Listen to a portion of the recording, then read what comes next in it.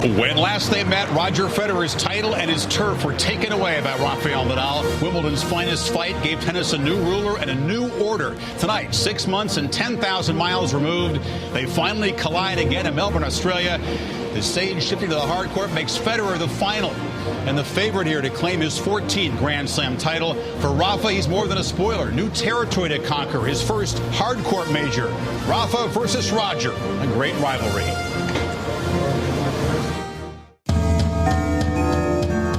Like separate halves of a single self, completed when they play, Federer Nadal is a form of life evolving before our eyes.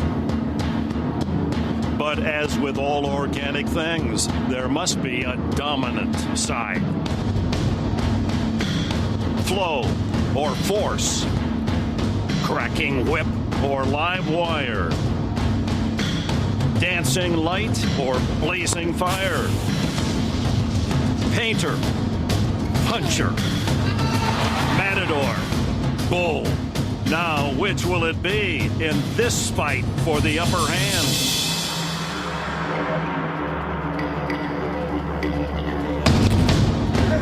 Another round in the rivalry.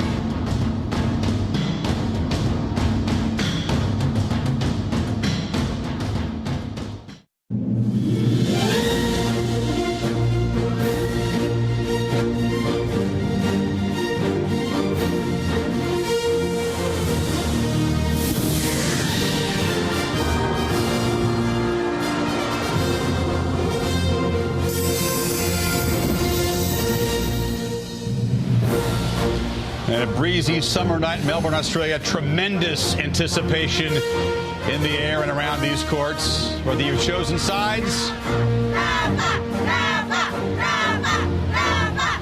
Let's go, Roger, let's go. or whether you're just happily neutral, the anticipation you can feel it, not since Agassi and Sampras collided in the final down here in 1995 is a match been so looked forward to. Federer and Nadal for the first time in a major hard court final. I'm Chris Fowler, and welcome to Super Sunday in the tennis world. Perfect punctuation of this first major of 2009. Whether you're staying up late or getting up real early or recording this, we hope you're as excited as we are. Certainly for Federer, a chance to see history tonight. The 14th major title, equaling Pete Sampras's men's milestone far faster than Sampras could have ever imagined. We beat Agassi at the U.S. Open 6 years ago. For Nadal, a chance to get 3/4 of the way to the career slam and conquer new territory, his first big title on a hard court. Can this encounter tonight possibly equal their last collision? I mean, can anything? We can hope.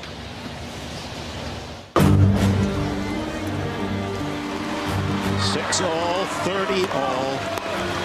Final set. Nowhere has there been more on the line than right now. Delivers again to deny championship point. The fourth championship point.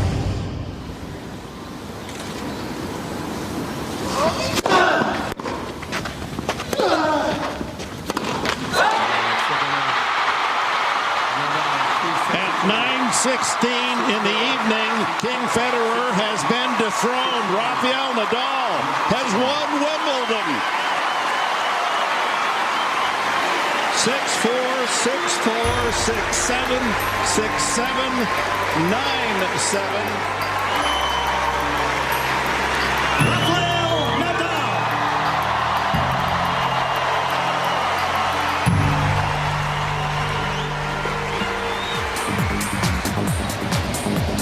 And now the first meeting since perhaps the greatest tennis match ever. That was Nadal's 12th win in the 18 meetings.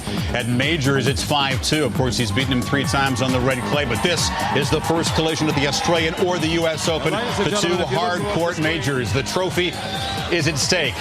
It's a tennis match, but it is so much more, and we invite you into Melbourne, Australia for what has the chance to be something special. Mary Jo Fernandez, Brad Gilbert alongside, two guys wired very differently, but who share that same passion for the pursuit of excellence, and there was so much on the line for both guys, especially for Federer tonight. History. Absolutely. I mean, he's trying to tie Pete Sampras's record, and when I look at their amazing rivalry, I thought that Wimbledon final was a defining moment. It turned the tables. There was a little bit of changing of the guard. That was Federer's house. He was still the man. Rafa was the king of clay, but everything else was about Roger Federer. I've seen Federer after losses. He gets upset, no big deal. But that one, he was distraught. It took a lot for him to get over that, and I think that's why this becomes a mental match for Federer. Oh, it sure is. It's also a mental match for Nadal and a physical match as he tries to come back from the longest Australian Open match ever in the semifinals. He left the court 42 hours ago. I mean, I hope, he's got something in the tank. I mean, when I interviewed him afterwards, he was gutted. I mean, he did an incredible amount of running. If anybody can be put back together, it's Rafa tonight. But he's going to need his legs to beat Roger tonight. As is his custom, Rafa will make Roger and every other opponent wait. They're about to walk down that tunnel that features pictures of all the champions. Roger, of course, can look up and see his face and name 3 times. For Nadal, this is a new experience. With every year down under, he's gotten one round farther, and here he is in the final for the first time. If he can get this title, Brad, 3/4 of the way to the career slam at age 22, he's ahead of Roger's pace in major pace. Titles. Yeah, he's going to be getting close to Federer soon. And you know what? More than anything, he'll be 5-2 against him in majors. And it's hard to say one guy's the greatest player ever if he can't beat another player. Player is about to walk out. Nadal went through his normal day of match routine here. Went to the gym, seemed to be feeling okay. Brad, big factor or small factor what happened 2 nights ago? I think it's a huge factor. I mean, I feel like if Rafa is a little bit tired, I think that's the advantage that Roger needs, and look for him to make him move in the first couple of games of the match. Federer usually walks out second as the higher seed. It's a role reversal in men's tennis. He'll be introduced first. We'll get a quick word from each of the 2 players with Australian television. Roger, there must be plenty of motivation for you going into tonight's final. Well, absolutely. I think it's the first time I'm playing #1 in the world in the finals, for a Grand Slam. So that's a new thing for me. And obviously we got the history books right there in front of me, and I'm just excited playing my biggest rival. So I'm really excited. I hope we're going to do well and get off a good start. Have a great match. And we bring in Rafa, who's into his first Australian Open final. Rafa, Grand Slam final. Mentally, we know you're strong. How do you feel physically? Well, it's tough after one match like 2 days ago, but it is final of Grand Slam, and for sure I will try my best. It's always very exciting to play against Roger. Final like this, he's the 7th, so gonna be I hope play well and try my best. Good luck out there. His last 7 major finals have been against Federer. He says, can I get an easy one? As that walk, Federer will look at the champions and see if he looks at his own picture.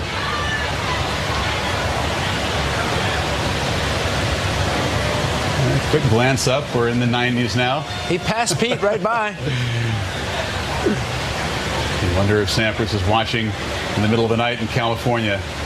Is this the night his record is finally equaled? Can Nadal once again be an obstacle to a historic achievement by Federer? Down the stairs and onto the blue court.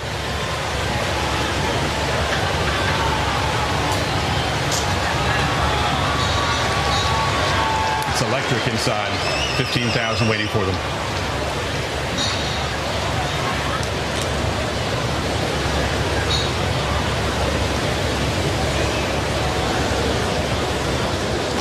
Ladies and gentlemen, the men's singles championship. Would you please welcome from Switzerland, Roger Federer.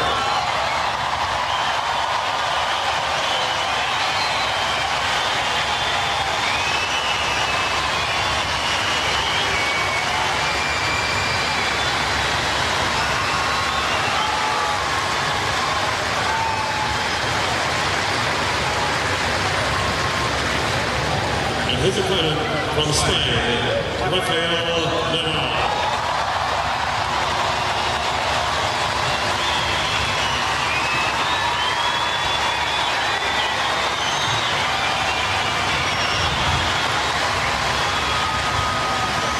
players tremendously popular. Regardless of where you stand at home in this rivalry, it's so difficult to root against either one. Both great ambassadors for this sport, and you can hear Federer is very popular, wildly popular down here, but the crowd gave Nadal a big cheer saying, come on, guy, what do you have on those legs? Well, I disagree with Brad. I think the 2 days, almost 2 days to recover, he's one of the fittest, probably the fittest guy on the tour. I think he's going to be ready. I think he's going to be going big. I remember Nadal a couple years ago telling me that when he plays Federer, he does everything that much harder. And he said, if I stay with Federer, I beat him. So that's the key. If he stays with Federer in the beginning, I think mentally he has the edge.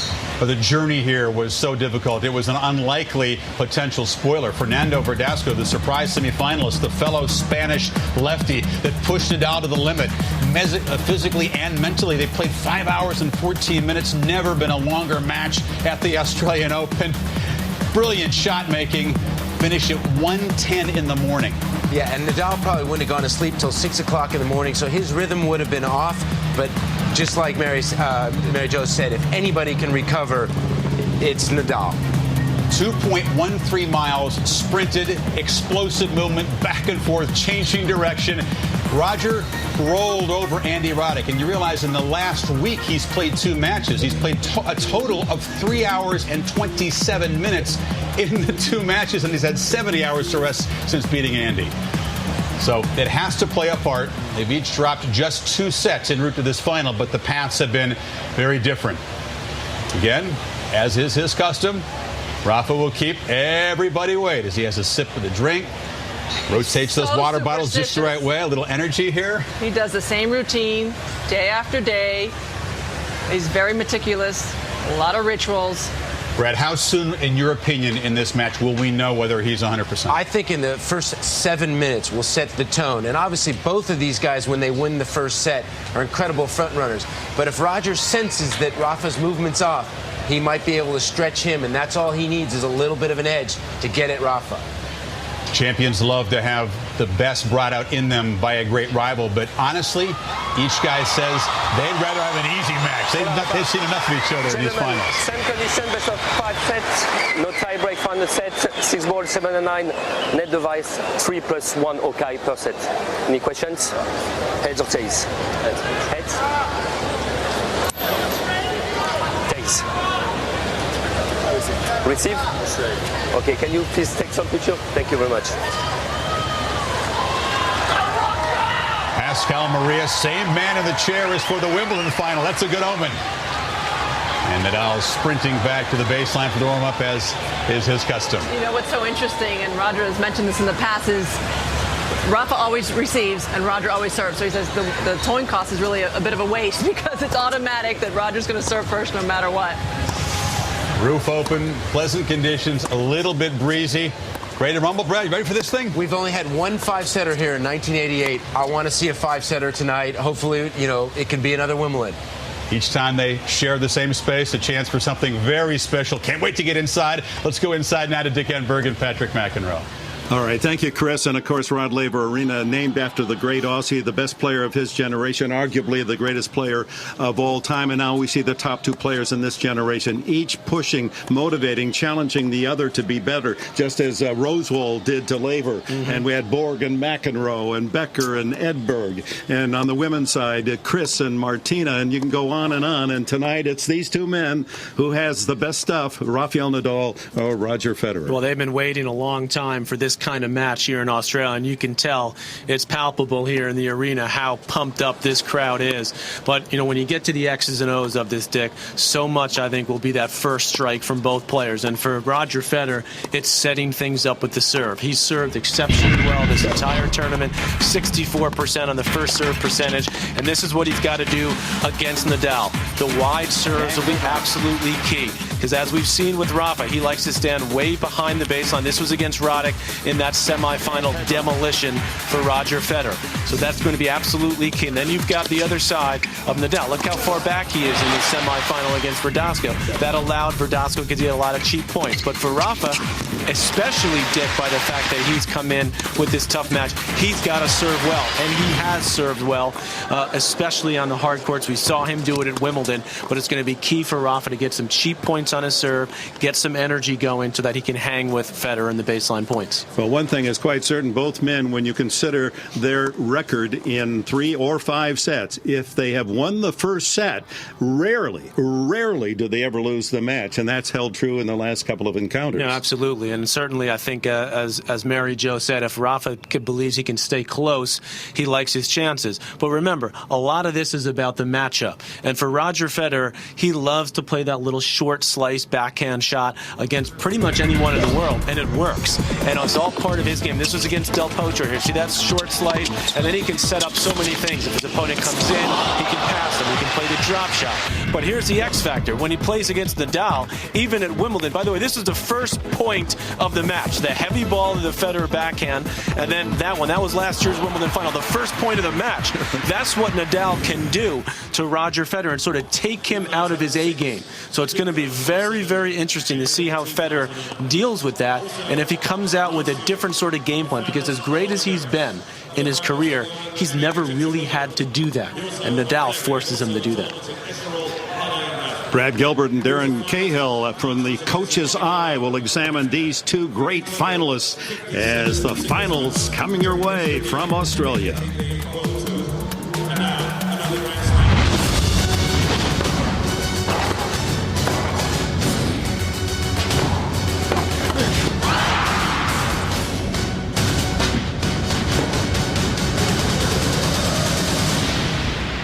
Monsieur Pascal Maria. Here at Rod Laver Arena, it's the first time in 9 years that the #1 and #2 seeds have progressed to the championship final. Let's get their insights. Down we go to Darren and Brad. Yeah, thank you very much, Dick. Look, I think I've been here for just about every single final since 1988, and only a couple of times in 2005 with Hewitt and Safin, and back in 95 with Agassi and Sampras have I felt the crowd like this. Absolute sellout. Has been for quite some time. A couple of $1,000 the scalpers are getting for a seat outside the stadium. Amazing night here as well. Perfect conditions. A little bit of humidity in the air and a breeze slightly blowing down from Roger Federer's end to Nadal's end. Now, we're going to do something a little bit different. Brad Gilbert and myself are going to put our coaches' hats on. I'm going to take Roger Federer, and what does Roger need to do very well tonight? Serve. Patrick's already spoken about it. Not only does he need to serve well, but he needs to mix in the serve and volley, and also the drop volley. He needs to attack the forehand of Nadal and push him way back on that side, and then he can get to Nadal's backhand. Roger needs to flatten out his backhand. He likes to hit that ball cross-court. If he leaves that ball short, Nadal will murder that ball with his forehand, and he's got to convert some break points. The last 4 Grand Slam singles matches they played, can you believe this? Federer is just 6 from 42 break points. He's got to get into those points. Brad, what do you think about Nadal's chances? Well, Rafa, my man, needs to take a little bit of offense tonight, especially if he's tired. He wants to do less running than he did the other night. Take the offense. Another big thing, pin Roger to the backhand side of the court. Couple of blows, 1, 2, 3. That's when you'll see the shank backhands from Federer. He gets very frustrated when he pins him to the backhand. That opens it up for his lefty forehand down the line. And the most important thing for Rafa is don't be defensive-minded on the first serve return. If you get too defensive-minded, that will allow Roger to dictate play and take over the points. Surprise him by being offensive-minded on the return. All right, Brad, I know you're out in the practice court watching your boy practice. How was he? Was he looking okay? Because for the record, I'm taking Federer in 4 sets. You know what? I watched Rafa yesterday, and he looked gassed. I watched him tonight. He looked a lot better. I'm going Rafa in 4 sets, 7-5 in the 4th. All right, let's go back to Dick. And, of course, their last meeting, gentlemen, was in that 5 excruciating sets at Wimbledon, and the umpire that day was the man in the chair tonight, Pascal Maria. Maria himself part of this whole drama that continues from the All England Club here to Rod Laver Arena. And during that classic match at Wimbledon, he said during the rain delays he would go off by himself. He would not watch any of the television coverage. He would not answer his cell phone. He wanted to focus on doing a great job. Yeah, to focus as much as these guys did, and what a buzz there is here in the arena. And that's a real interesting stat from Darren about the break point chances for Federer, and that's something to me that's hurt him in the past is his approach on the return of serve as well, Dick, is that Federer hasn't looked to be offensive enough against Nadal. He's sort of content just getting the ball back in play. And as I said earlier, he's able to do that against everybody else he's ever played against. But he's not able to do it against Nadal, and sometimes it takes him a long time to figure it out over the course of a match. So I'd like to see, from the Federer perspective, him start the match actually being aggressive on the return. We'll see. How about Rafa Nadal? When we're at the French Open or at Wimbledon, we talked about that big top spin forehand to the backhand side of Federer. Well, he was able to use that even on grass, and I think he will try to use it here. But if the other thing we've seen from Nadal during this tournament is the ability to step inside the court and flatten the forehand out and go for winners as well. Federer in pursuit of history, a 14th major title. Rafael Nadal seeking to win a Grand Slam event on 3 different surfaces, and Federer serves to open the final.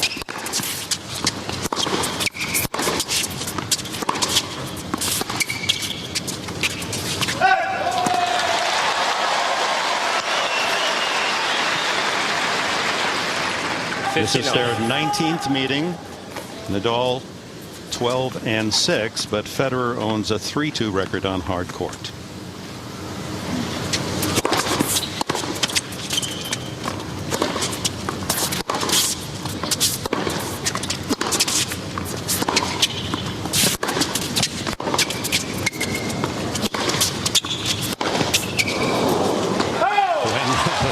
Giving the brief instructions on the coin toss, I expected him to say, now, no low blows, break when I ask you to break out of a clinch. They are going to spar here in this first game, feeling each other out.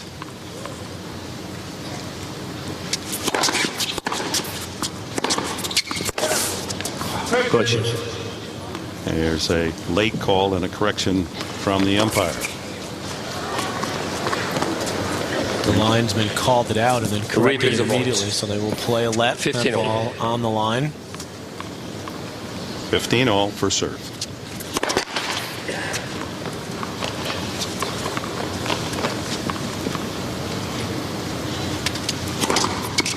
Goodness, bad double fault from Federer. He's done that so rarely throughout the championship. Well, let's be honest, Dick.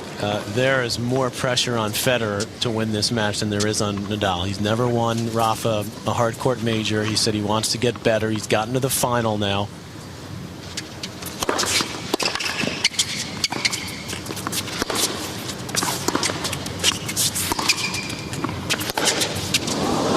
And another error and 2 early break points for the Spaniard. Shank on the backhand from Federer, and you know, all the talk in the last 48 hours has been on Nadal's condition physically, and I think that's put more pressure on Federer as well, because most people expect Federer to have a huge edge now.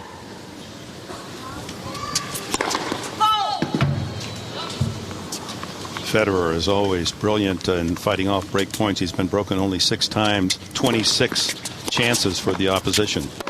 Wow. Right there, a couple of bad misses and a double fault for Federer in the opening game. And Rafael Nadal with the early lead. Very, very tight right there from Federer. When's the last time you saw him miss hit a forehand like that? That's Garden Square area outside Rod Laver Arena, the large screen television. There was a wonderful concert preceding tonight's championship. And literally thousands on a grounds pass out there to share the excitement of this Australian Open final. And Nadal almost gift-wrapped opening game from Federer. I think Mary Jo made a great point too, is that Nadal knows that when he plays Federer, he's got to go for more. He's got to play more aggressively. I mean, even in that first game, we saw him hit a couple of very clean returns. The return of serve, he was far back, but he connected cleanly on the return. He didn't do that at all against Verdasco. He was constantly just spinning that return back in play.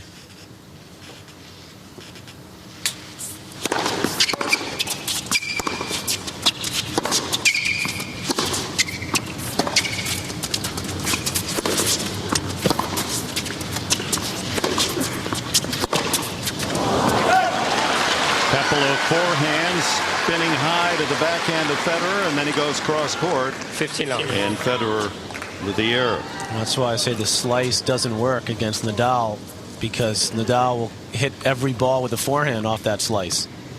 He's got such quick feet and preparation.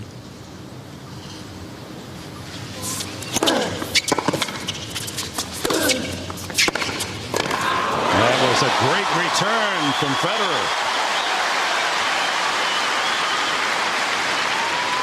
Remember that backhand pass, Dick, that Federer hit in the 4-set tiebreak on match point down? It was just like that one, except it was a clean winner. Will we see more of the same today? Wonderful flowing action from Federer.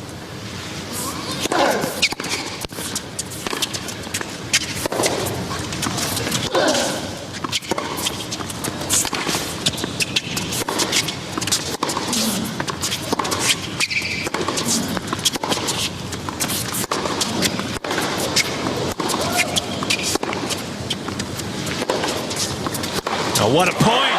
Well, that'll get Federer going. And that point, Federer said, you know what, I better put that slice in the closet.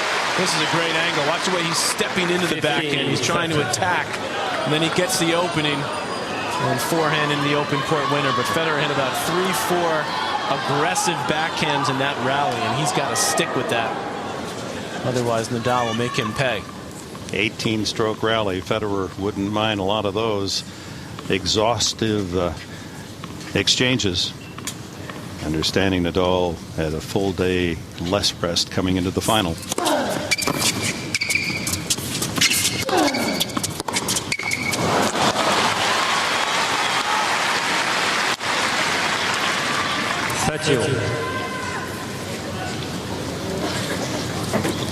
First time in a major on a hard court for these two men. Of course, Nadal dominating on the terre battue at the French Open, winning the last 4. Hard court being the strength of Federer as well as the grass until last summer. Federer with 5 straight titles at the U.S. Open.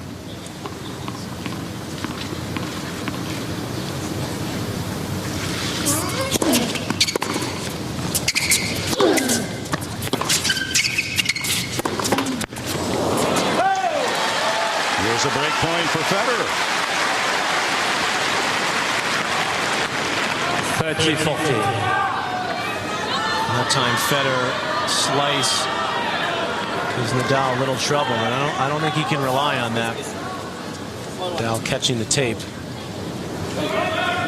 Spaniard a little unlucky on the hard kick beyond the baseline. Chance to break back immediately for the 27-year-old Roger Federer.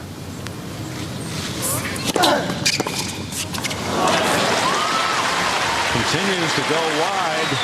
He's going there every time. Side, huh? Going there every time, and he's gotten a pretty weak reply each time. Will that break point trend continue here? Federer struggling to convert break points against Nadal. You see the wind ruffling the hair of both players, despite the fact you would think in this fairly closed arena, even though the roof's open, it would be quiet in terms of wind conditions. But as Darren Cahill said, there is a cross breeze. Nadal from break point down to a point for 2-love.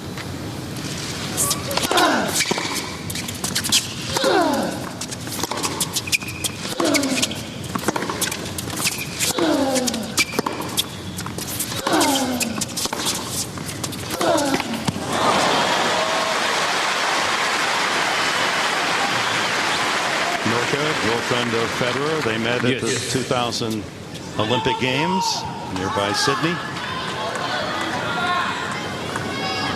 These conditions are the most humid we've had in the whole entire fortnight, and conditions are quite slow. The balls are really fluffing up, and we're seeing some long extended rallies already. And normally, Darren, you would think that would favor Nadal, but based on his condition coming in, it's kind of a question mark. Temperature in the 80s today, but higher humidity.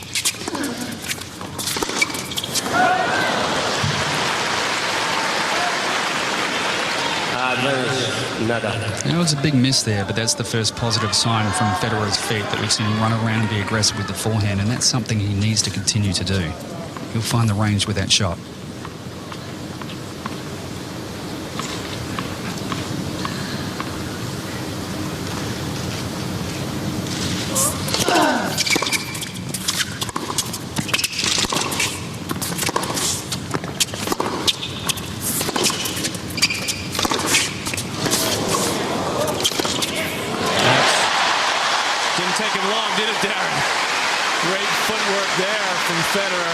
But it was the backhand that set it up. Federer stepping into that one right there. Then he gets up to this ball. Cracks his second forehand winner. Extends this second game of the match to a third deuce.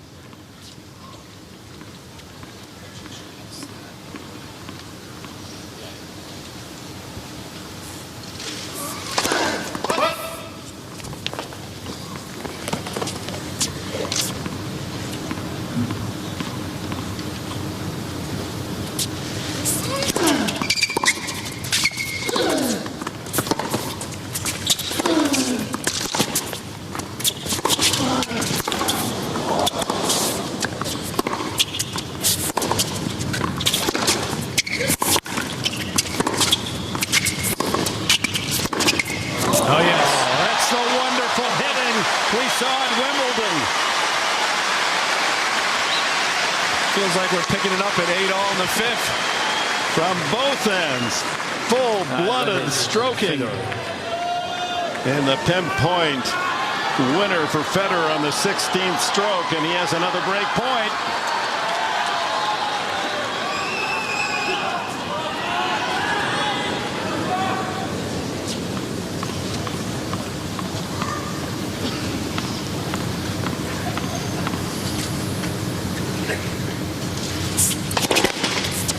First time Nadal tried to go away from the backhand in this court. See if Federer will look to attack this return.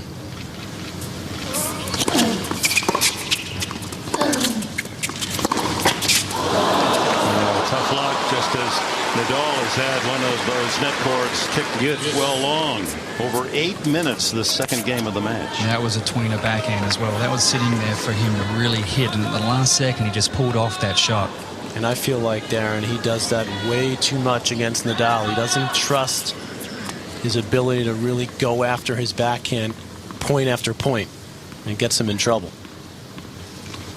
Fourth deuce.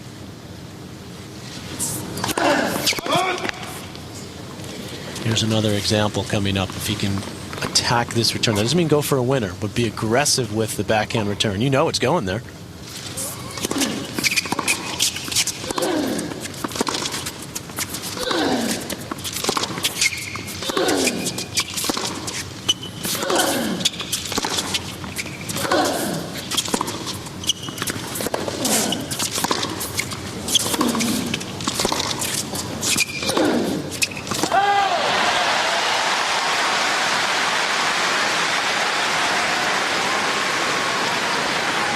Struggle for Nadal after breaking Federer to open this match. A third break point.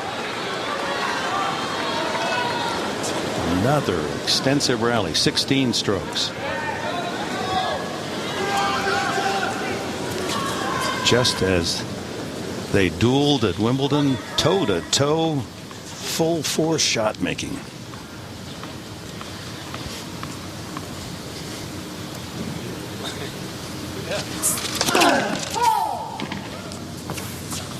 Series of missed first serves now for Nadal.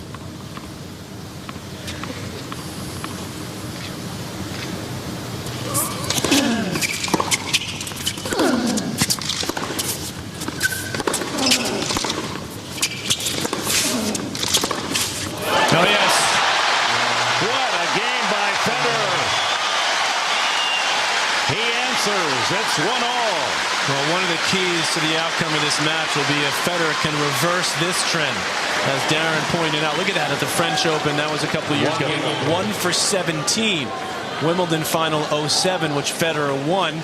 He was just 3 for 8. French Open, well, you can throw that one out because that was a demolition from Nadal. But look at last year's Wimbledon. Federer was 1 for 13 on breakpoint chances. Nadal 4 for 13. That is going to be a key stat for us to follow as this match moves forward. They trade breaks to open this championship.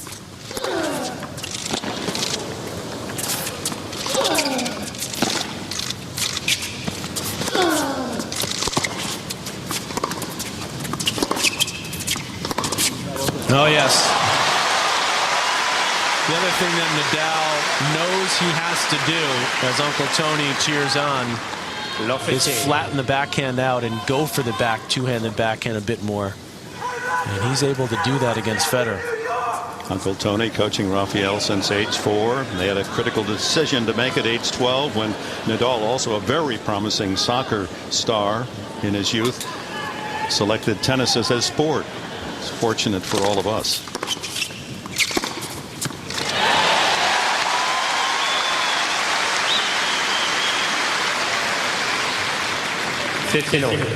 Roger's constant companion, Mirka, already holding in the nerves. It feels like the 5th set already.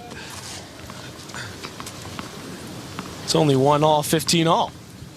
And they played 15 minutes to get to this point.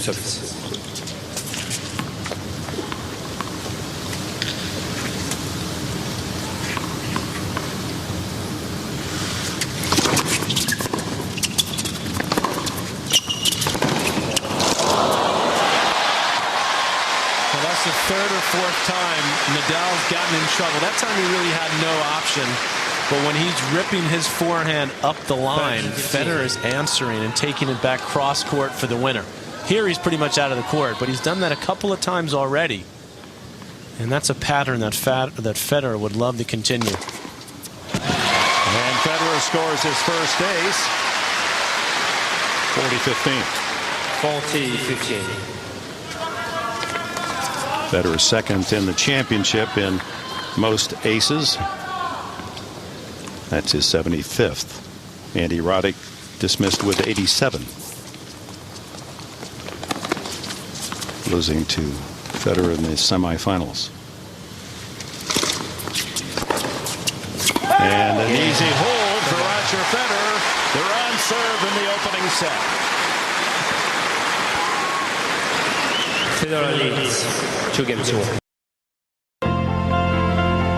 Playing Rafa is obviously more exciting because of the history we have playing in so many Grand Slam finals. Always is a special player against Federer every match. Him being the best player in the world at the moment, it would make it a very intriguing match. Roger quick to point out that his being the #1 player in the world, the best player in the world, Roger doesn't believe that for a moment. No, he'd like to get that mantle back, wouldn't he? Nadal 1-2.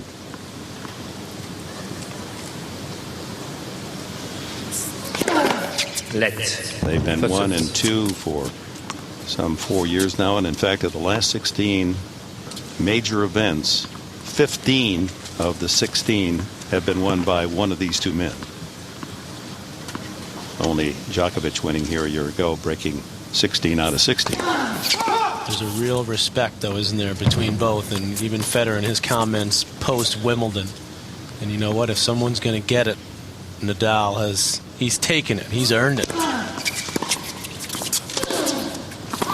Nadal, in turn, said it's unbelievable to play in the same year as Federer. He is one of the best in history, and it's very nice being in the same history, no? No, yes. Rafael, who concludes most of his sentence punctuation with no. Got the nice championship boots.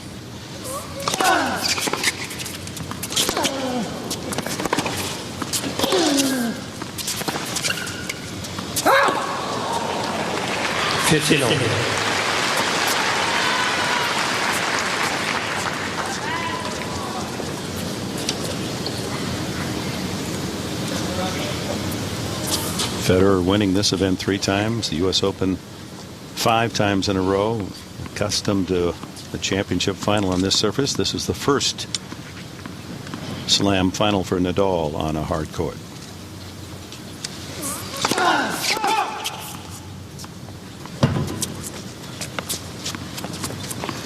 First serve percentage only 56% for Nadal. He's usually up in the high 60s.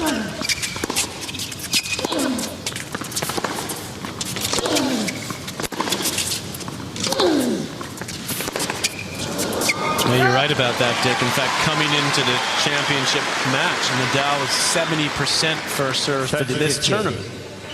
And that's a very high number. He always tapes up the knees, does Nadal, particularly on the hard courts. Which, with the way he scurries around this surface, his body really takes a beating. Sidelined late last year for a couple of months with right knee tendonitis. That one skidding off the sideline. Federer took a long look. Ball to 15.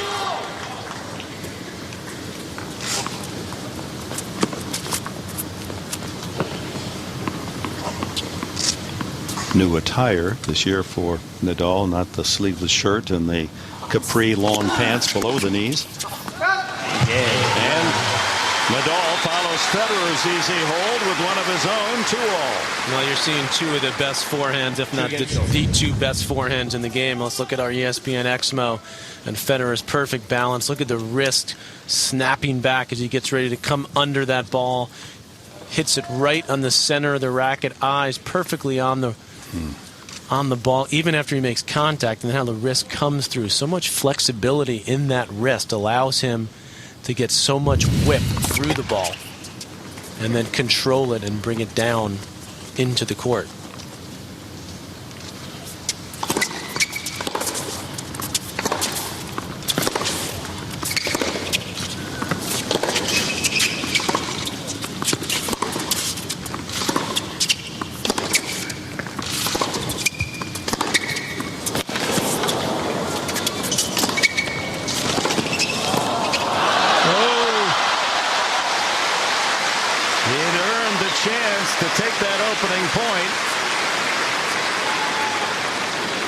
Wide open court. 15 up.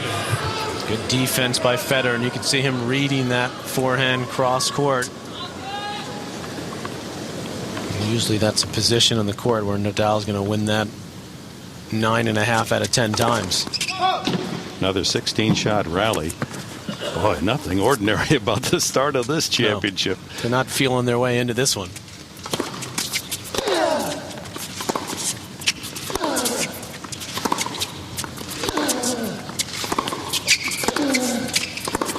Nope. It's also amazing how Nadal just has no confusion here as to how he's going to play this match. It's still Roger trying to work out Nadal's game, but Nadal, we spent the whole tournament flattening out that forehand, and straight away he plays Federer. He goes back to that buggy whip forehand, trying to get the ball high on Federer's backhand side.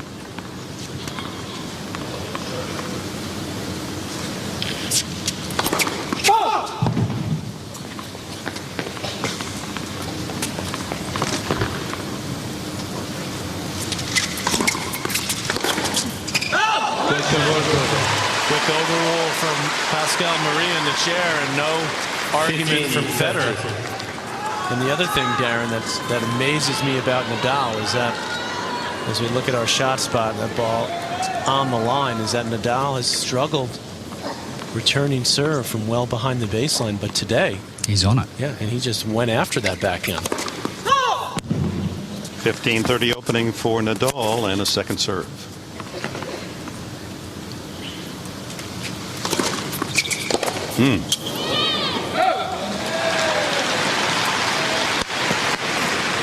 This is going to be key throughout the whole match. I think that second serve's points won for both players is going to be absolutely crucial. Nadal led the ATP Tour in second serve points won last year. And you can be sure Federer was in the top 5.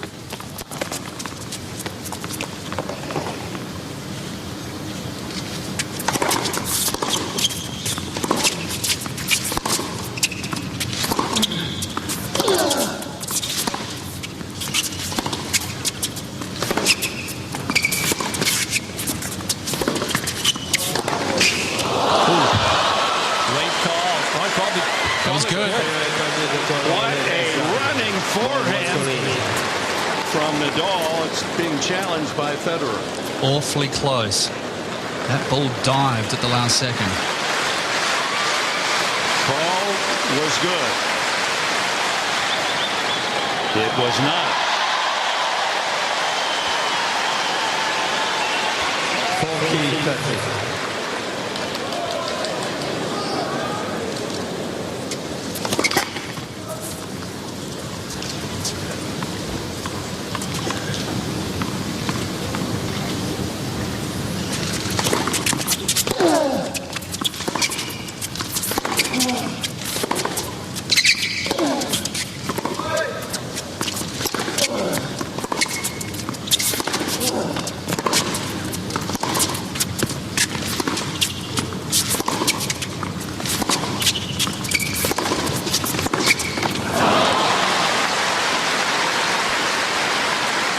Challenge as long as the Kangaroos keep bouncing, as long as you're right.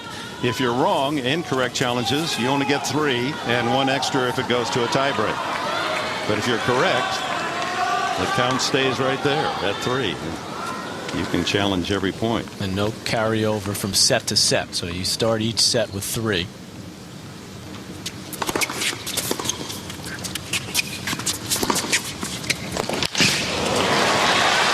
By the way, Dick, I mean, we started this match rightfully talking about that 5-hour and 14-minute epic that Nadal had and how much of a factor that would be. I'll tell you what, he looks perfectly fine at the moment. These long rallies. Well, that'll be telling. Has to be in the camp of Federer, who secures the game. They stay on serve 3-2.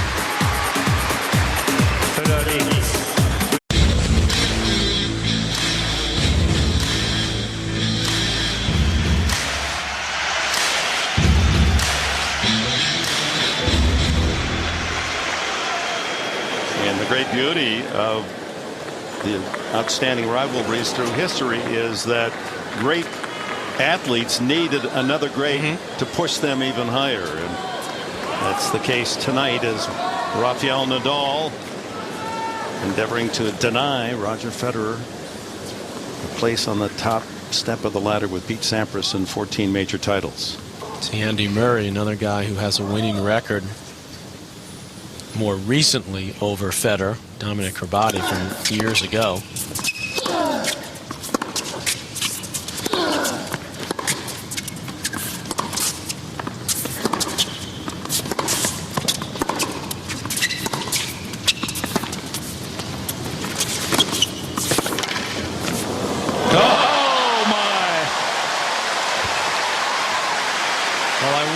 That's just something from Federer that he's sort of testing Nadal a little bit in his fitness, because this was a terrible shot and he got away with it because he guessed right and he anticipated the forehand coming cross court.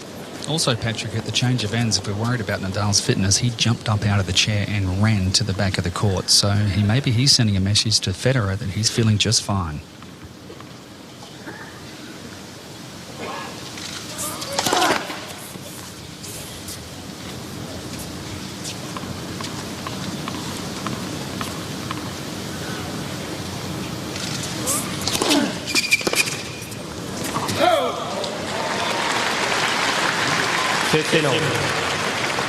Considering the demands placed on Nadal, that record 5-hour 14-minute match against Fernando Verdasco 2 nights ago. Quick points from the left-handed prodigy of Uncle Tony will be welcomed. Like that. 30-15.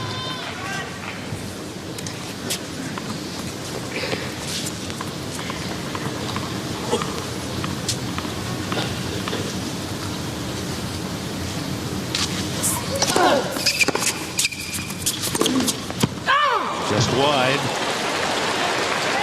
Nadal challenges the corner on the right far side. Ball was gone out.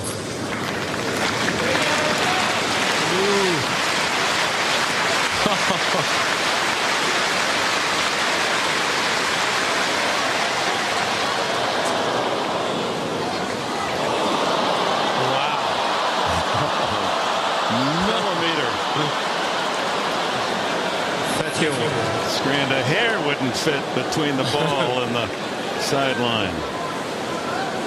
30-all.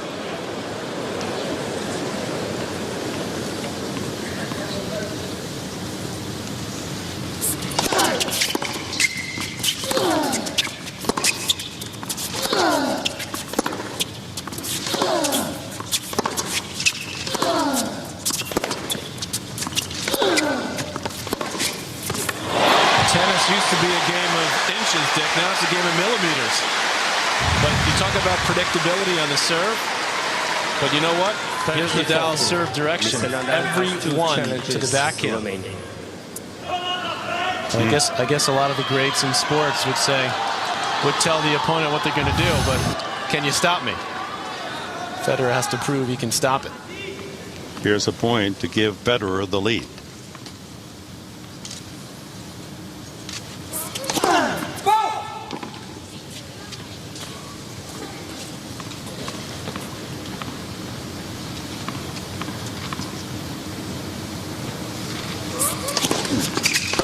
Yeah, he knew it was coming. He stopped it right there.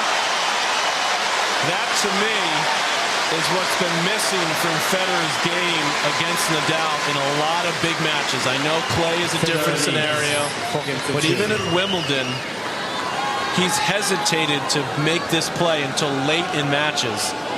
And that is a great sign for Federer to step around and go for broke on the return. They had a 4-2 lead. Huge shot right there. Might force Nadal to reconsider his service direction and try to at least keep him honest up the middle. And that serve is something on Federer's side that he hasn't been hitting his spots on the serve so far, and that's why Nadal's been making a lot of these returns. Much better direction from Federer then.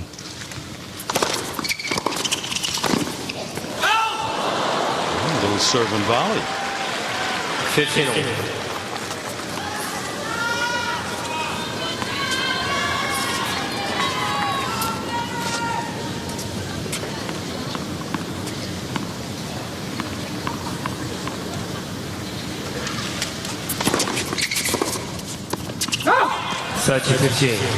I just think that move, Darren, from Federer to step around and attack the forehand is such a positive sign for him that it will help his serve as well.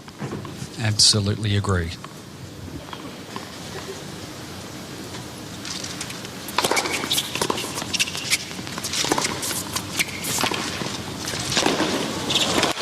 Oh, yes. This is the brilliance that captivated tennis fans around the world from Wimbledon. Well, when you've played each other 18 times, you start to understand your opponent's favorite plays, and that's just incredible speed from Nadal and the little flick. We've seen Federer guess right a couple of times. And do not try that at home. It could endanger your health.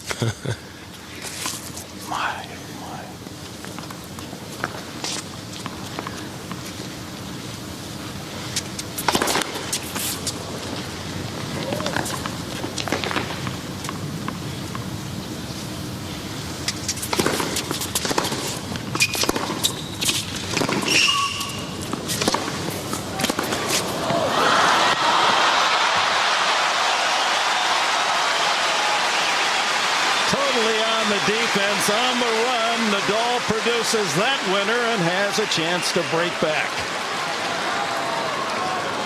13-14. Against any other player in the world, he would have already won this service game. 2 ridiculous points by Nadal.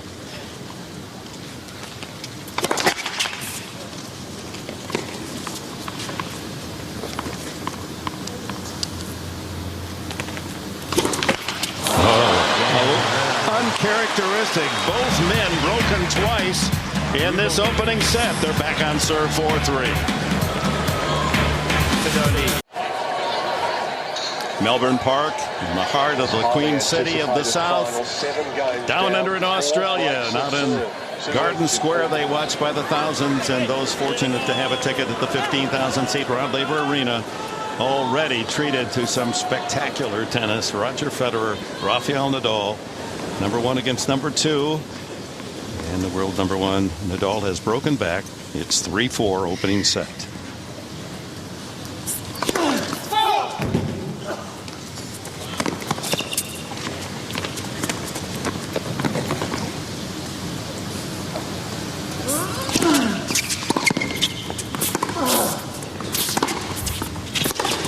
Well, that's an excellent return. And it's not just stepping around to hit the forehand when you know it's going to the backhand, Dick, but it's a return like that from the backhand taken early and had Nadal on the defense right from the start. When is Rafa going to test the center line on a serve?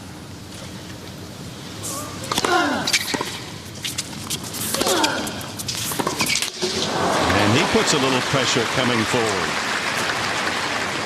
15-0. Like that play, Darren? I don't mind that play by Federer as well, because at least it's giving him a look at a passing shot. He'd be pretty disappointed with not at least making Nadal play a volley there.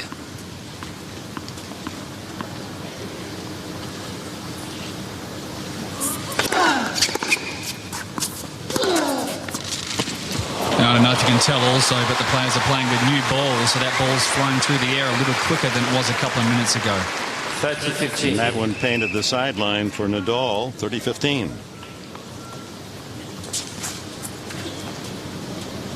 It's a top tennis rivalry of this generation. Rafael Nadal, Roger Federer, finals of the Australian Open from Melbourne. Rafael Nadal serving 30-15, 3-4 opening set. No, that's the play from Federer. Nadal whipping the forehand on the previous point for a clean winner. Just his second off that wing. And Federer gets around this ball and flattens it out inside out for his 9th. A little different when he's able to get that high bounder on the forehand wing from when it's aimed at the high backhand side. 30-all.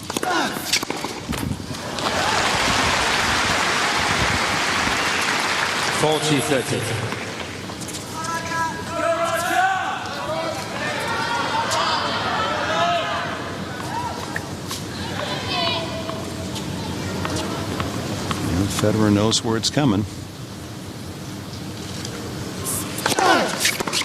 Actually, that one got to the forehand. It went in the body there, and he jammed Federer for the first time. It's 4-all. 4 games. Big difference also with the return of Roger, because those serves not overly big, 194 and 187, the last two first serves, and normally Roger would be content to chip that ball back into play and use his speed to recover on the next shot, but he cannot leave that first ball hanging and give Nadal the first shot. So he's making a lot of errors at the moment coming over the returns, trying to be a little aggressive. And that takes him out of his comfort zone, Darren, because Federer doesn't have to do that against anybody else on the planet. Just as a reference point, 194 translates to 120 mile-an-hour serve, so 120 and under for Nadal. For Roger Federer, his fastest serve thus far is 127 miles an hour. Fastest of the match for Nadal, 120.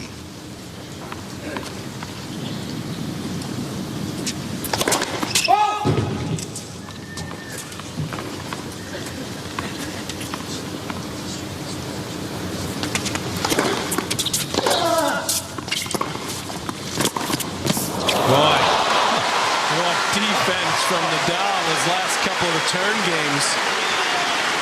Federer doing everything he can to hit the forehand. But again, on a second serve point, Nadal gets a pretty good cut on the return, and that's why Federer is down in the low 30s on second serve points.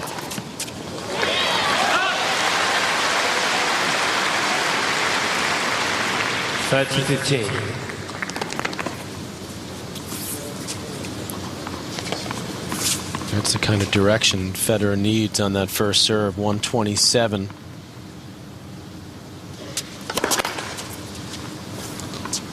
The speed is actually not as crucial as the direction. If you put it in Nadal's strike zone, he'll get it back.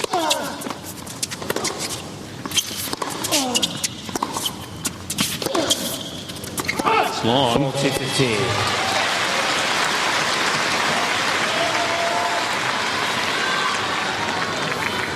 So far back behind the baseline is Nadal, and if Federer can keep him pinned back there, not only might he get some cheap points, but he may be able to tire Nadal out. Yeah, he is deep. The baseline not even in the picture. And I say may only because of Nadal's 5-hour marathon in the semis.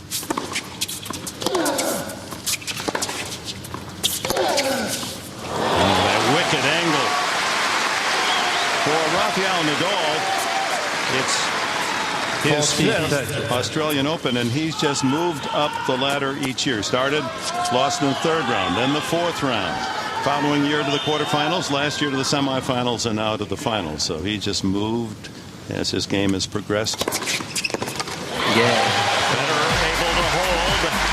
Are they heading to a first set tiebreak? On serve 5-4.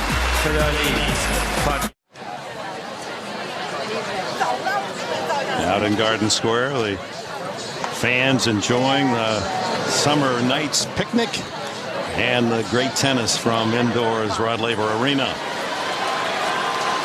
Rafael Nadal, Roger Federer. Each has been broken twice in this opening set. You don't say that often about their matches. And now the pressure on Nadal at 4-5 deep into this opening set.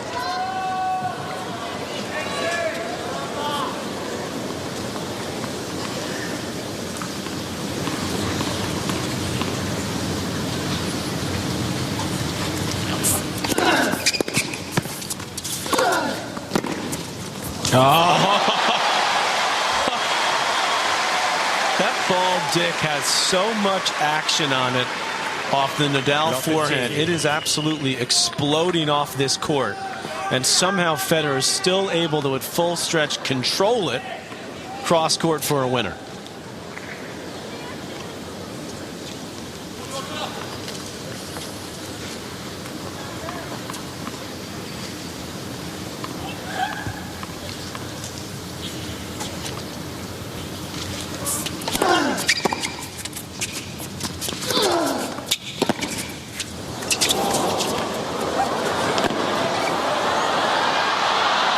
Just long. Like we saw the other night as well, Rafa still doesn't seem to be happy with the tension of his restrings. At the change of hands, he sent another racket out to be restrung, and I'm guessing he's going looser because conditions are heavy in here.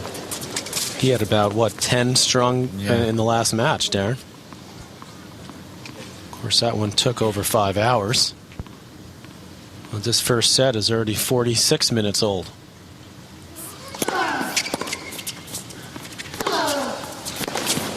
That's a shot that Nadal has really improved on the hard court and on grass. An ability to step into the two-hander and rip it cross court.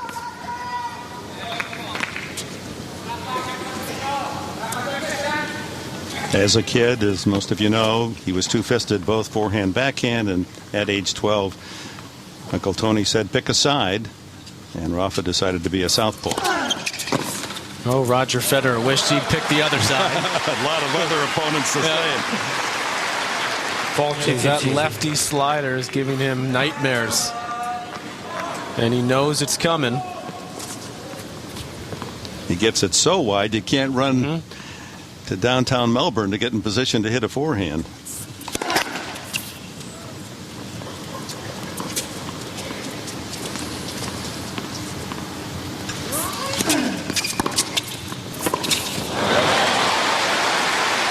Well, if Federer could do that consistently on the backhand return, he would give Nadal all sorts of problems. But he hasn't proven that he can consistently attack when it's up high on the backhand, even on the return.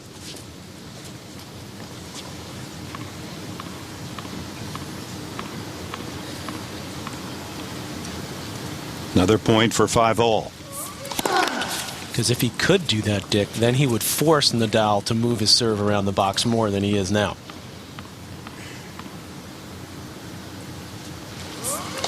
Ah, there it is.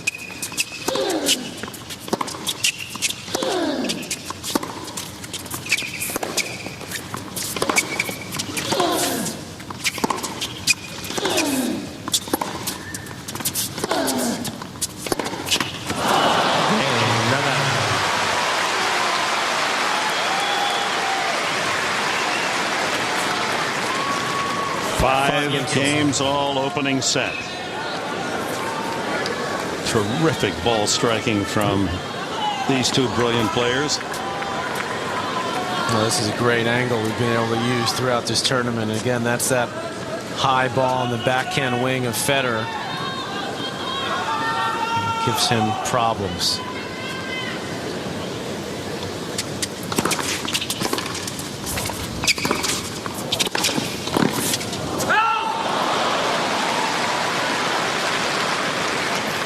Love 15. Is it just me, or is every point packed with drama? Yep.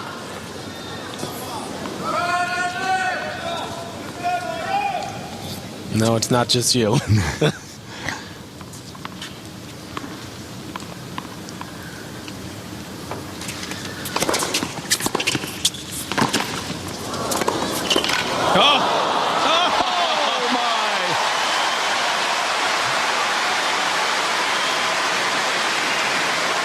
Federer knows that any time he's at net and Nadal has a swing on it, he better be ready for anything, because this guy can hit winners from anywhere on the run. He's got to start using the drop volley.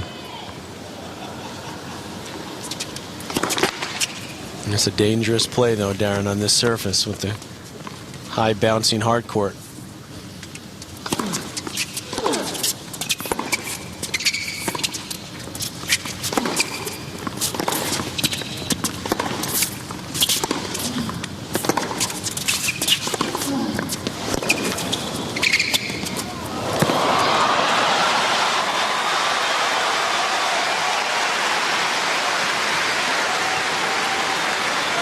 Just get a sense for the tension in the match already with the crowd. Just when Federer steps up the serve, there's absolute silence. No calls from anywhere in the crowd. An amazing atmosphere down here.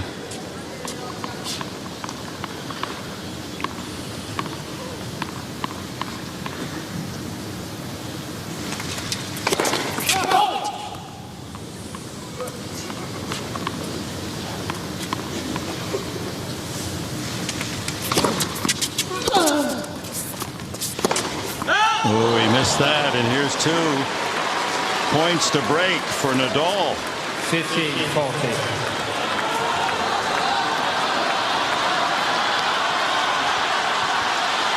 Here goes the crowd now. They've been on their edge of the seat since the players were introduced.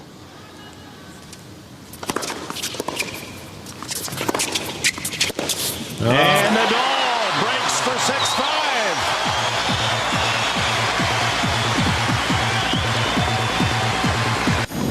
Well, here's what the Nadal defense does to Federer. He starts to think about shots that normally he makes in his sleep. That's a forehand that he makes 99 out of 100 times. That gives him break point. Then the very next point, Federer gets an easy ball. Normally this is the winner. Look where he hits it. Down the middle. He's not sure where to go. He's not confident. Nadal takes advantage. And now serves for the set at 6-5.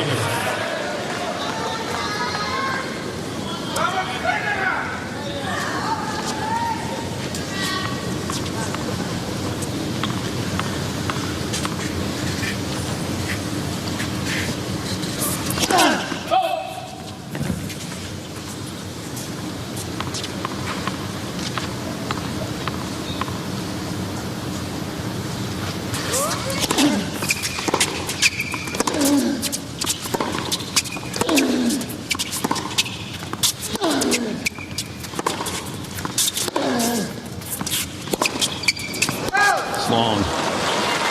Patrick McEnroe, I'm thinking here in this first set, Federer broken 3 times in a hard court match. I mean, what is the likelihood of that happening? The difference is the man he's playing against, and that's in Federer's head right now. Nadal 2 points from owning this first set, and the winner of the first set in their head-to-head is going on most of the time, almost all of the time, to win the match, and that holds true for all opponents, not just against each other.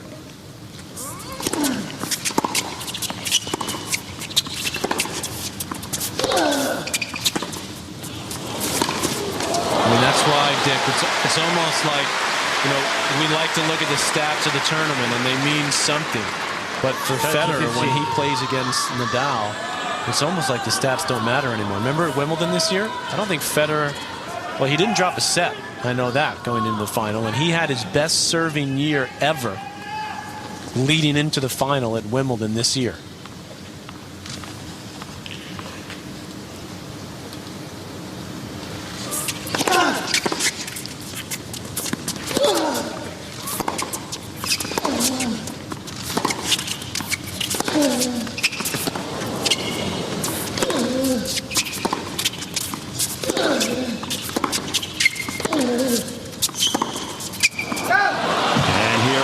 Set points for the 22-year-old Nadal.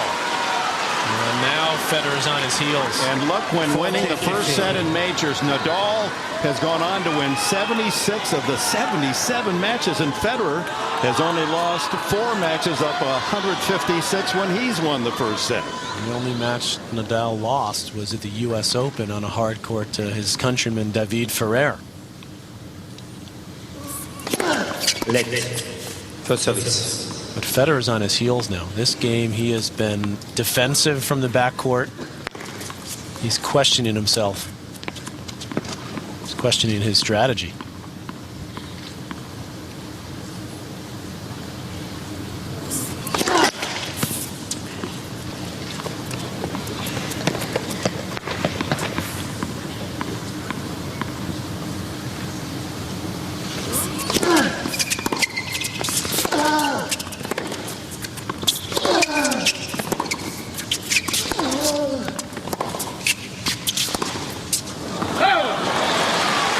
Set point saved.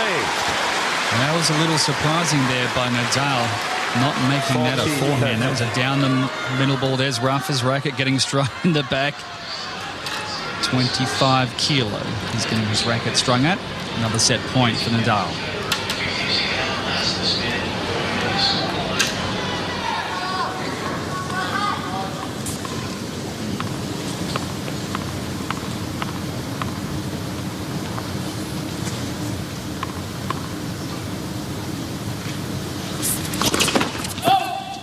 Continues to go out there.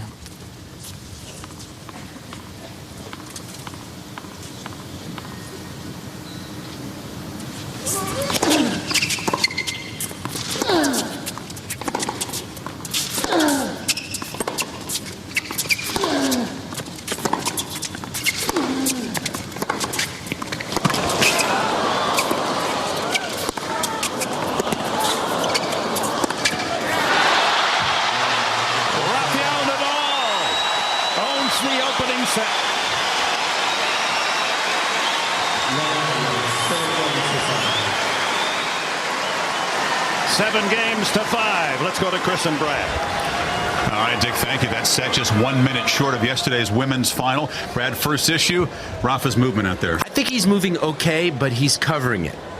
But not 100% in your opinion early in the match. Definitely not, and he's struggling moving to the forehand side, and that's why early on that Federer made good progress with his backhand. Federer 38 straight holds coming in, going back to his 4th round match, broken 3 times in the set. Very shaky first and last service games. A little bit of too much respect and a little bit of nerves. I mean, very uncharacteristic, just giving away shots. A lot of forehand errors. I mean, Rafa just did enough, but it was a lot of gifting by Roger. The early game plan to be more aggressive in the backhand gave him trouble, though. Yeah, he did it early on, and then all of a sudden, it's the errors, just routine errors. I mean, you don't see him do that all tournament. That's the pressure of playing Rafa.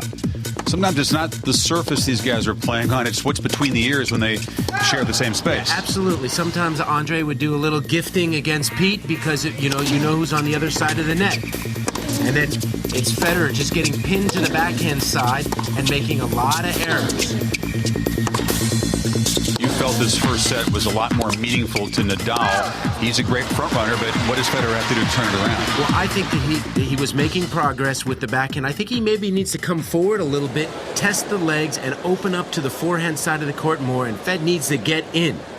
They're both great front runners, as we showed you with the graphic, when they win the first set of a match at a major. But a little interesting note, 3 of the last 4 years here, the man that's won the first set of the Australian Open men's final has gone on to lose the match. Dick? Okay, Chris, and that includes Novak Djokovic last year against Joe-Wilfried Tsonga. Well, one thing we're also certain, regardless of the outcome tonight, and that is that a European will win a Grand Slam event again. 19 in a row now for the Europeans. Thank you. Thank you, please. Although this was an outstanding championship for American players. With Roddick going to the semifinals, Serena Williams, the singles champion. The Bryan brothers won the doubles title, and the Williams sisters won the ladies doubles.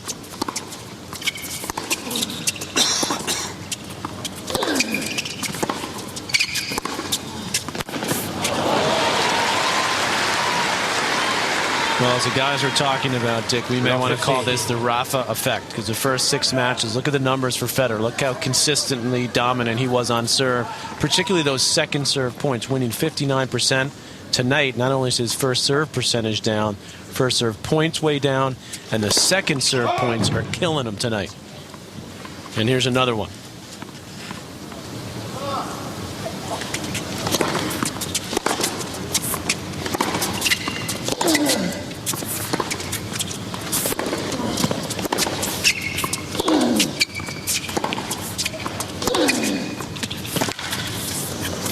I think this is such an interesting look into the psyche of a great champion like Federer, Dick, because he's never really had to change his mindset against any other players. And I believe that when he gets in trouble in big matches in the past, he was able to sort of go into a defensive mode and sort of hang back and try to find his offensive game. Tonight, he has to actually force himself to be more offensive. Because if he just sits back and tries to rally and takes a little something off the ball, he's going to get eaten alive in the rest of this match. He has to go on offense there. And Patrick, that's one of the first flat forehands we've seen from Federer. He's hitting the ball with just as much spin as what Nadal is, and that ball's sitting up, and that's really playing into Nadal's hands. Well, he got tight, Darren, at the end of that set, Federer. You could see his footwork was not as crisp. He was not looking to use his feet. There's a big ace for Federer. His 4th of the match. He's out of love 30 all.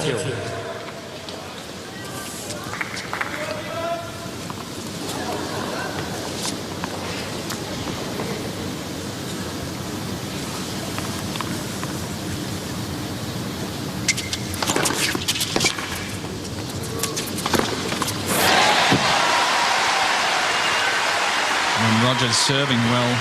He's normally serving about 3 or 4 inches from the lines, and tonight also he's been struggling to find those spots. He's not getting too many free, easy points off that first serve. And he needs them, Darren. He needs them desperately. He's gotten 2 in a row here. And another. Oh, it was called out, and Federer doesn't agree. The challenge is on. First of this second set. And Nadal not sure. He's taking a long look at it.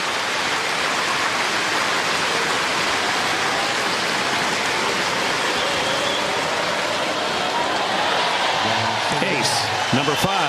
Federer holds from love 30 to open the second set. Boy, that was a must game for Roger Federer. Oh, absolutely. Losing serve 3 times in the set.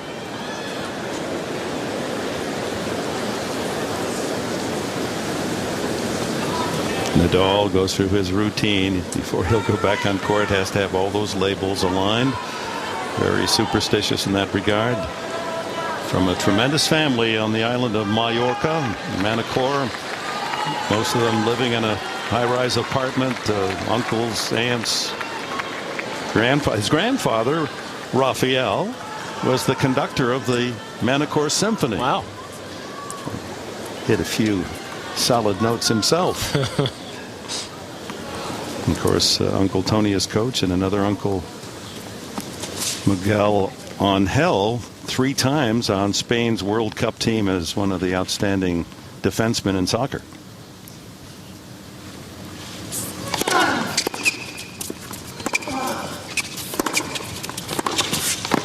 Well, there's that aggressive play from Federer that Brad Gilbert was talking about. The problem for Federer is that he hasn't been crisp enough on the volley. There's no way to volley against Nadal. Yeah. He moves so well, and his first passing shot is so good. Gets down so low with all that topspin.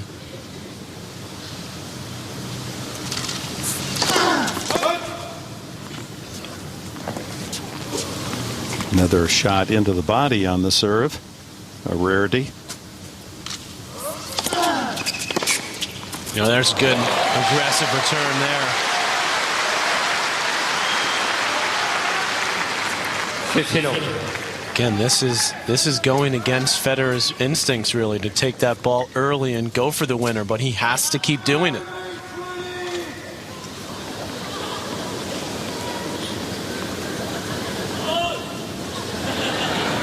Please.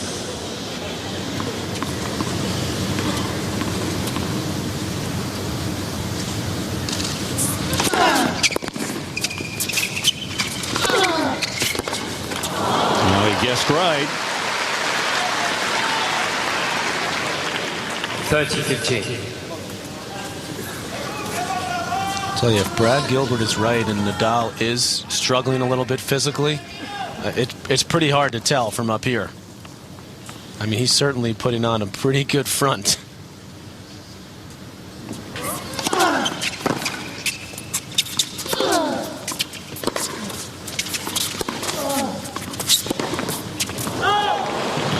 Didn't quite get around that forehand. 40-15.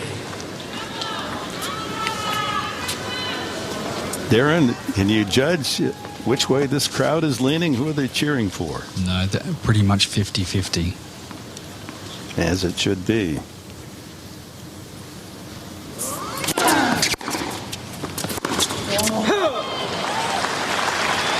As was pointed earlier, it's so difficult to root against either one, so why not cheer for both? Not only great talents, but each is such a wonderful ambassador to this great game.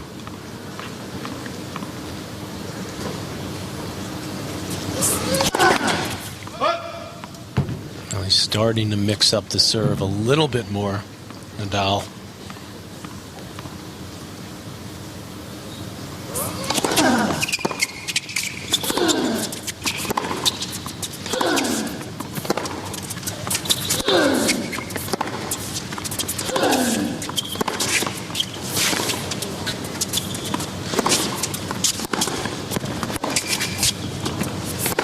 Boy.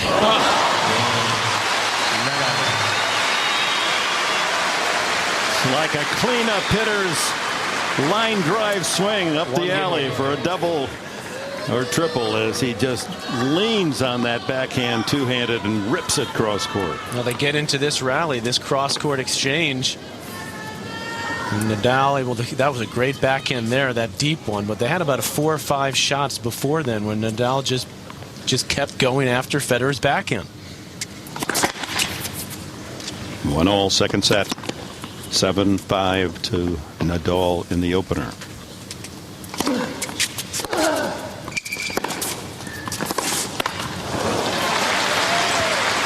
We're live in Melbourne, Australia, Rod Laver Arena, the championship final. Rafael Nadal, world #1, against the former #1 player in the world, Roger Federer, 3-time champion here. Dick Enberg, Patrick McEnroe, Darren Cahill, and all our ESPN crew. We're pleased you've joined us. This great rivalry building in each event, and of course feeding off that sensational final in Wimbledon, 9-7 to Nadal in the 5th last summer. Nadal winning a tough opening set, 7-5. They're on serve here in the second at 1-1.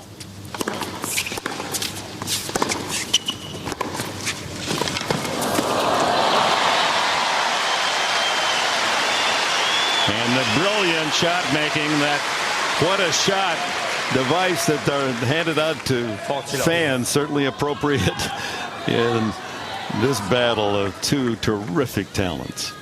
Oh, good sign for Federer coming forward. And an easy service game, which he needs. His first love service game of the match, punctuated on his 6th ace on serve in the second. You know, Dick, people ask me all the time, what is it about Nadal that gives Federer trouble? Well, here it is. Watch the heavy topspin to the Federer backhand side. It's off his stronger wing. More topspin. He can go 4 or 5 times consistently, and Federer's not doing a lot to hurt him. That was a pretty good backhand there. He got control of the rally, but Nadal then still can defend with the backhand. Now, there's no other player in the world that can consistently hit that heavy topspin shot high to Federer's backhand side.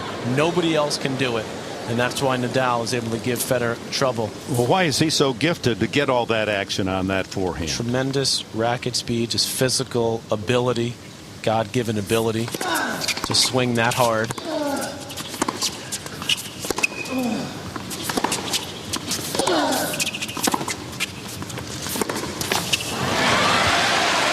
And Dickie's also prepared to do it for 5 hours, and he's earned the respect from Federer. People can come out and do that. Lefties can do that against Federer, but he doesn't believe they can sustain it for the entire match. They can't.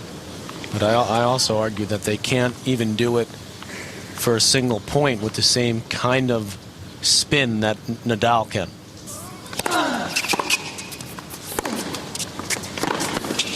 Well, they've scientifically measured the rotation of the shot making of the tennis players, and these two men put more action on the ball than anyone else. But Nadal gets 500 more revolutions per minute on his shots than Federer, who's number 2 in the testing.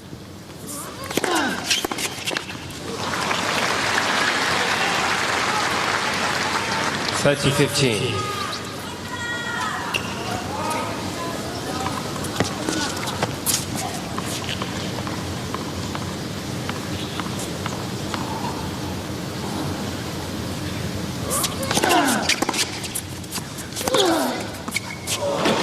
The baseline for 40-15.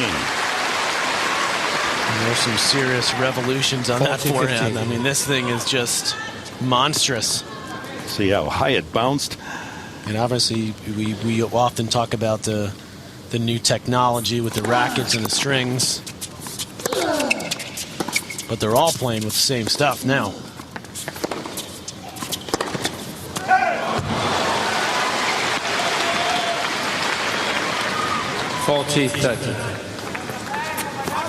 As you can see behind Federer, 5 after 9 o'clock on Super Bowl Sunday night here down under. We're 16 hours ahead of you fans watching on the East Coast and gathering in Tampa for the Arizona-Pittsburgh game. A lot of interest here. Ben Graham, a local great Australian football player, now the punter for Arizona. Well, Federer is starting to sit on this serve out wide, so Nadal's starting to miss it a little bit more because he sees him out there.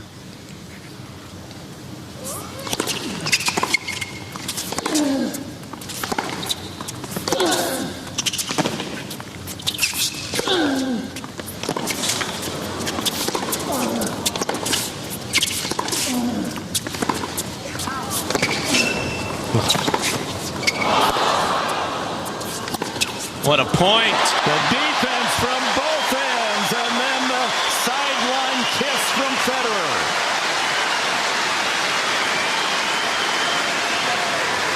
Tremendous court coverage. This will be a great shot at this point. Look at them pulling each other outside the lines. Finally, Federer finds the winner.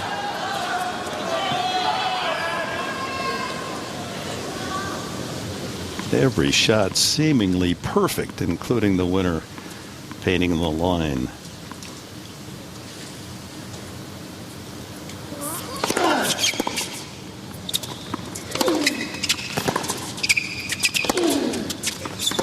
No, that's tremendous from Federer. He needs a little fist pump. He needs to get himself pumped up a little bit. And he played some spectacular defense with that shot, and then watch how quickly he gets around it. And boom! Inside out winner, number 12 off that wing.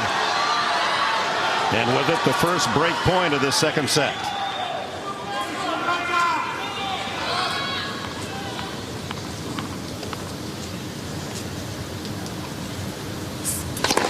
Oh, he crossed him up. Understandably, Federer leaning toward that backhand corner. Yes, he kept that one in the back pocket, didn't he? That's the first time. His first ace. And I believe the first one straight up the middle. He's gone a couple of times into the body.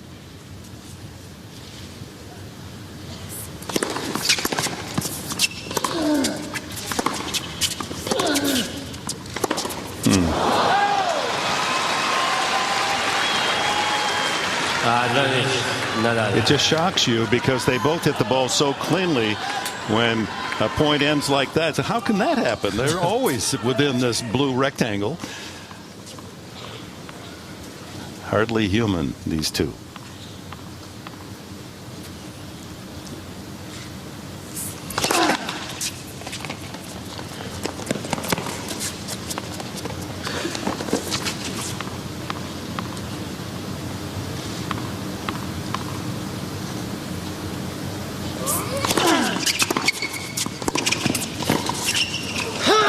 Wide.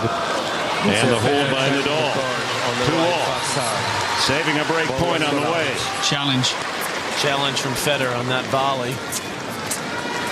Federer traditionally not the best in challenges. He doesn't particularly like the system. One of the few that isn't in full favor. But he is now. Replay the point. That's why it's so difficult to volley against Nadal. That ball caught the outside of the line, and Nadal still had a play on it. Game point for the server.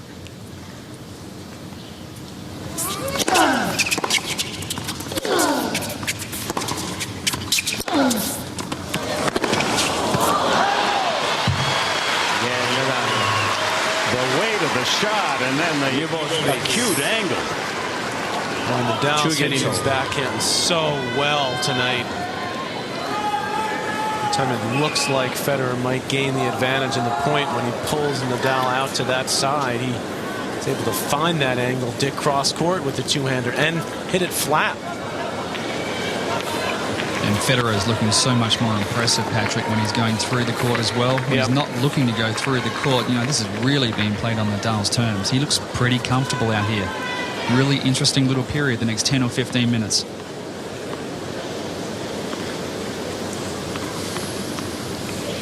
Federer box.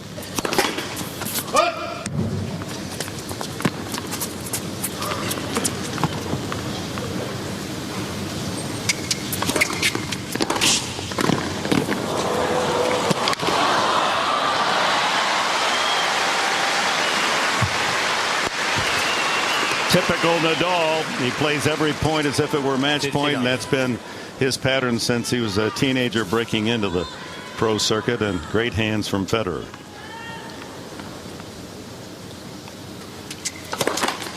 But you better be ready for the best of shot to come back when Nadal's at the other end.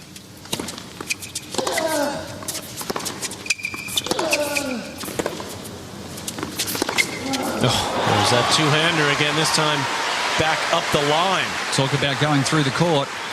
Well, his two-hander really is tonight, Darren, isn't it? And quick to also defensive tennis, seize the opportunity, step into the baseline. Great play from Nadal. No indecision from Nadal at all.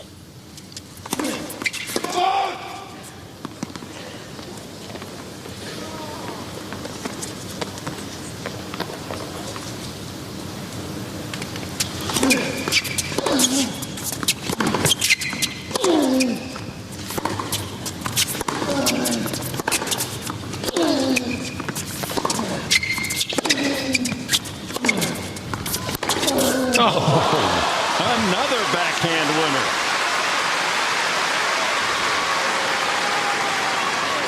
Boy, That is 15. 9 backhand winners for Nadal in the match, and this just seemed like a routine rally shot, and he just unloaded on it.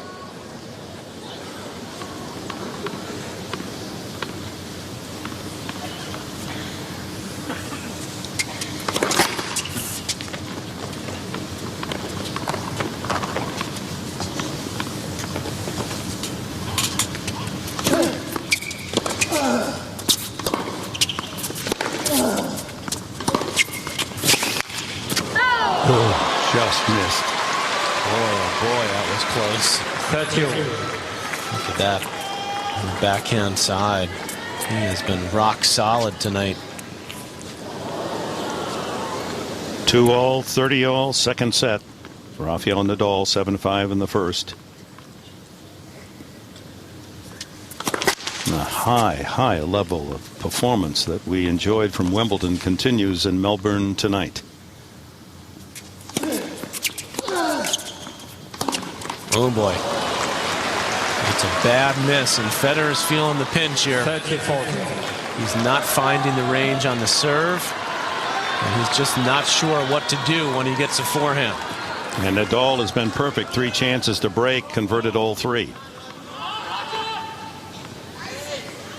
First chance in the second set.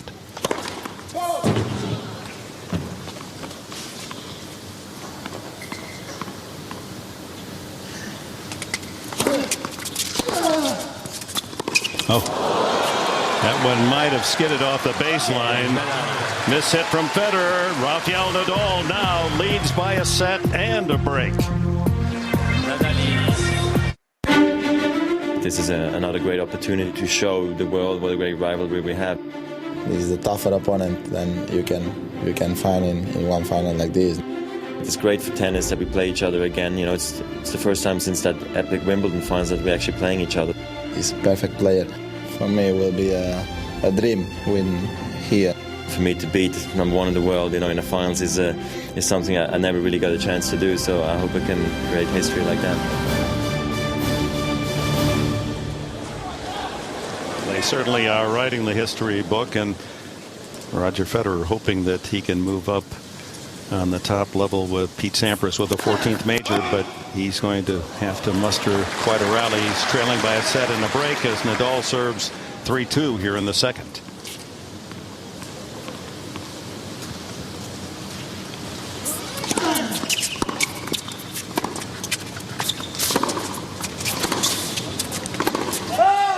Late call on the baseline. 15. No challenge. Rafael's father, Sebastian, they own restaurants, a glass and window company on the island of Mallorca. We haven't seen the mother here as yet. Apparently, this is Dad's trip down under. And you hear all the wonderful things they say about Nadal as a person away from the court. Any parent would be proud to hear those glowing reports.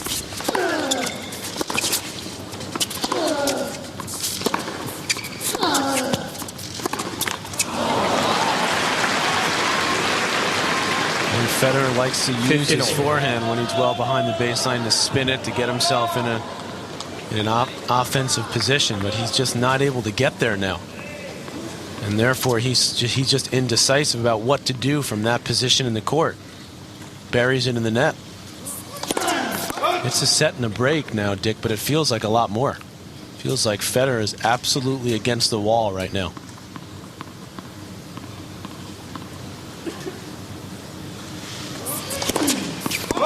First double fault from Nadal's end. Presents a modest opening for Federer at 15-30.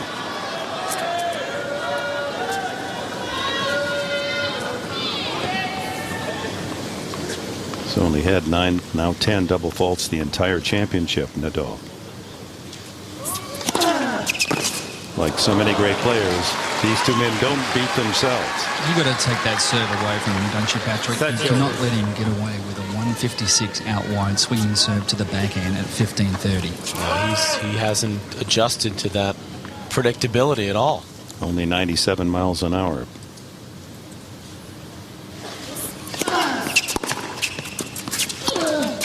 behind. Wow. This is a huge opening because Nadal has just donated a couple of points here. And Federer, he's got to take advantage of it. And that's the first time in the match also Nadal's looked up to his camp, and there's been a little frustration on his face. He's been extremely relaxed. For Nadal, anyway. Point for Federer to break back.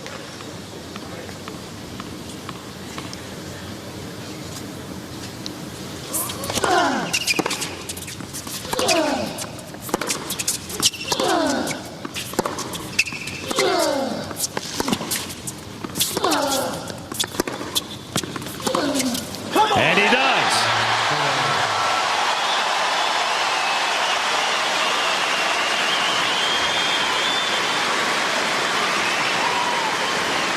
That was a little bit of a gift there for Federer, and he has to take advantage of this.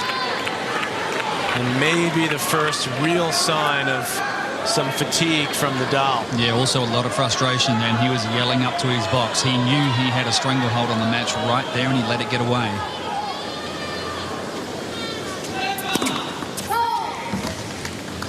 Federer has got to find his first serve. His percentage now is under 50% for the match.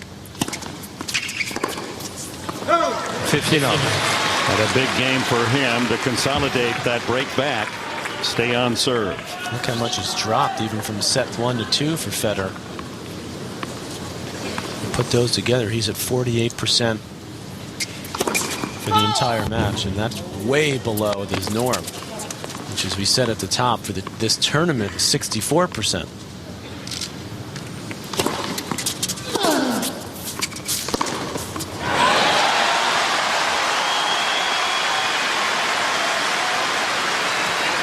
As goes Federer's footwork, normally goes his confidence.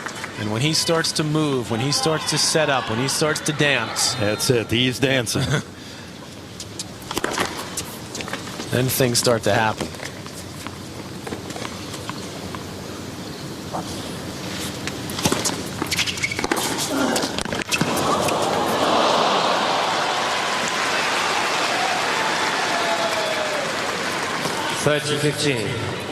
That's been his most devastating play, hasn't it? Ripping that backhand again.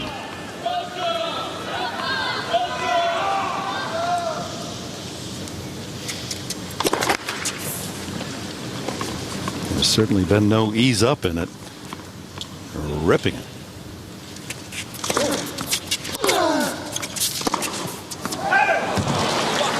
And Federer from his stronger wing, that forehand has not been as sharp as we've seen him throughout the championship. Yeah, much better for him to go inside out on that forehand as well, especially when he's giving up so much court. You've got to hit a winner from that position, unless you're leaving the whole court open.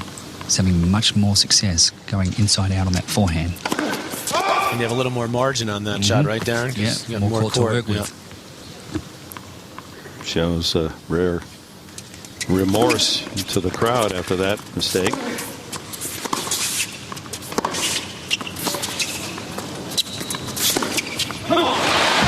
the forehand and a come on from Federer. Well, you know what the key to that point was the second serve. That's the first time he's hit a very good second serve. And it enabled Federer to get in control of the point. And that's a sitter for him right there.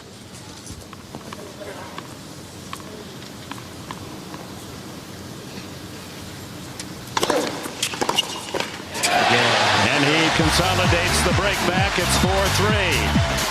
Whether inside or outside, a precious seed for the final.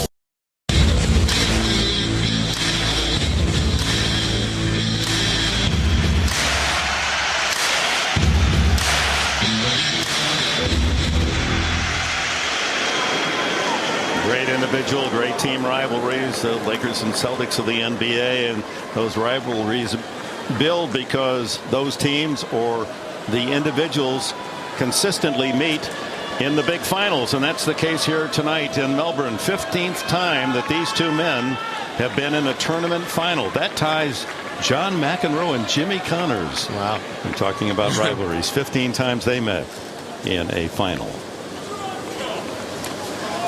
Agassi and Sampras 16 times.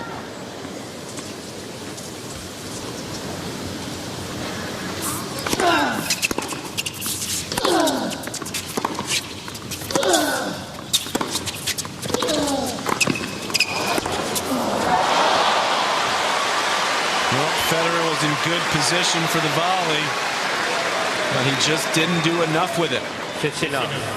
And allowed Nadal to get another strike. Just a couple of steps, and he measured that backhand. His 10th winner from that side.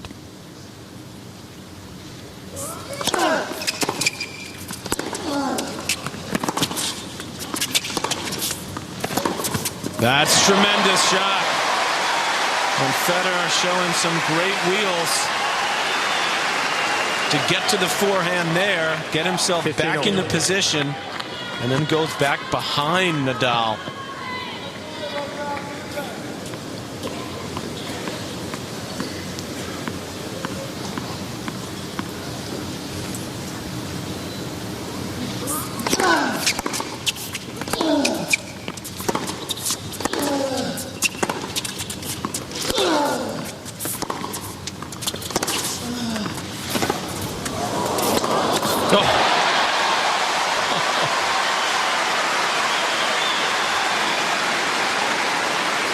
Crisp hitting from both players there. And Federer with just a nasty slice from outside the doubles alley.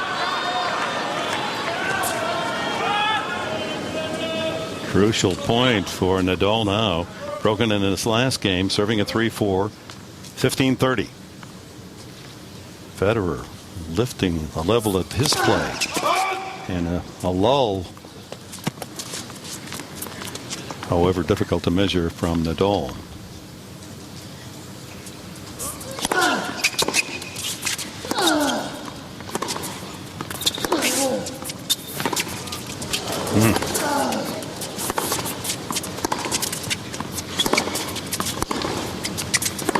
Oh, that's vintage Federer there. Defense keeping him in this game. And then this is Federer at his absolute best. Transition attack.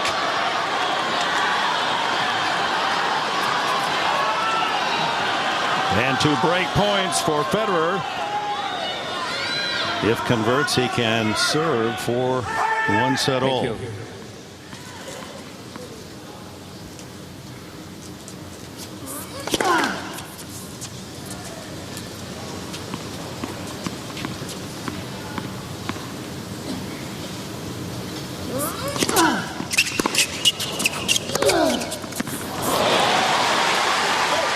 What a second serve.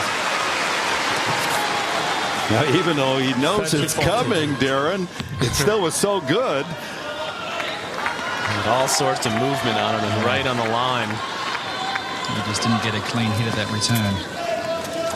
Another break point, Federer, to take a 5-3 lead.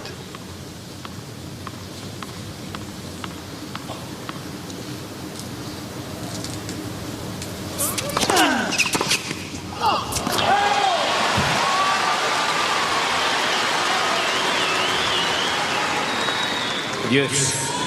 Now, fans have to be wondering, you're the level of Roger Federer. You know exactly where he's going to serve it, and why can Nadal continue to get away with it? Well, he's putting it right in the corner, number one. And Federer's not adjusting his position. He can move back a couple of steps.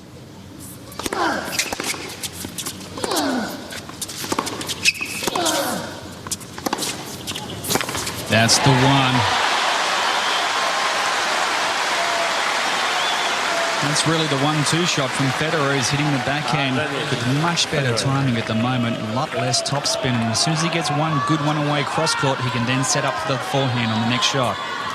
See, if I were Federer here, Dick, you'd think about taking 1 step over to his left as we're looking at him from behind, and maybe 1 step back. Well, he gets a good hit on the ball. 3rd break point. And look what happens. See? I mean, give Nadal credit. Come on, Davis Cup captain. I don't need your coaching. Yes. That is tremendous. The 2nd time that Nadal's gone up the middle in the ad court, and for just his 2nd ace of the match. Federer now 3 for 9 on break points converted, while Nadal has made good on 4 out of 4.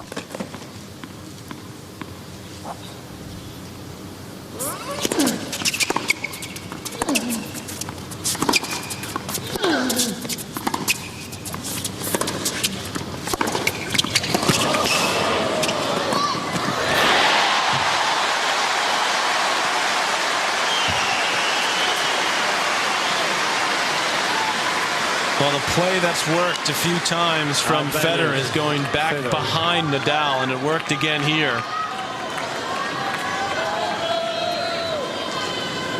But I still believe, Dick, that in this ad court, that Federer's got to protect that wide serve because he's just been burned too many times. If Nadal can beat him up the middle, you say too good. 10th break point opportunity for Federer, and the 4th in this game.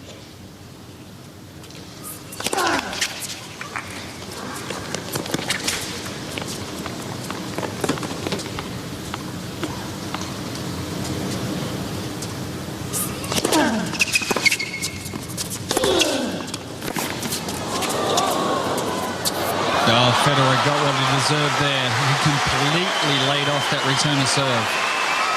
And you know what, Darren, we may be finding the reason why Federer's been so poor against Nadal in those breakpoint opportunities over the last 5 matches. Because that was one of the weakest serves Nadal's hit on the second serve, and Federer just patsied it back.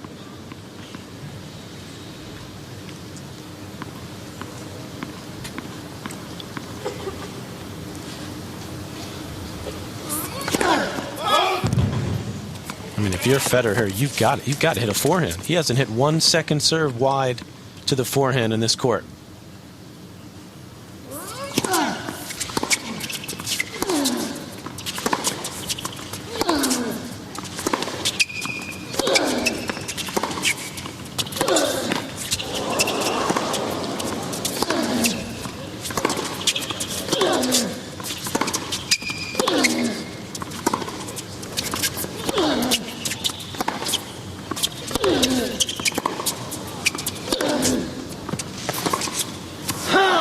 Another spirited long rally.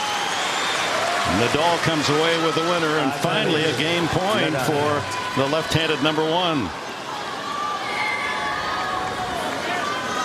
Saving 4 break points in the process. A point now for 4-all.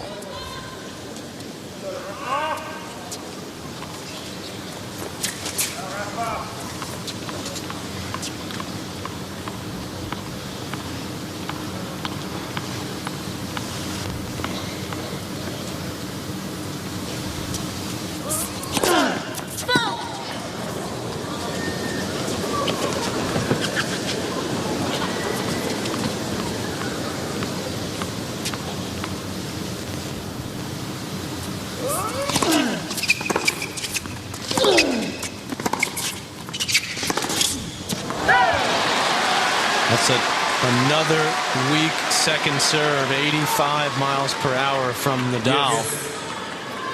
And Federer really still didn't make him pay for it. He ended up winning the point. That was a serve the other night that Fernando Verdasco, the man Nadal beat in the semis, was absolutely pummeling when he got a look at a ball like that. 4-deuce game to match the second game of the match. That was on Nadal's serve, and Federer broke him after Federer was broken to open the match.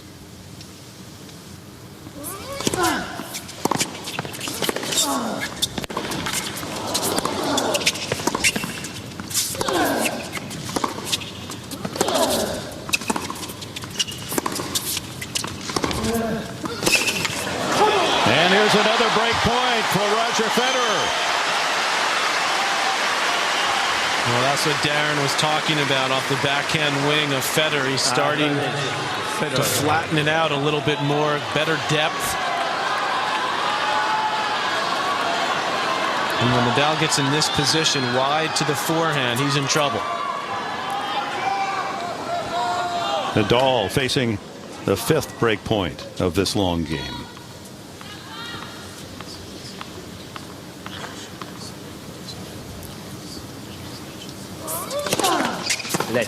Oh, that was going to be a clean winner.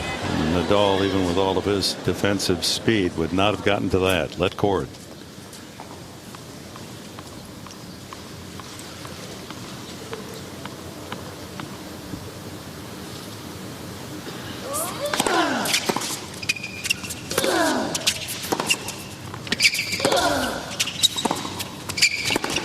And there it is, finally on the 5th break point of the game.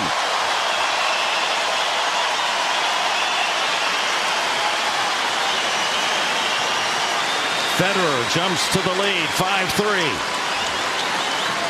Federer leads 5-3. And a good backhand again from Federer opens up the court, allows him to get good position at the net. Now a chance to even this final at a set apiece. Thank you. And remember, in the middle of the set, it was Nadal that had broken Federer 2-all for the lead. 15-all. Federer answering by breaking Nadal the last 2 games. And now 3 points from 1 set all. Give Federer credit in this set because he was in trouble down a break, and he has served for him. Out. One of the worst sets I can remember him serving. 35% for challenge. Roger. The corner on the right baseline. Ball was called out. Now, this is a challenge against the chair umpire. Pascal Maria is the man who called the ball out.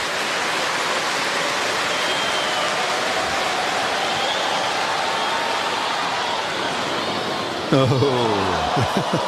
you can take a deep breath now. 15-all.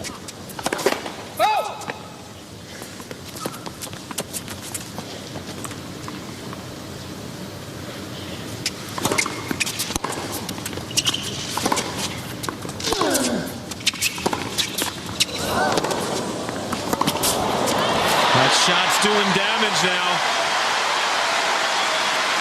That backhand cross court from Federer. 13-15. Mr. Federer has 2 challenges. Want that angle right there, and Nadal actually stopped. He hesitated, which you rarely see from Rafa, allowing Federer to hit the forehand winner into the open court.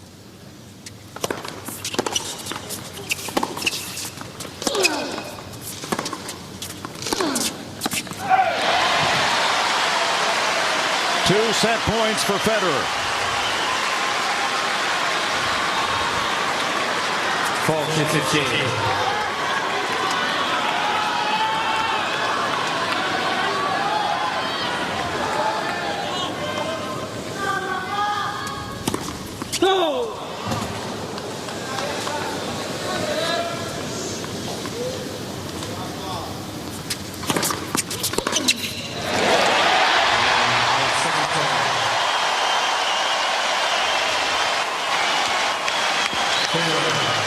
Winning the last 4 games, Federer 6-3 has leveled the match.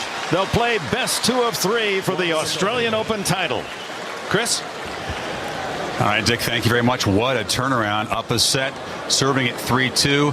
Nadal, a very scratchy game, and Federer, who had been kind of droopy. I didn't think his body language was very good, or his belief suddenly gets energy. All of a sudden at 3-2 there, 3 unforced errors and a double fault, and then all of a sudden Federer opens up his game. He starts going forehand to the forehand side of Nadal, and all of a sudden, to me, that's where the Nadal movement is moving a lot slower. He's leaving the forehand side of the court open, and Federer finally picks up on that. Boom, no movement there from Nadal, and all of a sudden there's an area in Fed's game where he feels like he can get to. Look at, once again, no movement from Nadal, and Fed takes advantage.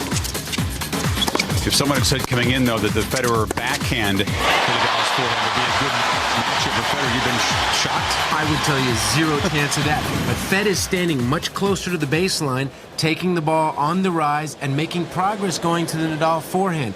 But I think if Nadal's got any chance in this match, I mean, he has to up his movement. He needs the movement, or he has to take more offense. The quality of play, not really what we saw at the Wimbledon final, but then it's hard to match that. I think the pressure of what's at stake for both guys is come into play. You can almost feel the tension out there. And Nadal, you think the consequences are huge for letting that second set slip away for his chances for winning. Yeah, I really do. And I mean, that match the other night has to take its toll. And I think that's why Rafa's head went down a little bit when he let that break get away. It wasn't that Roger broke him, he broke himself. Roger picked up on it, and now his body language is up. Look for Roger to stretch this lead quickly here in the third set. Well, Rafa has left the court, headed to the locker room to try to regroup, take a little break, and we'll send it back to Dick and Patrick. All right, gentlemen. Now this crowd totally entertained by the first two sets, and they seem more than pleased that Federer was able to rally from a set down and run off 4 straight games to take that second set at 6-3. Well, not great serving numbers as Rafa makes his way back from the locker room and talking to himself, pumping himself up. We're running back on Rod Laver Arena. Trying to let Federer know that he still has plenty left, but the serving numbers for Federer have been very poor. Other than that, the numbers are good, although the break points, luckily for Federer, sort of got over that hump a little bit, because you're starting to wonder if that pattern would continue, but he finally broke a couple of times late in that second set. But if he can pick up the serving, Federer, I think it's going to make things very difficult for Nadal, because despite serving under 50%, Federer's at a set all. So he really had to sort of fight his way through in that second set to win his service games, and wasn't able to do it that easily.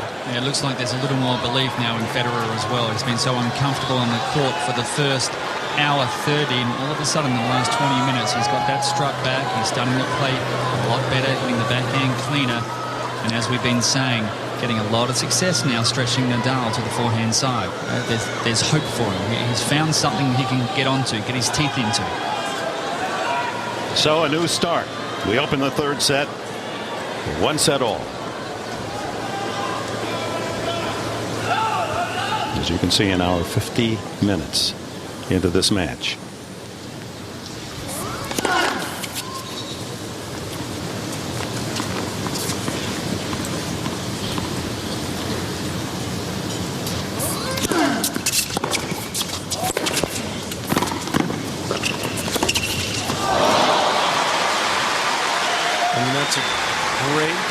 Shot from Nadal, but for the life of me, Dick, can't figure out why Federer doesn't hit that kind of return every time, particularly in the deuce court, where it's highly unlikely that Nadal is going to hit the second serve out into the forehand corner.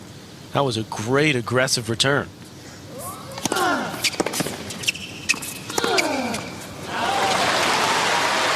And I'm still waiting for that drop volley, Patrick. I'm hanging for one. I think you're going to wait a while, because I'm not sure he can do it off the action that Nadal gets on his passing shots. On that previous one, for sure he could have done it on the first one, and it's so tough to volley against Nadal. Deep. And if you don't hit a winner off that drop volley, at very least you've got him coming in an uncomfortable position, and he can't generate any pace from that short ball. It's a good option for him to try. Little stagger in the step of Nadal trying to set up for that last shot.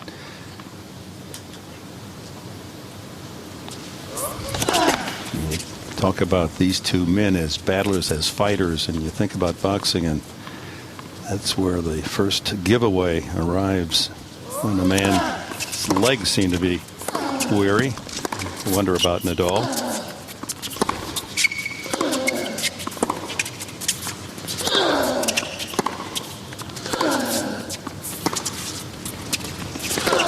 Nothing wrong with that. Well, that's that short backhand slice that Federer uses so effectively against so many players, but it just doesn't work against Nadal. He's too quick. Obviously, it's on his forehand side. Look at the way he moves up into the court. And that one sat up a little bit, but even when Federer hits it reasonably well, Nadal usually makes him pay. Strikes that ball with so much confidence.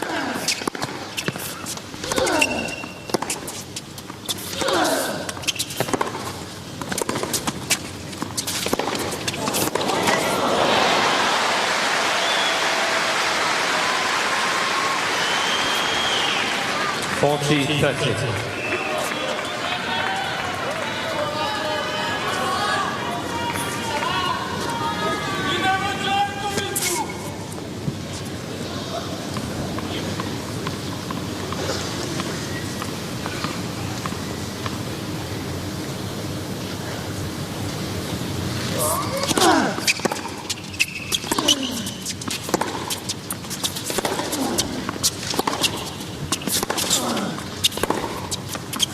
Just wide. So Nadal holds to open the third set.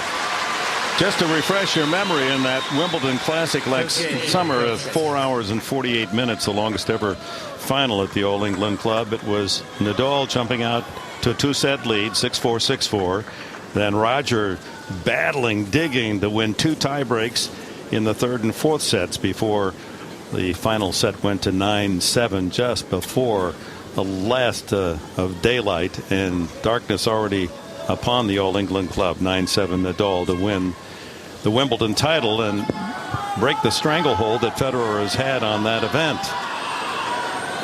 And Rogers won 3 times here in 04, in 06, and 07. He's won 5 times at Wimbledon and 5 U.S. for his 13 majors.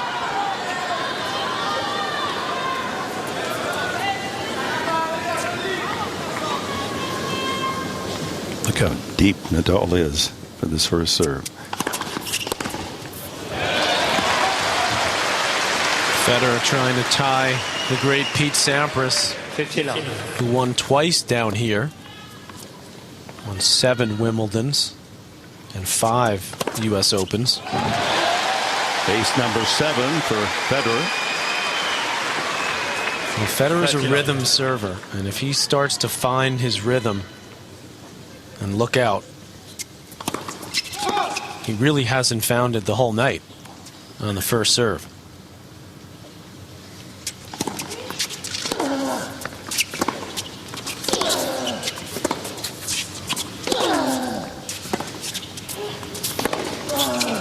A variety of spins from Federer in that point.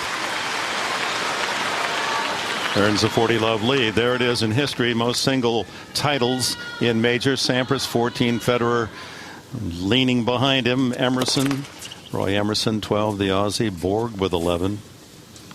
And Rod Laver, after whom this great arena is named, with 11.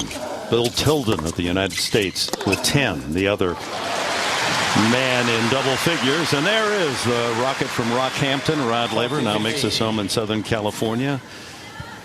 He won here 40 years ago to complete his second Grand Slam. He won all 4 majors in the same year, 62, and then repeated in 69 with a 6-year absence because of the amateur status in the major events, and he had turned professional. In fact, Dick, the 4 finalists that he beat in those 4 Grand Slam finals are all here. They were honoured with him in a big luncheon yesterday. Wasn't that something? And you were the MC, I understand, Darren. What a thrill that must have been. Very nervous. Never. You're like ice.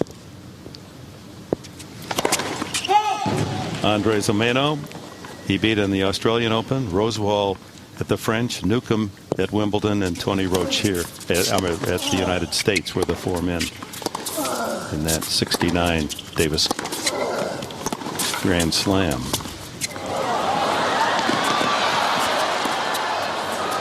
Oh, it's great speed from Federer.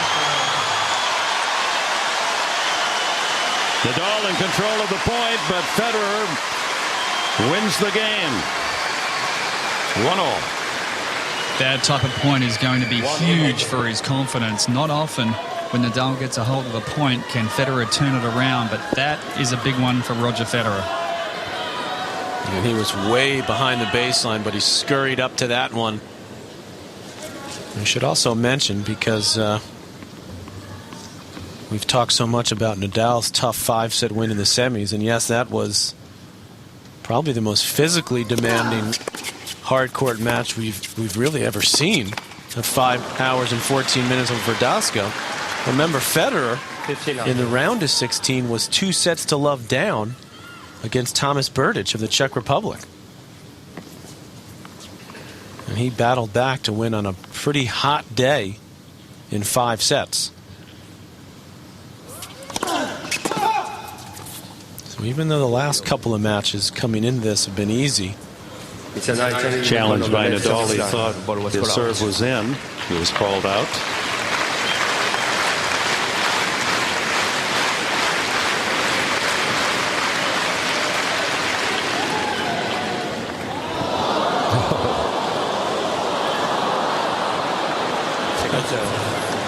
Reasonable challenge. Yes, I would say so.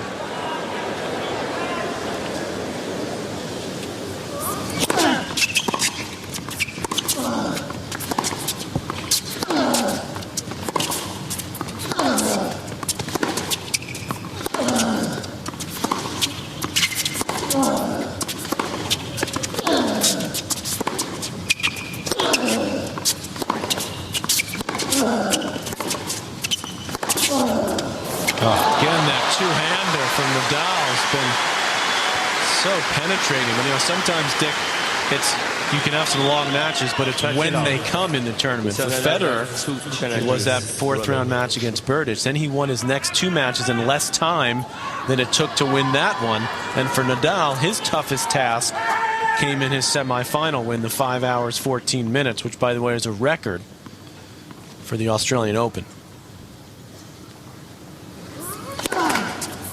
Add it all up, and Federer has played 2 hours less than Nadal in these 2 weeks. 2 hours the length of this match.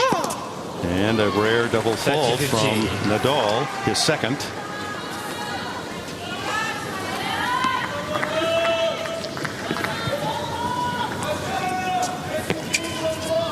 Now that they've played 2 hours, more and more scrutiny directed toward Nadal's condition. After that record-long match 2 nights ago.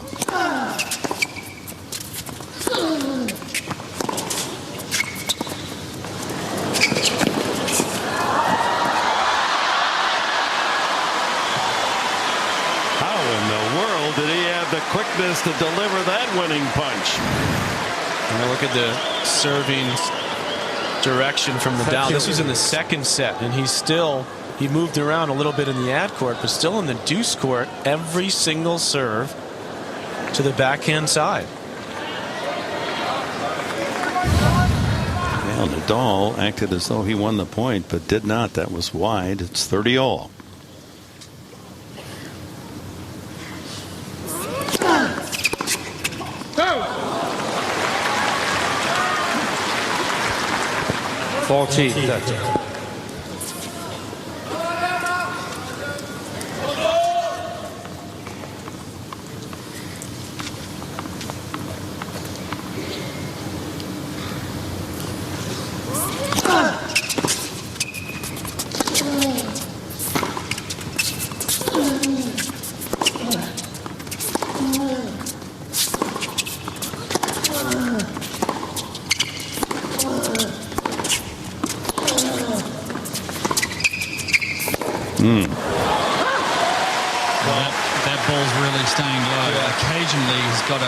Slice away, and that's barely getting off the surface, and Nadal's made about 3 or 4 errors trying to play that ball. And he's made an adjustment too on that, Darren. He's been taking it early and going down the line, staying away from Nadal's forehand, but he's gotten the errors off that backhand wing.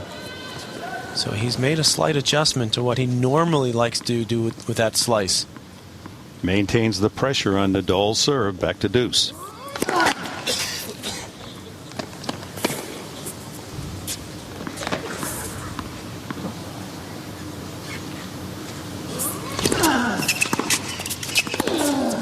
Oh, where did that come from?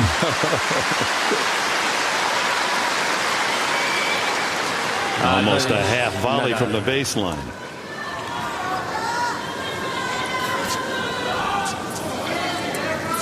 Strength of this young guy. And the timing. And one of the reasons why he's been so successful at Wimbledon, his ability to take those shots right off the bounce.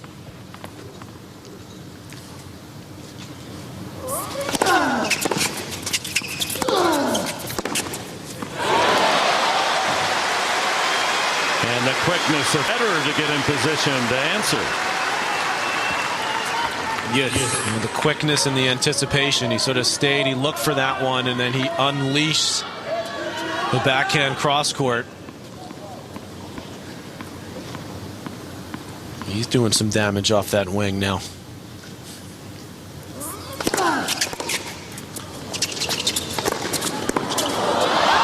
Oh, almost blocked that into the open court. Advantage, Nadal. Even the misses are highly entertaining. He thought he had it.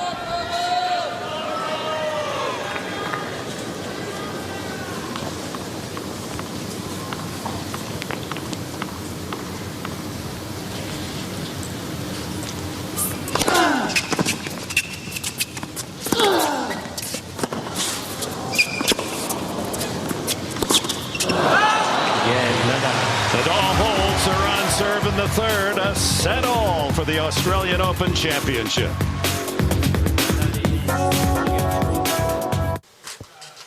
How we talk so much about both these guys' forehand size, as we should, but the backhand is really been effective from both guys. Nadal, look how he gets through that ball. He's really using his opposite hand, the right hand, to get that flatness on the ball, and his eyes perfectly on it. Look how he follows through. All the way behind his back. It's almost a baseball swing, yeah, it really isn't it? is. He's really able to penetrate through this hard court with that wing quite effectively. Thank you.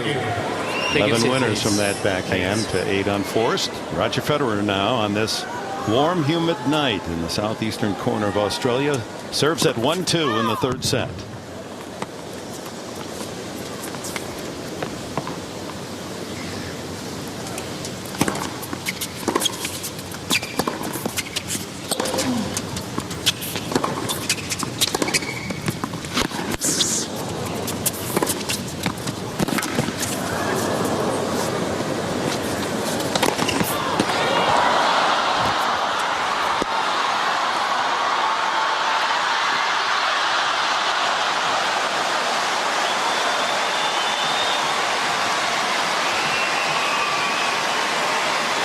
Championship, Federer with some creative defense. Love 15. But finally succumbs. That was a tough low volley too, but Nadal handled it.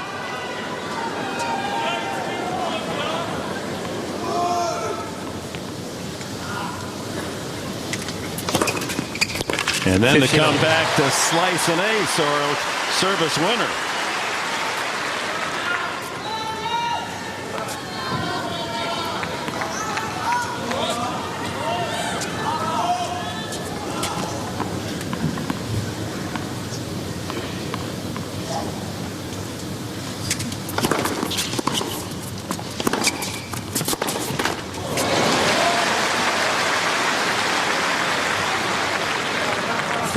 A little dangerous there from Federer as Nadal had that lined up. He hasn't missed many of those. He could taste a 15-30 lead there.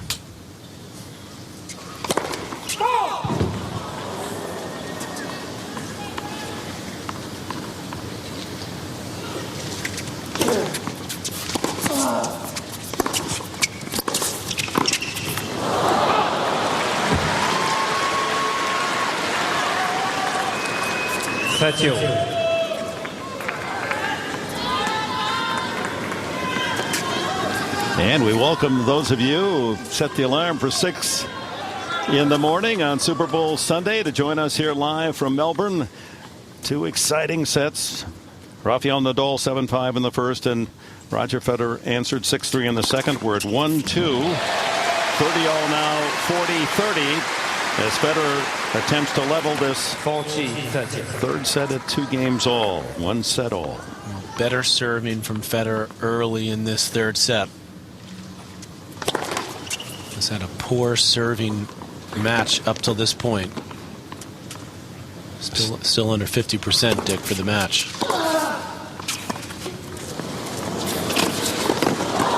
Oh, This is right. He holds for 2-all.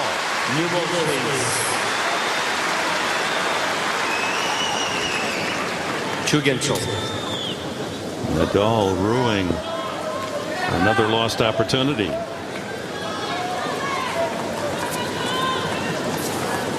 Federer will go into the bag and take out a fresh frame. Usually does that one game before new That's right. balls. Huh? He's actually done it now. They're look at new balls now, right, Darren? They're going just to the new balls. I think they were just called, Patrick. Yes. Called, yeah. And counting it up quickly. They change after the first 7 games and then 9 thereafter. So yes, Nadal serving with new ones. The reason they have that 2-game differential is just to put the 5-minute warm-up into play.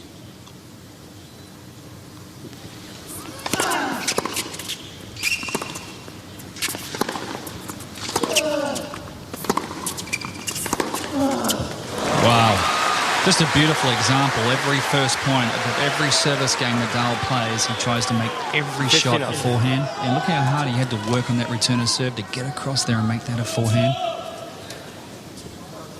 His work rate is amazing. There's a bug in the middle of the court there on Nadal's side. The ball kid's cleaning it up. We have a few moths. Summer visitors here at Rod Laver throughout the 2 weeks. Some met their demise on that 140-degree day on court earlier in this week. Yeah, he's also got a little breeze behind him at the moment as well. And even in the previous game, he was putting a little more spin on that forehand, trying to get it high to the Federer backhand. But he's actually mishit quite a few forehands. Trying to get a little too much, a lot more kick on there. Just lost his timing a touch.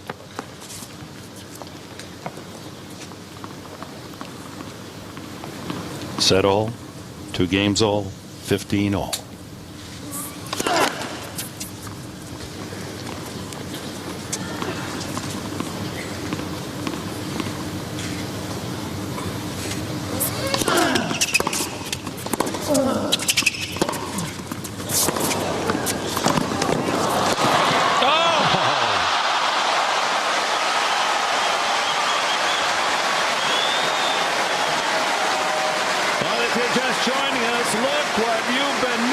Federer and Nadal in this growing and great rivalry, producing some high-level genius. Could not play a point much better than Federer did on offense, and that's just incredible athleticism on the dead run.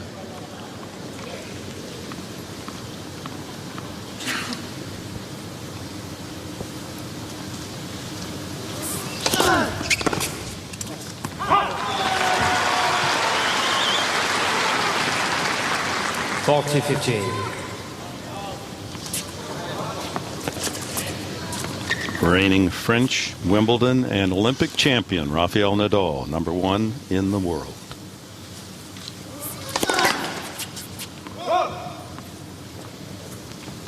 "13 times a major champion, Roger Federer receiving, trying to tie Pete Sampras's number of 14. 40-13. And the last time that Nadal tossed in a rare double fault for him, it cost him in that second set when he had the lead. He had broken Federer for a 3-2 lead, already up a set, and had a rough 3-2 game where he double folded.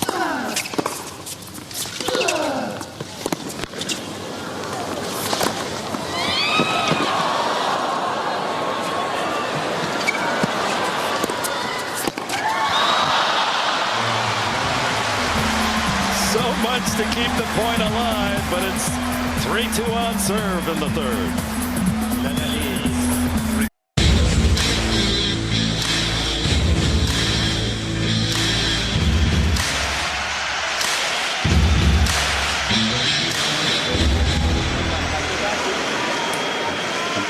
Golf's great rivalry, and Who was your man? Was it Jack Nicklaus or Arnold Palmer? And who you're cheering for tonight, Roger Federer or Rafael Nadal?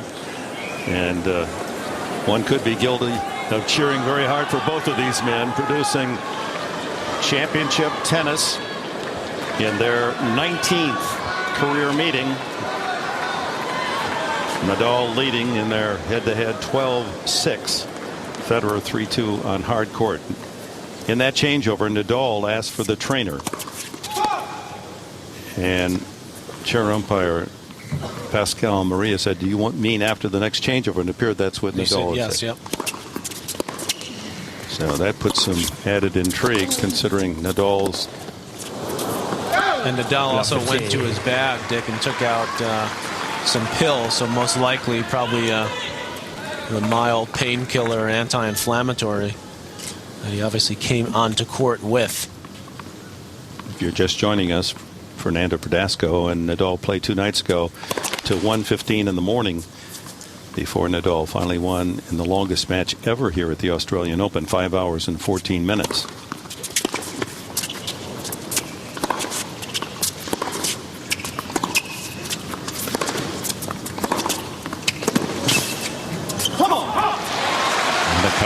From Federer's end. 52. This is during the changeover. Pascal, please. Ponte el oficio para el siguiente. Aproxima. Solo para el cambio. As for the physio, the trainer, and then the umpire asked, "You want it at the next changeover?" And he said yes. Federer playing some beautiful defense again. You know, we talk so much, and rightly so, Dick, about Nadal's defense, but Federer's really showed that off tonight, and particularly on this ball. He's run about 4 or 5 balls down way into the forehand corner. That's kept him in rallies and then won him some points.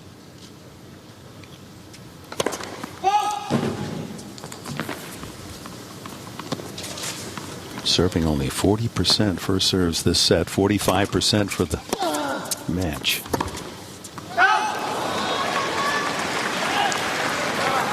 Now, how big a miss was that? Nadal on the save in the last point, unable to slice a winner into the open court. He'd have 2 break points. No break points thus far in the third. Still can't find the first serve, can Federer. Really struggling. Never seen him have that much trouble.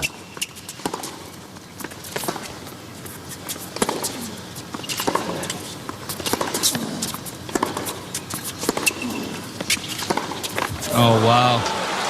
And this is where the belief really comes in that Nadal has over Federer. Federer's lost to this guy on so many occasions, and he gets to a period in the match here where it's time for somebody to break it open. And Federer just can't do it at the moment. Great point for Nadal. First of this set.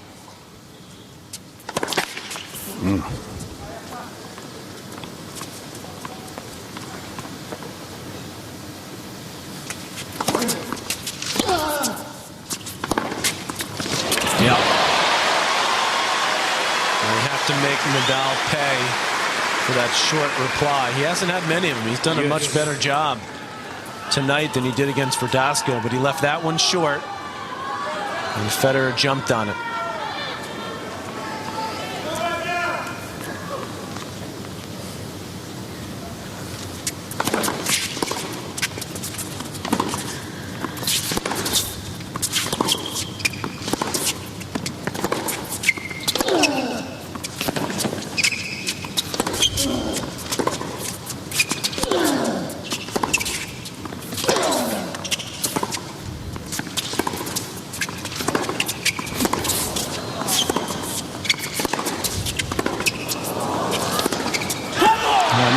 Delicious point have had this crowd oohing and eyeing.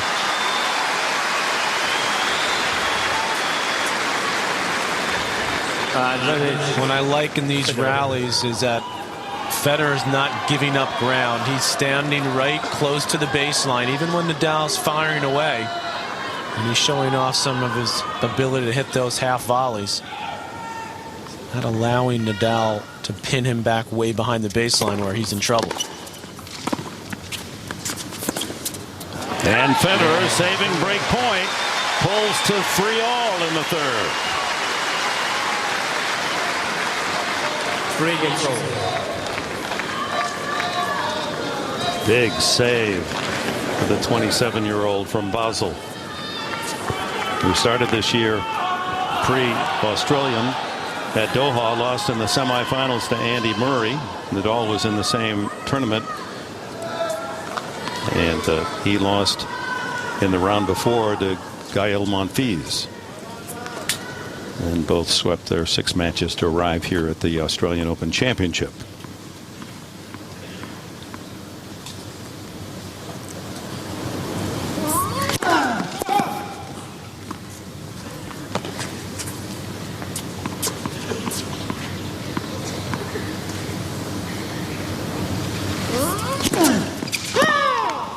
And a double fault to open the Nadal game.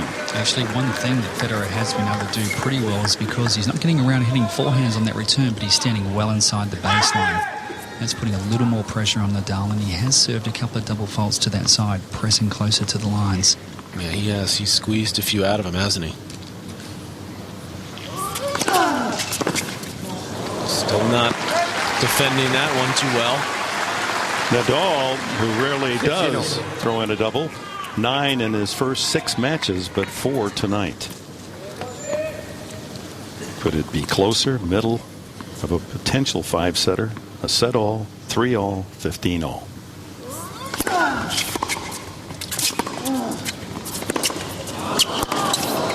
Big missed. Nadal looking quickly up at his cam, confirming that ball is over the baseline. And real opening here for Federer at 15:30.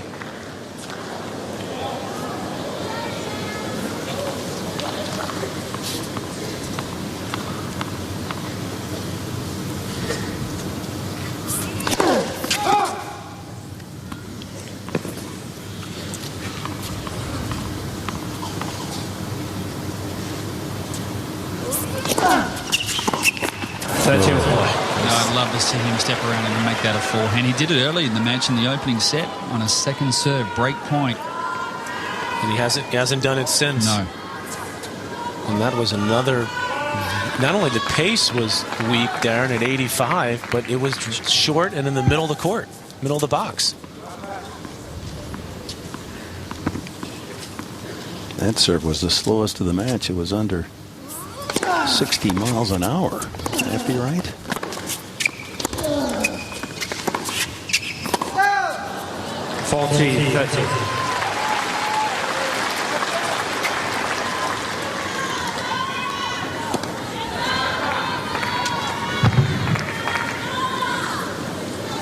You're watching live, 10:15 in the evening in Melbourne, Australia, the 2009 Australian Open Championship, the first of the 4 tennis majors. We'll be at the next 3 as well. French Open, Wimbledon, U.S. Open.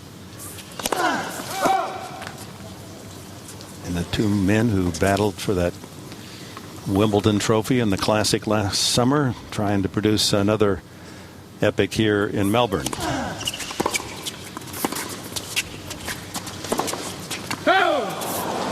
Hold by Nadal. We're going to stay here at 4-3 on serve in the third, a set all. As Nadal is called for the trainer. We'll try to determine just what his concern happens to be.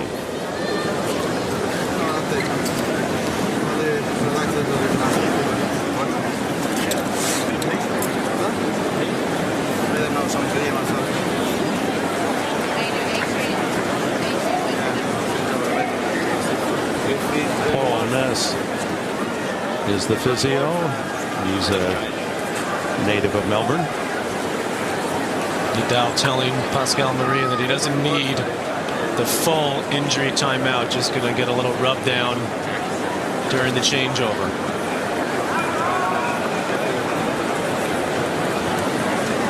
It's that right side that has bothered Nadal in the last couple of years, a tendonitis to the right knee that knocked him out of competition for a couple of months at the end of 2008.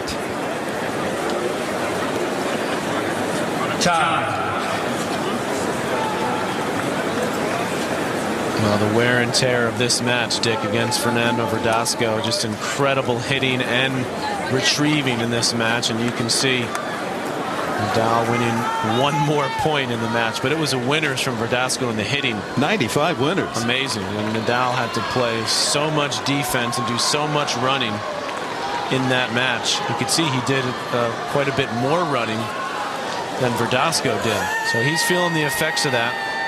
But can Federer take advantage? He had a couple of real opportunities, Federer, in that last game that he did not take advantage of.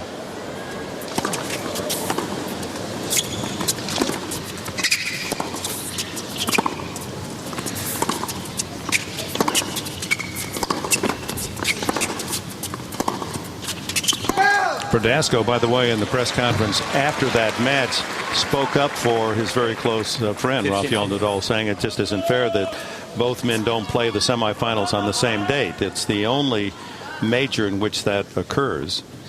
Of course, in New York, they both play on Saturday and come right back on Sunday for the final. But at the French and at Wimbledon, it goes Monday, Wednesday, Friday semis, Sunday final. Not here.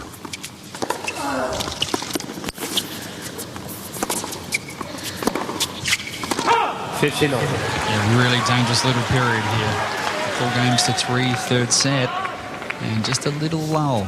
Crowd has quietened down in the last couple of games. There's been quite a few errors from both players, and you just feel like if one of these guys can step it up and play good tennis in the next 5 minutes, they'll steal this set.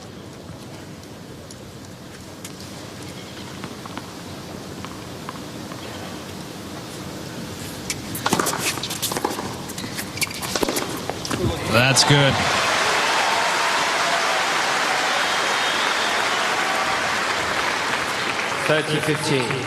Even this serve wasn't really that well directed from Federer, but because Nadal was so far back and Federer's forehand is so good, he was still able to create a winner. But that was a pretty difficult shot below the knees. 18th winner from that side for Federer. Well, I agree with Tired looking backhand there. I think there's a lull, and I think Federer knows it, and it's a question of can he take advantage of it, because Nadal's legs are clearly feeling a little bit heavy. Remember, in my opinion, the pressure is squarely on Federer in this match.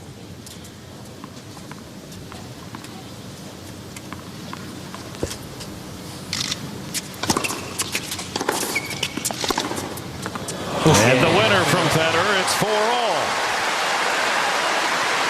19 winners from that forehand wing. 4 games over.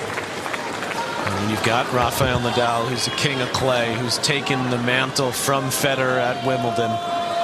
Now if he can do it on a hard court, Dick, when he comes in struggling physically, that would be a major statement. And many felt before this match, because of the fatigue that Nadal had to overcounter in that longest ever match here at the Australian Open 2 nights ago, that at this stage of the match that Federer would be in command, that Nadal 2.5 hours into the match would be showing weariness.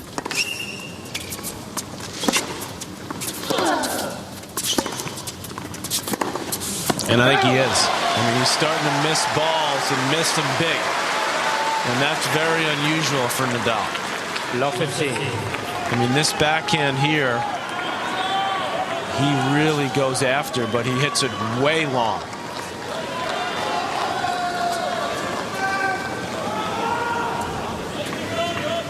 You know that mentally he's not going to give in, but physically, Federer could crack him.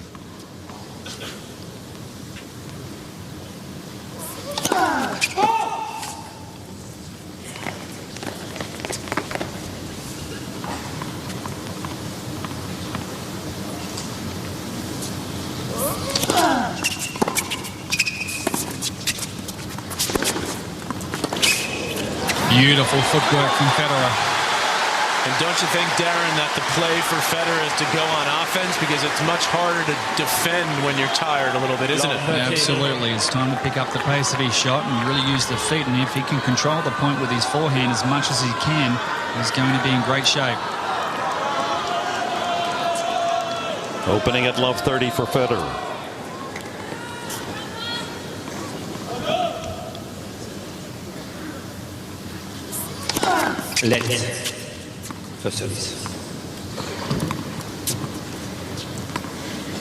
Even there, the reaction by Nadal as he moved backwards, it wasn't a nice smooth bounce back. It was really a stagger.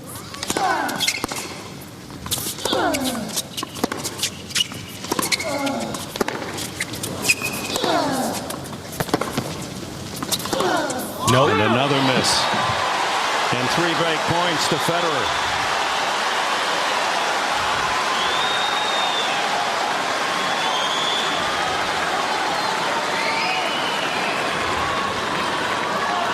Love 14.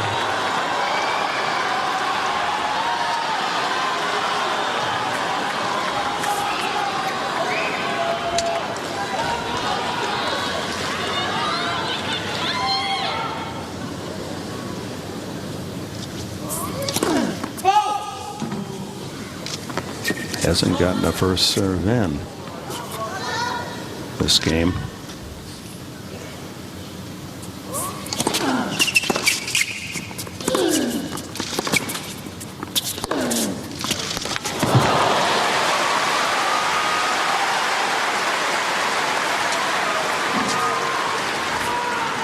$15-14.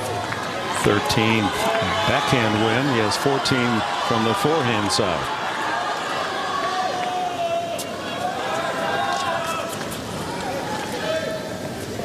But 2 more points to break for Federer.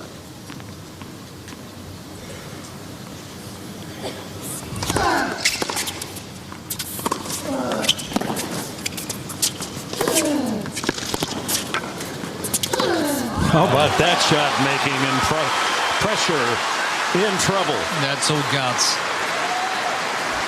Yeah, he's fighting himself, but this guy is such a competitor. And he's able to get control of that rally with a good first serve and keep control.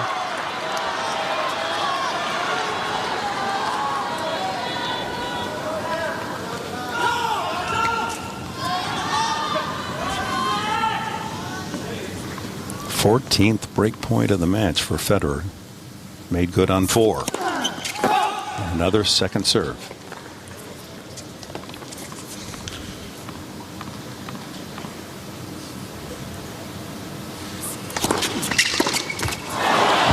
Gutsy serve as well. Yeah, Federer was jumping around there as if he might move around to hit a forehand. And he caught him. But he has really been passive for the most part as Federer on those second serve returns on break points. And that's why he's 4 of 14 overall.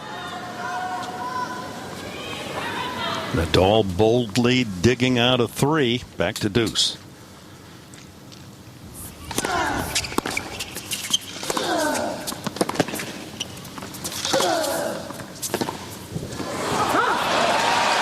It's incredible that he can get into a hole at love 40, play a couple of disappointing points, give some errors to Federer, and the guy just puts it to the back of his mind and keeps playing each and every point. Yeah, 22, and he showed that 3-4 years ago, the mental strength of this young guy. Never looks back. Point now for 5-4.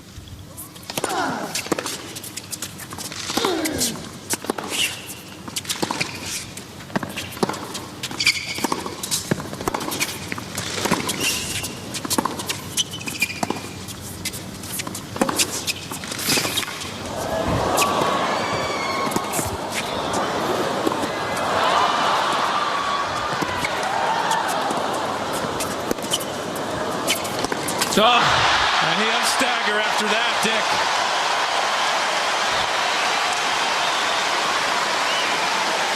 That's a body blow there, landed by Federer. He's hurting. That was the most physical point of the match. Spectacularly played, as so many have been. What about that save by Federer? Looked like that lob is going to be a beauty.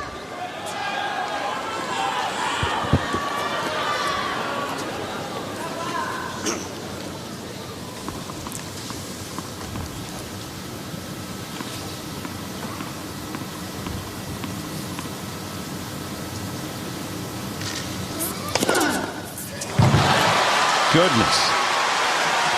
Only his third ace of the match. And the first time he's gone out wide in the deuce court. It only took him 2 hours and 36 minutes. He keeps a few cards hidden in that deck, doesn't he? Yeah, maybe that's why he's got the longer sleeve. He tucks one up there, uses it about every 2 hours.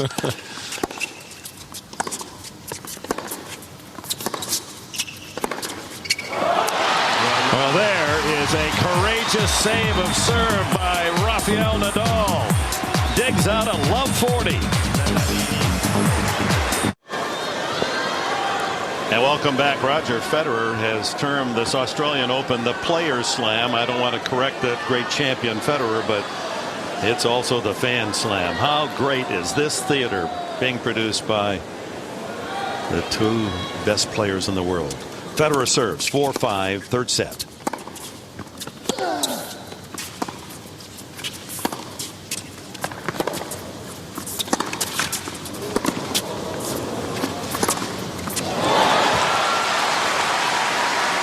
And Nadal, after receiving trainer's massage on that right thigh, comes out and wins the first point. Doing damage again with the backhand, actually using the slice there.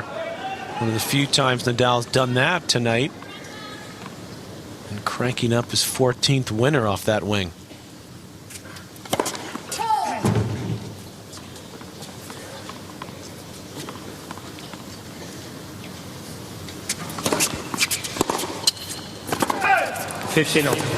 Federer hasn't earned many free points like that, especially off the second serve. Uncle Tony agonizing. Chance for possible love 30 opening. As you see, 10:30 live from Melbourne Sunday night.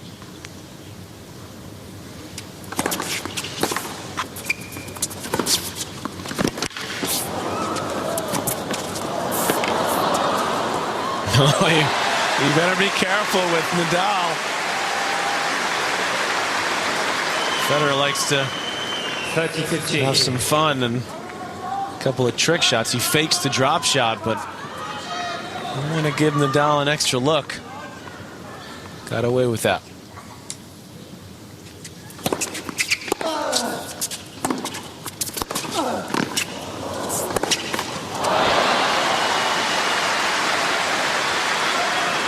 Putting the pressure on Nadal. Federer coming forward. 40-15.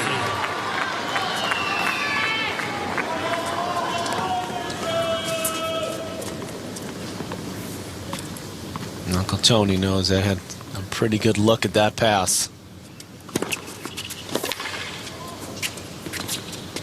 That's the serve that's really been missing from Federer tonight, Dick, which has made his life considerably more difficult on serve.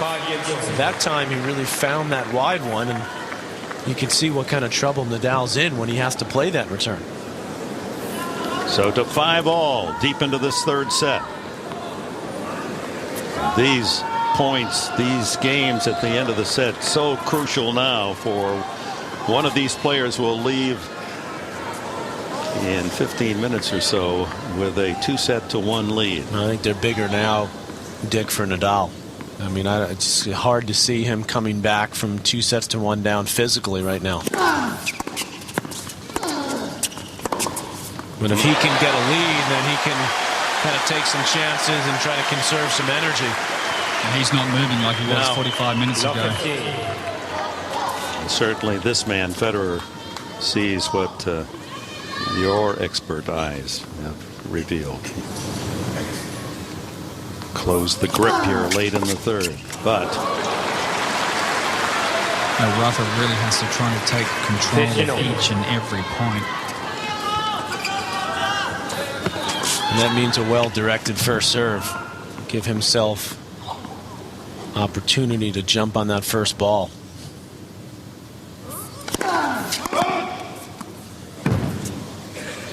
But Federer still, in my mind, has not done enough on the second serve return. Step around here and hit a forehand. That works. You can do that consistently.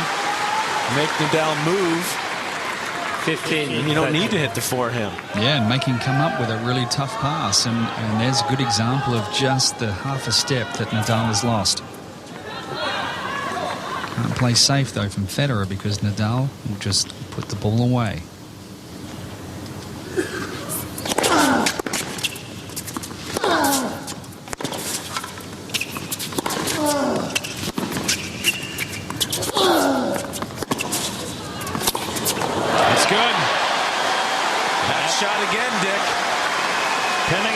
Sideline for 2 break points. Boy, Federer's been so good out wide to the forehand today. 15-14. Nadal struggling again. He fought to hold out of love 40 and saved the last game. And here 2 more break points for Federer. He's had now 15. This is the 15th in the match. Converted 4. Gets another second serve.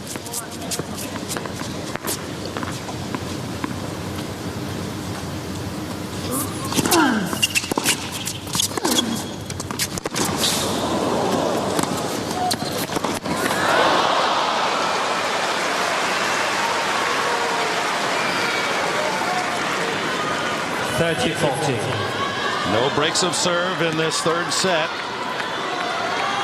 Nadal had the first chance in the 2-3 game. And Federer quickly saved. And then 3 chances in the last service game for Federer. And 2 more in this one. And another chance. Federer take the lead.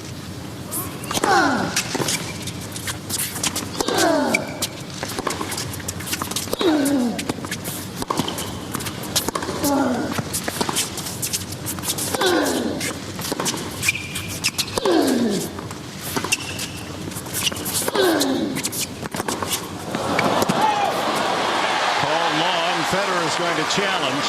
This Federer challenging the call on the right baseline. The ball was called out. The chair umpire was telling Federer the ball was long. Such a big point. If it was long, it erases another break point. And it was. Good. So 5 chances for Federer to grab the lead here late in this third set, and all 5 break points saved by Nadal. Continues to have trouble these last 2 games. First serve. Another second ball for Federer.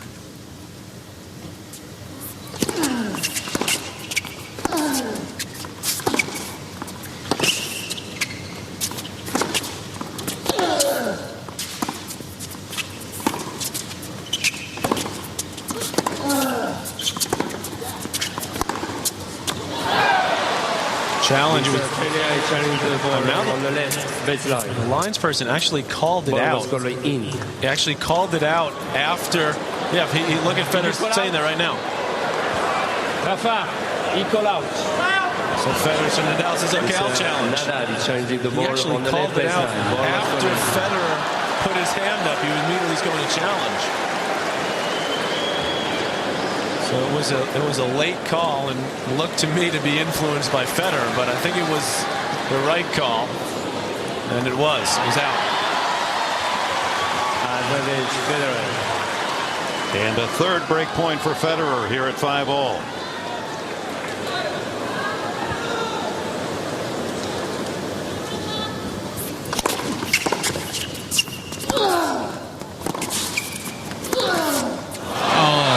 Can you not admire this guy? He's unbelievable. Feel like the tank is the light is starting to come on. He's Still finding a way. to stay in this third set. Federer now 0 for 6 on break points in this set.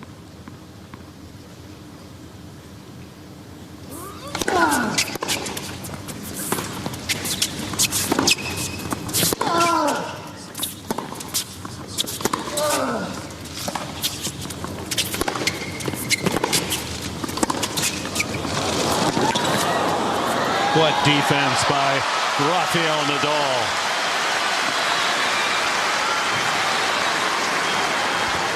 Well, they know how Rafa's feeling, his camp, and that's why they're on their feet, because they're giving him all the support that he needs and deserves.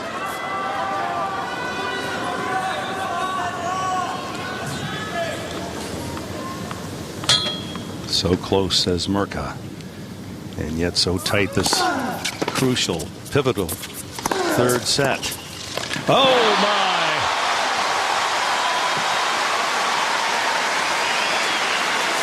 Pressure of the moment. Both men coming up with big shots. And they're both anticipating each other's moves. It's like a chess match, and they've played against each other so many times that they anticipate it. And Nadal doesn't do enough with that approach. And Federer's there in plenty of time. 22nd forehand winner from Federer.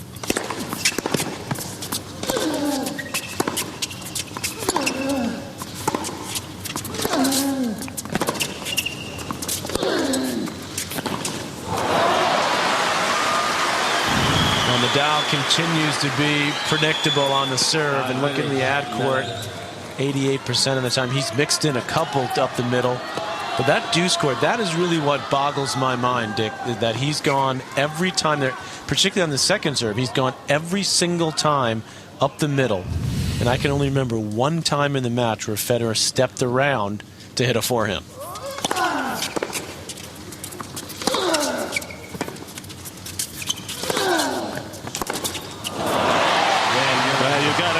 To Rafael Nadal. He's obviously hurting, but again he has saved break points at 6-5.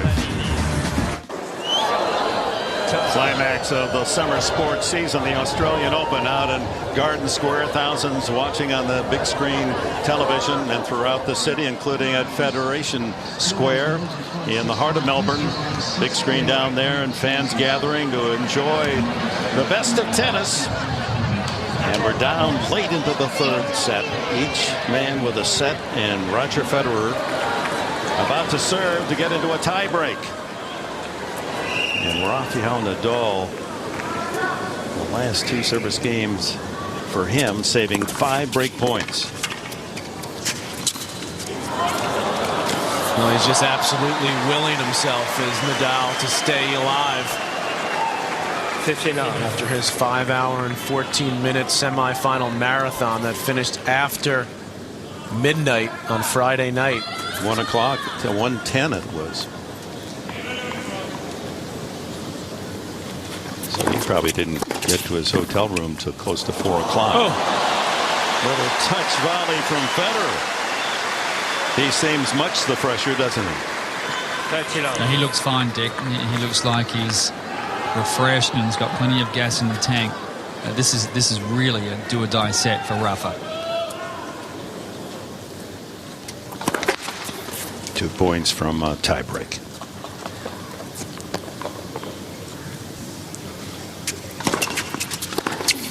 Oh. He's got to do to Federer a little bit of what Verdasco did to him in the semifinal, as he started to tire. The other lefty from Spain, he started to go for broke more often. And got into a rhythm. It looked as if Verdasco was going to beat Nadal.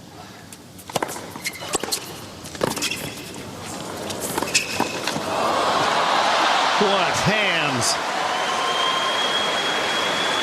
Well, I'm not sure if that's a challenge. Drop volley you were looking for, Darren, but he started to play it a couple of times. Let's see if this volley dropped in on the replay. If not, it'll be some serious pressure for Federer, but that is, look, no, that's out. Almost 30 all. A good challenge by Nadal. So we go from Roger Federer 2 points from a tiebreak to Nadal now 2 points from a 2-1 lead.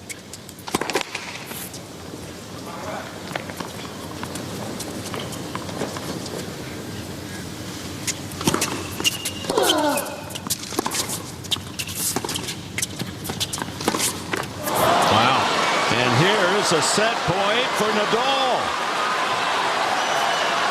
What a turnabout. 30-40.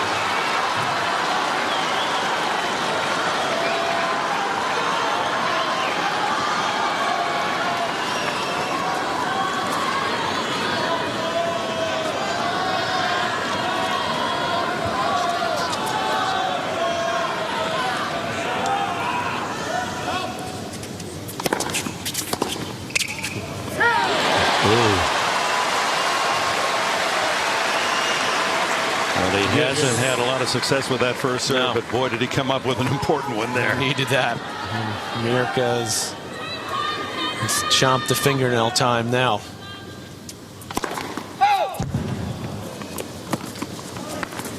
Finally up over 50% here in this set, 53% for serves.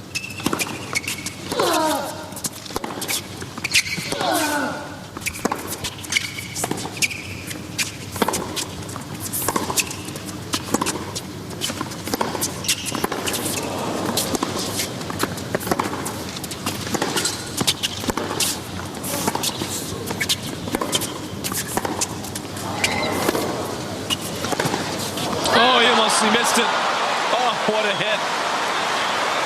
Oh, he absolutely unloaded on that forehand, going for broke. The end of another incredibly tantalizing point. Played so well at both ends. And now it's Federer a point from the tiebreak again. Even Federer taking a long look at where that ball landed.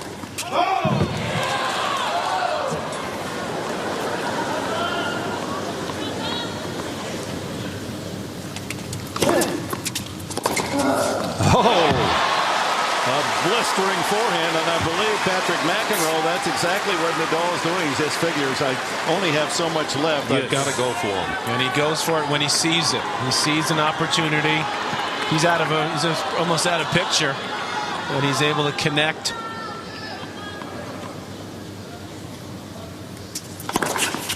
But Federer back with an ace. Haven't seen many of those recently. That's his 9th of the match. Federer. So Nadal, he's got to look for that wide one, and Federer slides it up the middle.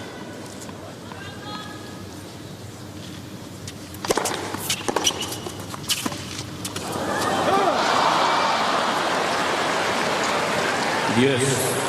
We go to the third deuce in this game. We went to 3 in the last. In the process, Federer unable to convert 2 break points. Nadal's had a set point in this game. Whoa.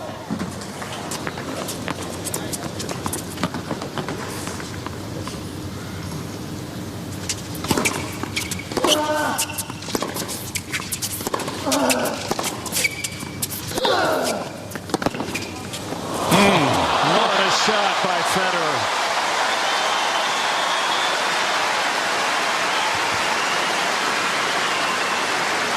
Delivering under pressure again. Federer. And that ball up around the shoulders. Look at that.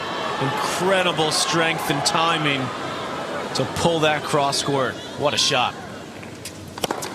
And the ace secures a tiebreak to decide the third. On the way, saving set point, Roger Federer. Game Federer. 6 games all. Third set. Well, tiebreak Both has been Federer's strength in their meetings of late. He's won the last 5 tiebreakers played against Nadal.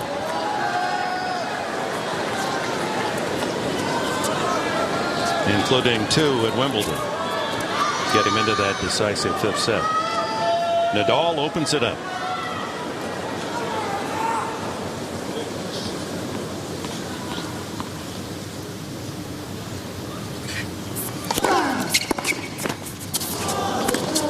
Missed it. Well, Nadal's going to challenge. The call on the right near side. Ball was called out. An extra one in the challenge, in this tie break. I think Nadal's going to lose one.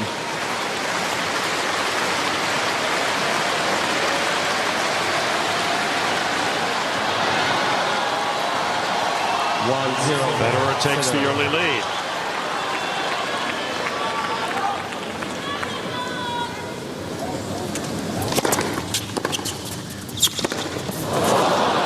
And the mini break, right back, 1-all. 1-all. Mr. Nadal has one challenge remaining.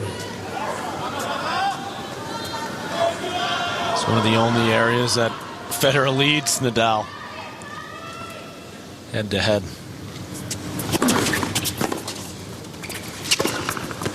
Well, smart play. He's finally getting a few more of those wide serves on the spot, and that allows him to take the point over. And that was a smart play to take the time away from Nadal to recover from that return. It's helped him in this set, hasn't it, Darren? That Federer has actually won 79% of his first serve points, so he's connecting more, and he's getting rewarded for it.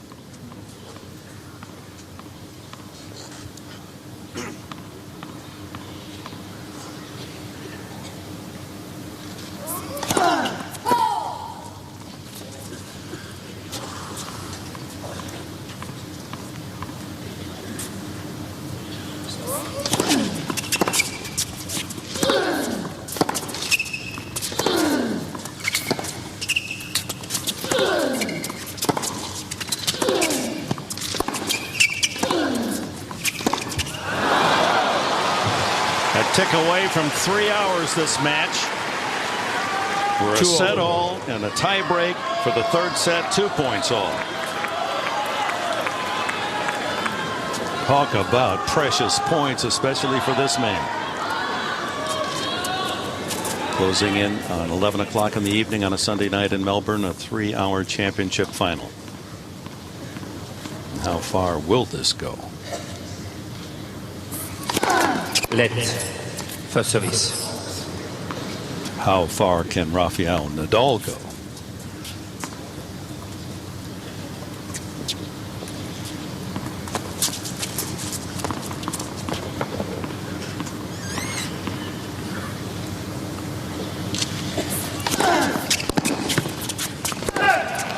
Ball is out. Challenge. Federer challenges. Roger. Mr. Federer challenging the corner left baseline. Ball was called out. Didn't look to be just long.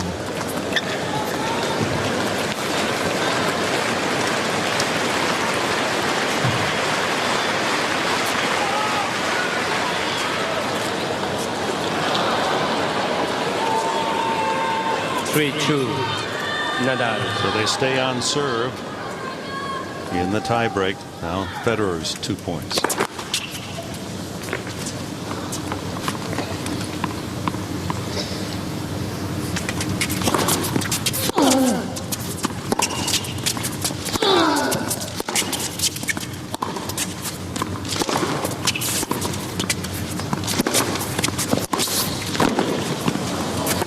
That's a great volley and a tough volley at that.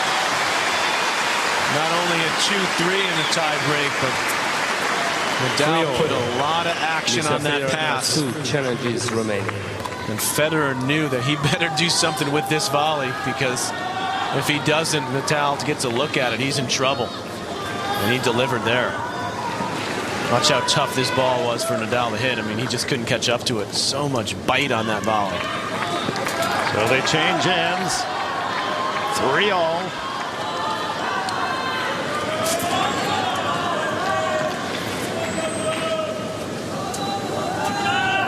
Federer's out, waiting, and Nadal taking his time.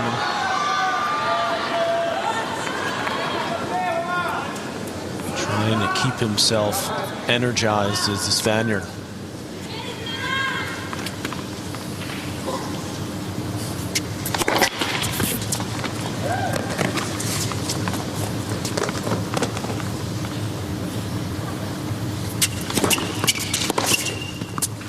A wild forehand gives Nadal a mini break, 4-3. I'm not sure what happened with the feet there. They just didn't move, and that ball really got away from Federer, reaching to play that forehand. Yeah, nervous, very nervous forehand there.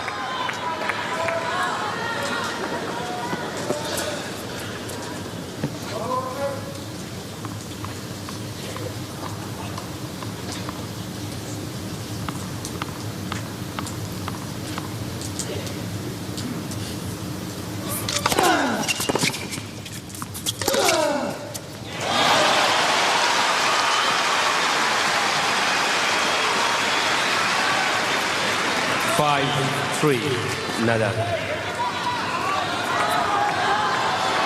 Nothing nervous about this swing.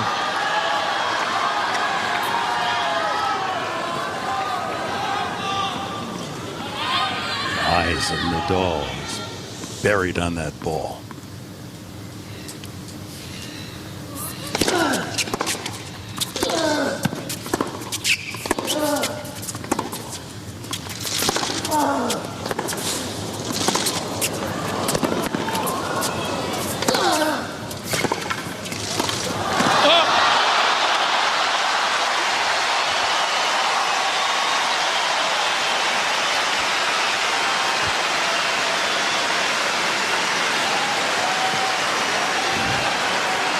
Another gritty point earned by Nadal, and he has 3 set points.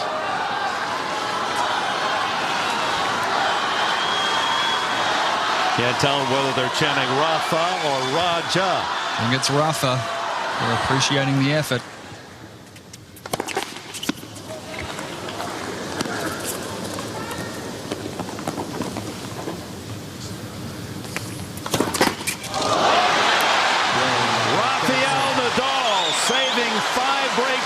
Late in this third set to get into a tiebreak, and now has a 2-1 lead.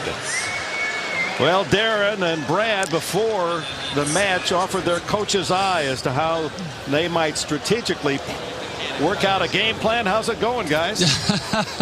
Well, for my guys, not going too well at the moment, down 2-1. And look, I think everybody's a little bit shocked to see that Rafa, after looking physically so exhausted in that set, can come back and find something to win that set. I tell you what, the guy is a stud. But I'm not looking after him, I'm looking after Federer. So one of the first things I would tell Roger is forget the scoreboard. I know you're down 2-1, but your gas tank is still pretty full. It looks like he's squeezing his serve a little bit. That first serve percentage has really been down for that whole match. Make sure you get that ball toss up. And what he did so well in the second set was that backhand. He was flattening it out, going hard to the Nadal forehand, and he stopped doing that a little bit because of the nervousness of the match now. He was in a position to win that set, and he started to play careful tennis. I'd say start hitting the ball again and be aggressive. Brad, what do you think of your boy? Well, if you're Rafa, throw everything out the window. You got to conserve energy. I don't think I would ever say that. And you got to have controlled aggression. As soon as you have a chance, strike. Don't get on defense. Conserve energy and try to get a few more free points off your serve. Try to get some, big 1-2s. And I never thought I'd say this, but really be selective about when you run for long sprints out there. Interesting note, guys, not since 1988, the very first final played here at Rod Laver Arena, has a player lost a tiebreak, then come back to win a final. In that case, it was Mats Wilander. That's the challenge for Federer, but there's a quote they see when they walk on the court. The difference between the impossible and the possible lies in determination. That's Rafa. Tommy Lasorda said that. Wimbledon has Kipling. We have Tommy Lasorda down here, but it applies to both guys in this match, Dick. All right, thanks, Chris, Brad, and Darren. And I'll tell you what we saw there was some nerves from Federer's double faulting on set point. And I think as Darren was suggesting with his comments there, that Federer sensed that Nadal was getting tired, and maybe he just started to play a little too defensive. And he's got to put that out of his mind. Federer will serve to start the fourth set now with new balls. 2-1 for Nadal. Thank you. A set away from winning his first hard court major. Yeah, Patrick, that's the one that he was doing so well in the second set, and even early in the third, as he was really stretching Nadal wide to the forehand side. And I think it looks like a broken string there. Nadal is changing. The other key thing that you would just have to get him to do is on the juice side. Every second serve is going to the backhand. I know you've spoken about you've got to get him to hit a few forehand returns. Be aggressive on that. Yeah, for the life of me, Darren, and you know, you've coached 2 number ones in your coaching career, so you've been in the head of those guys. I can't for the life of me figure out why Federer doesn't recognize that and do it a little more. Well, I've known a couple of his coaches pretty well, and both of them have said at times he can be pretty stubborn. And I guess that's part of being great, right? Part of the head of the mindset of the champion. But and I also really think, Darren, that it's hard for Federer to just get his head around the idea that he has to adjust what he normally does, because he hasn't had to do that against anybody else.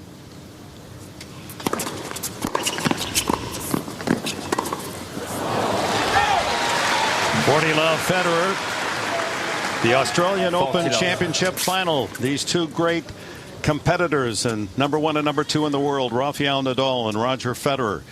Their rivalry continuing, and Nadal leads 2-1. The stakes are high. Federer looking for his 14th major title to tie Pete Sampras, number 1 all time. Nadal was beating Federer both on grass and clay last year, trying to take away the hard court honors here in Australia. First time he's ever been in a hard court final. And the city of Melbourne, the country of Australia, so huge in their support of this. Wow, look at that. That's unbelievable. That's downtown by the Art Museum, the Art Center here in Melbourne, watching on large screen television. It's a Sunday night, 11 o'clock in the evening, along the Yarra River in this beautiful city, tucked down in the southeast corner of the continent of Australia.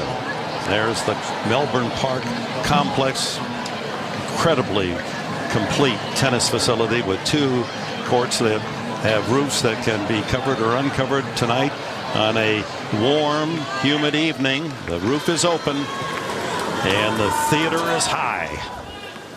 Rafael Nadal, who asked for the trainer twice in that 3rd set, and then saved 5 break points in the final few games of the set, and then defeated Federer in the tiebreak 7-3. Serves with a 2-1 lead.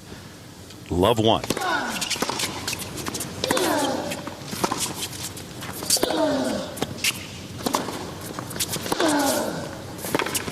I also think it's worth pointing out, Dick, because it was kind of a big topic during this whole tournament about the trainers and should they be able to come out and treat the players, you know, just give them a rub down. Well, I think my point is that they should be able to, and I think we just saw why. Okay, Rafael Nadal is not a guy who's going to abuse the rules, who's going to ask for the trainer if he doesn't need it. We're in the Grand Slam final, this ball being challenged.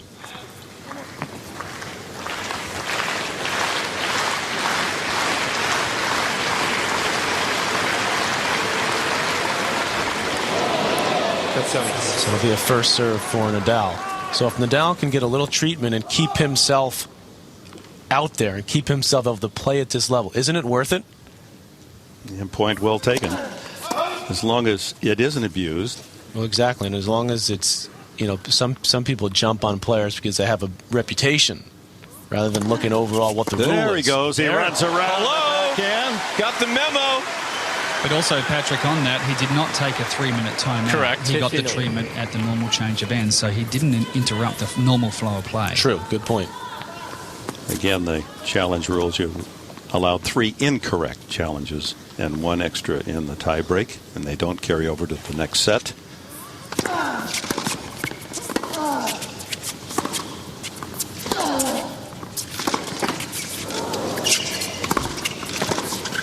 Oh, that's a great pass.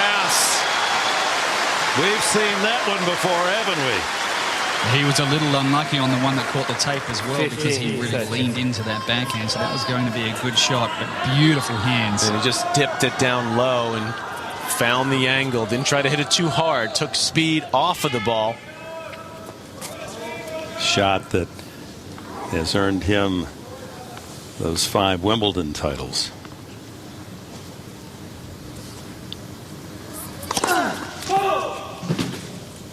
With all the hard labor of that last set, finally captured by Rafael Nadal.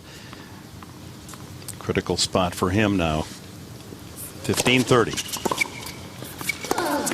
And 2 break points for Federer. But Federer, which has been the pattern in their meetings in major events of the past, has had difficulty taking advantage of these break chances. Only 4 converted out of 17 tonight.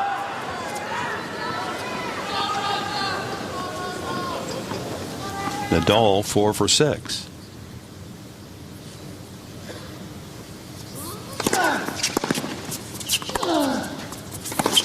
And there's the quick break back to take the lead. 2-love in the 4th. Federer leads 2 games. Well, that was some clean hitting from Federer in that game, and that's going to give him a huge boost. He's got a little breathing room now. And he really got a rush of adrenaline from running around at 15-love and hitting that second serve inside-out forehand. I'm telling you, Darren, and you know, it also sends a message to Nadal, doesn't it? It gives him something else to think about.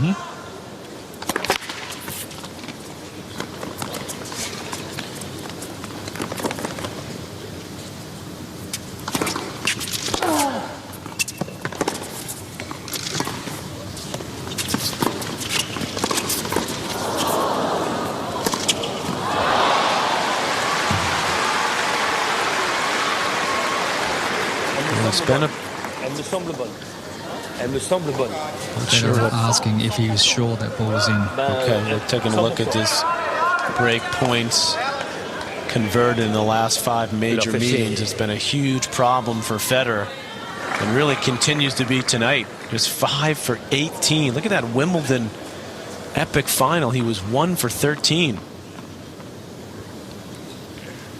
Shot spot indicated that shot was good. Federer thinking about challenging. Love 15. And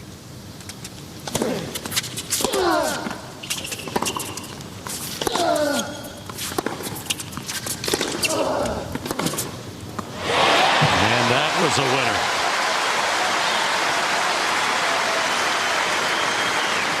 And that's something that Federer has done really well tonight, and that's covering the forehand side. It's normally somewhat of a slight weakness in Roger's game. If you can stretch him to the forehand, you can normally draw a lot of unforced errors, but I think he's done a great job on that tonight.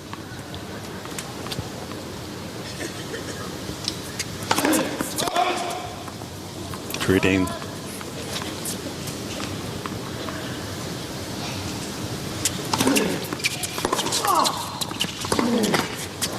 out. Treating Nadal with no mercy with a quick break here in the 4th, but down 2 sets to 1. Well, I think it's key, Dick, for Federer to maintain the lead here, because when things get tight late in the sets, you got to give the edge to Nadal. He just plays the tighter points, the tighter games late more consistently.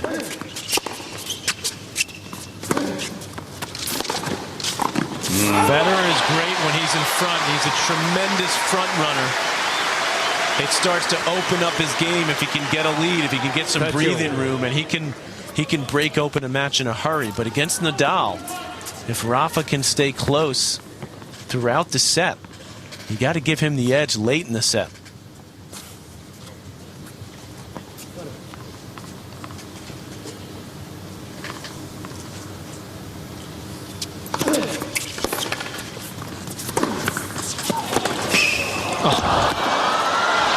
Nadal has enough fuel left to chase down that tough forehand and deliver a winning point. I can't believe this guy.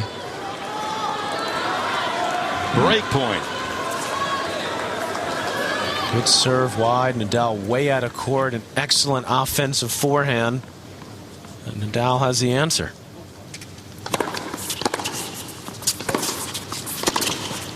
And he breaks back. And a rare show by Federer as he slams the ball against the sideboards.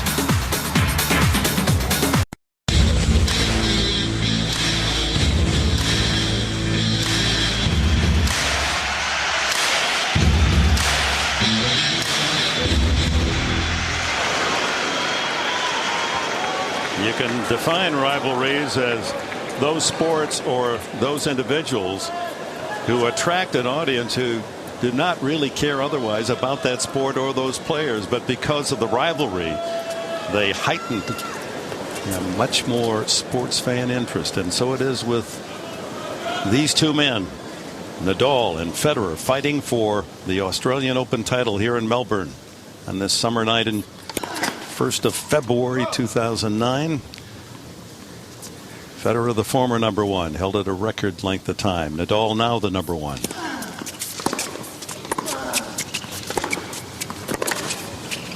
First time for the match on the deuce side, running around a second serve and clocking a forehand. Love 15.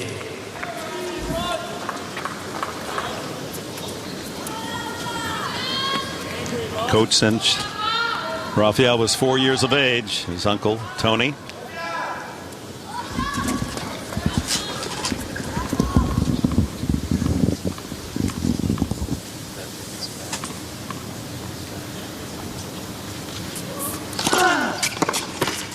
Got it.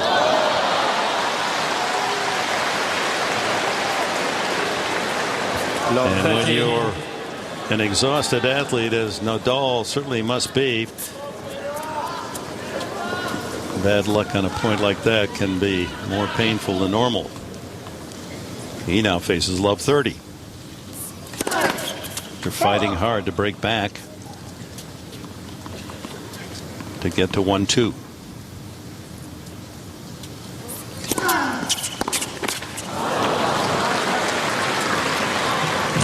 Most normal mortals, Dick, would be affected by a net court going against him, but this guy is just absolutely amazing in his focus. I mean, remember that Wimbledon final when he dropped that 4-set tiebreak, when he double faulted with that big lead in the tiebreak.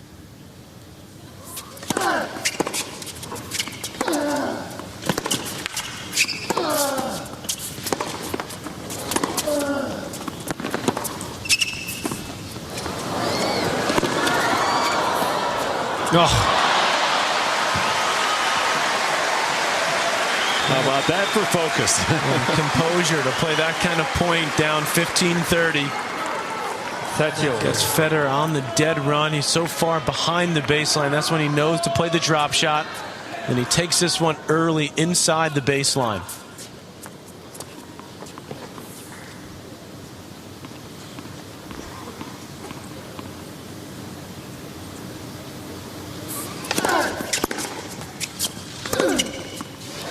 Clipped the line from love 30 to game point, and 2-all. That's what's so great about him also, Patrick, is he never plays the score.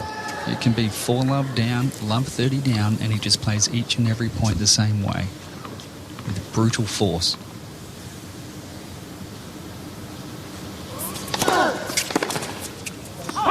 Again, well, that's a wonderful service game for him. Digs out of love 30. 2-all.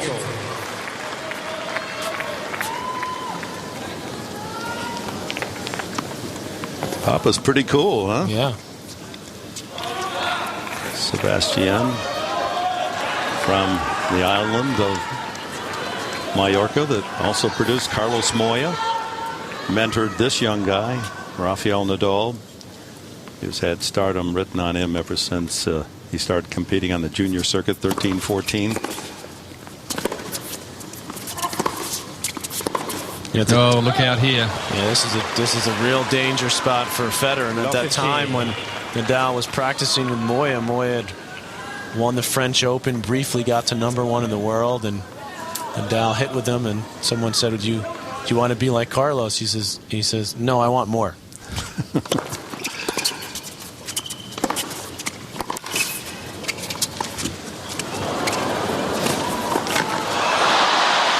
And he tends to go up that line, and Federer waited for it. That was big. A possible love 30 advantage to Nadal. Both guys don't hit great drop shots, but they use them at the right time when their opponent's way back. And still, Federer had to come up with an awfully good stretch volley.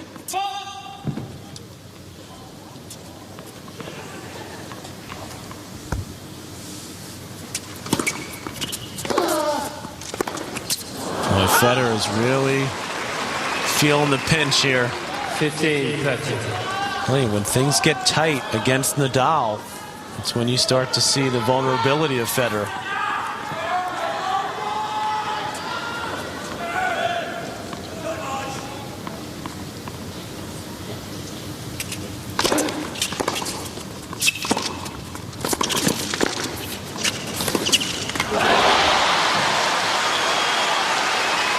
Rafael Nadal with 2 break points. And Nadal's done a wonderful job returning serve today as well.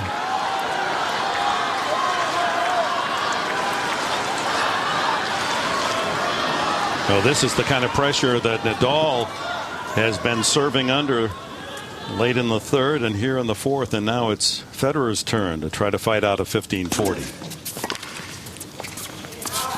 Question, ball is good. Oh, overruled by Maria in the chair. On the right baseline, ball was clean. Did look to be long, and Federer is very sure that's long. So again, this is the challenge against the umpire's eyes. He corrected it to be good.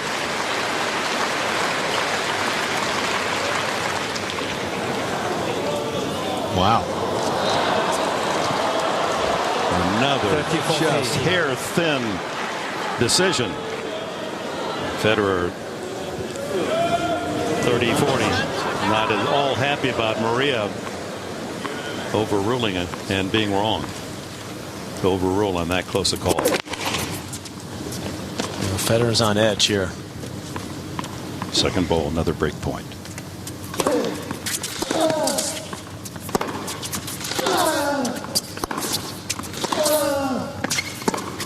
Boy, he had to step up there. And he did. Yes. Because Nadal was not going to give this to him. He had to go after him. And there's that ball up high on the backhand wing, and he measures it for the winner. 2 breakers saved.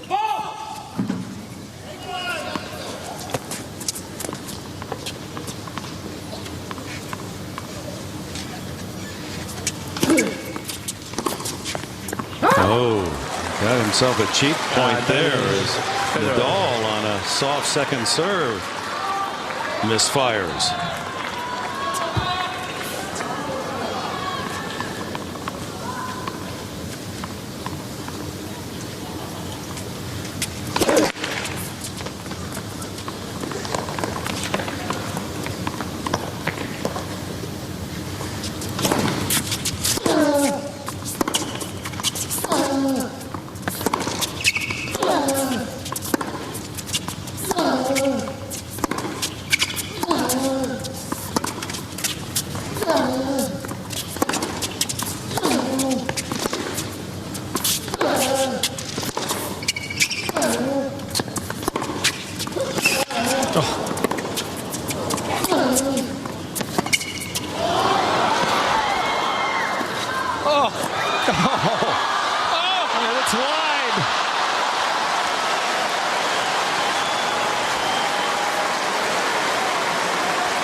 A spectacular get on the overhead by Nadal. Yes. And maybe the toughest thing to do, Dick, when you're feeling it in the legs is to get up for a tough overhead. First Nadal scrambles to that, and then this one he somehow gets up enough to get something on it. Put this in your album.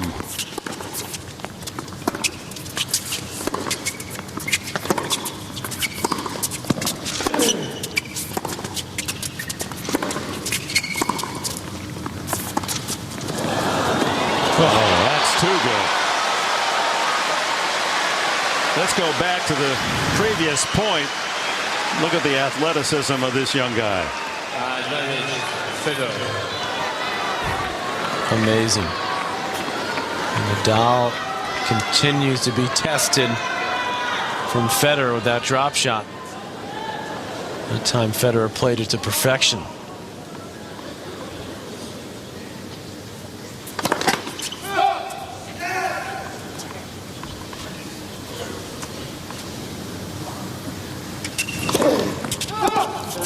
It's well long. Going to challenge. If the call is correct, it's his fourth double fault. Yeah, that's a waste of a challenge. You'll lose one here.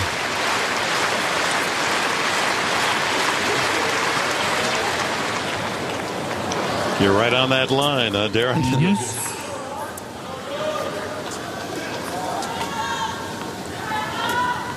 Third deuce in this long game. A 2-point breakpoint save by Federer.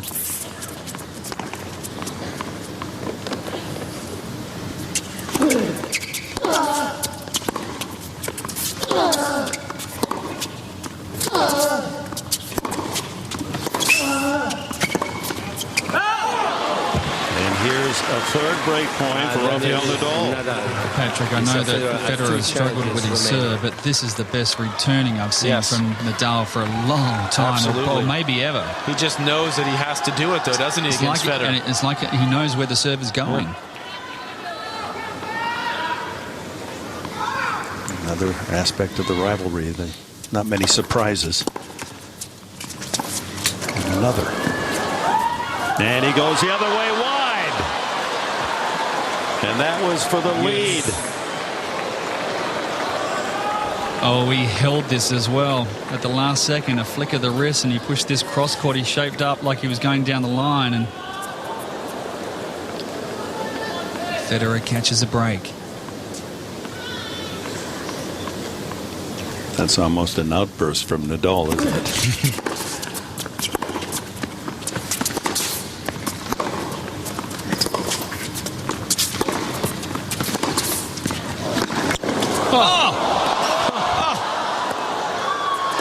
Good. Oh, come on! Phenomenal! No way!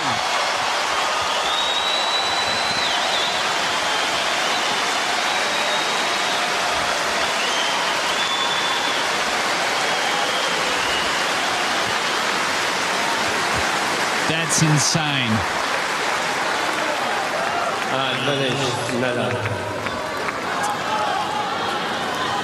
I don't think there's been a better point in the entire championship these 2 weeks. Every one of those shots was brilliant. And Federer comes back to erase a fourth break point in this game. What a time for ace number 11.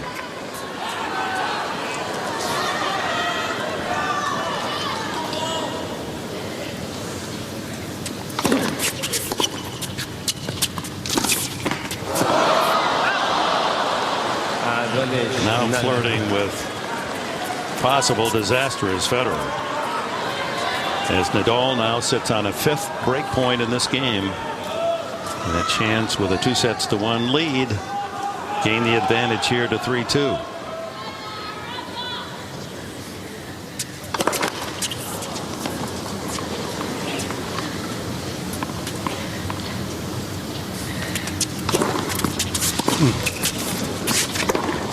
Oh. Boy.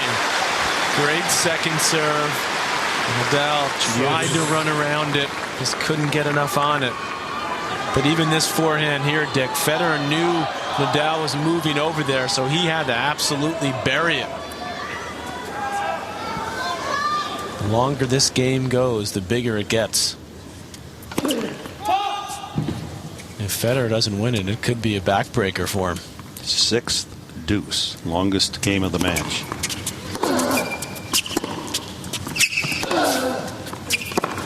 Oh! Just one spectacular winner after another. Advantage Federer.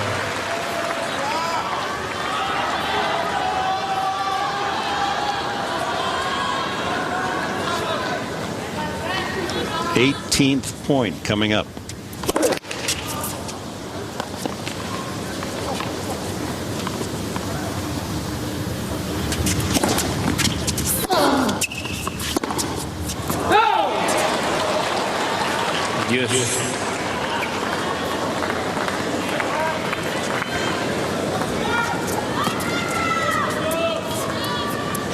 Seventh deuce of this game.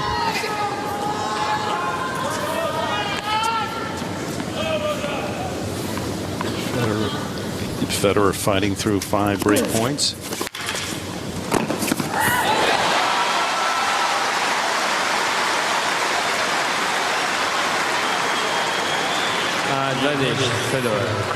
That's a play he hasn't really been able to use so far today because he hasn't been able to get that breaking wide serve on the spot. It's a great play to mix in by Federer. Played over 3.5 hours, 12 minutes in this game. And finally, Federer survives. What a save of serve. They're on serve in the 4th. Father of Rafael Nadal, emotionally in support of a son who has a 2-1 lead and had 5 chances to break and take the lead here in the 4th.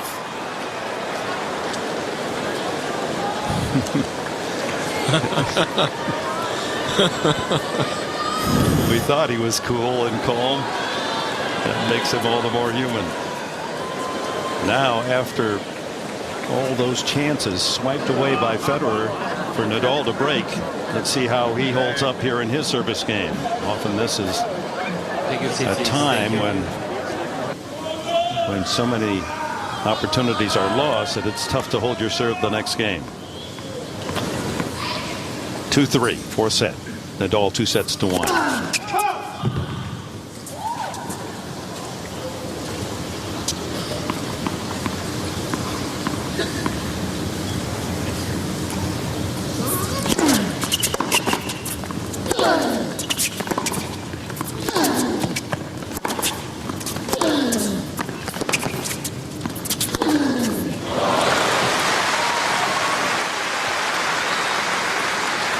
Roger looked up to his entourage just before that last point and just signaled that he wanted more drink. It must be an energy drink or a recovery drink that he uses. He's run out of, so his entourage is sending some more out. Well, Nadal starting to unload on that forehand when he can. That last winner he hit was 108 miles per hour. It's pretty unusual for a baseline winner to be over 100. Faster than a lot of his serves tonight.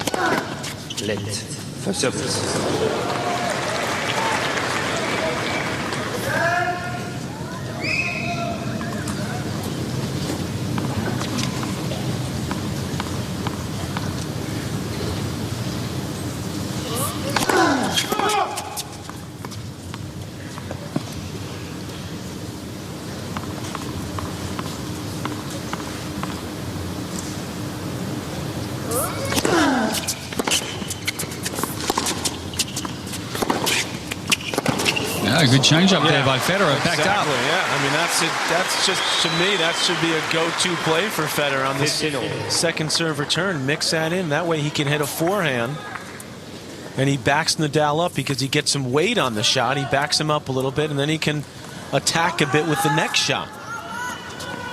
But here's the pattern of Federer. He always starts to do this against Nadal when he's in trouble.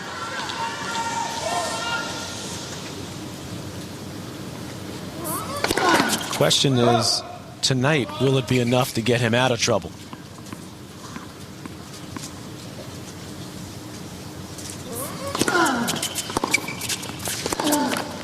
And here's an opening at 15:30. The championship of the Australian Open. Rafael Nadal and Roger Federer. A super match again by these rivals on Super Bowl Sunday. 11:30 at night in Melbourne, Australia. You're watching live our coverage of the climax of this fortnight of outstanding tennis that came down to the match everyone wanted. Federer, Nadal again. 2-1 to the server. 2-3.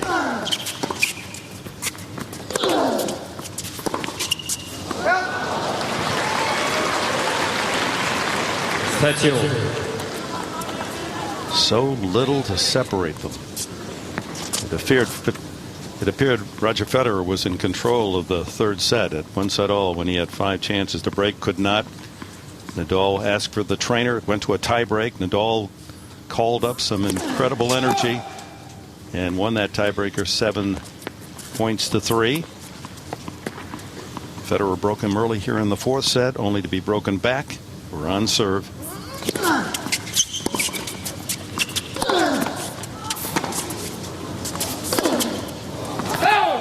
here's a break point for Federer.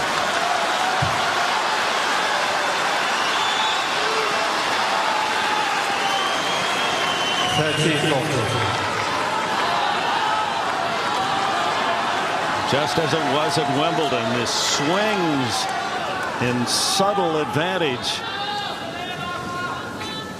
waving through this championship.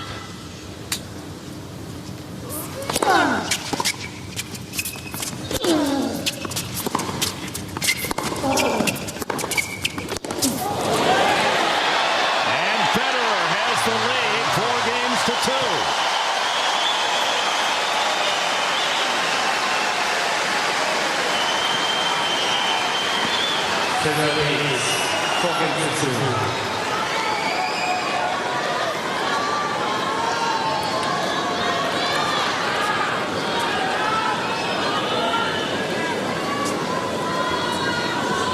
And for those of you just joining us, remember Rafael Nadal 2 nights ago played the longest match in Australian Open history. 5 hours and 14 minutes. It finished at 1:15 in the morning.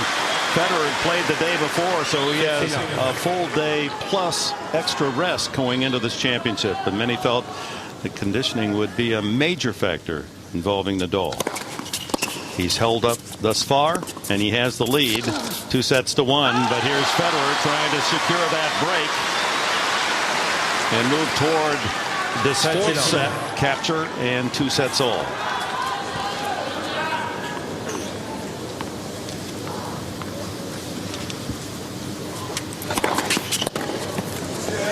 Well, that's what Federer needed. He had the chance earlier in this set up a break. Nadal able to break right back, but Federer with 3 good serves here.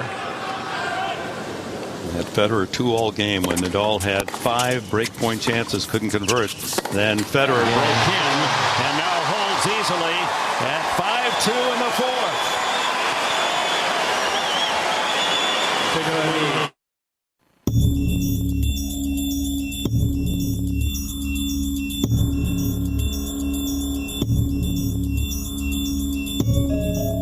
Times when you're number 1 in the world, you put your head down and you try to win as many tournaments as possible. I was very happy being number 2. I am very happy for sure being number 1. I don't feel particularly different, just because I'm number 2. One number doesn't change nothing.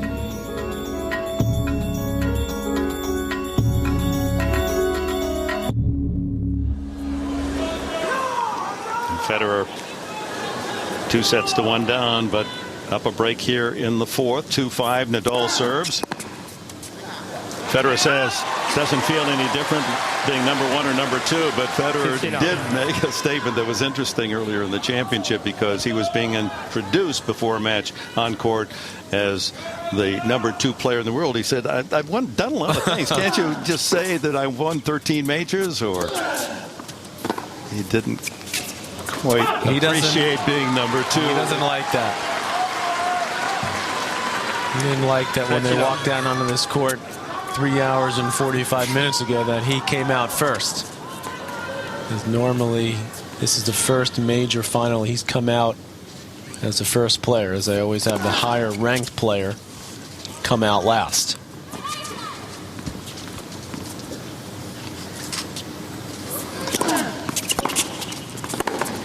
Well, the story of this 4th set, no breaks of service after they traded breaks very early.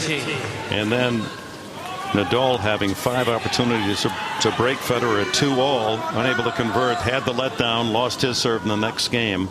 Federer easy hold to 5-2, now 30-15.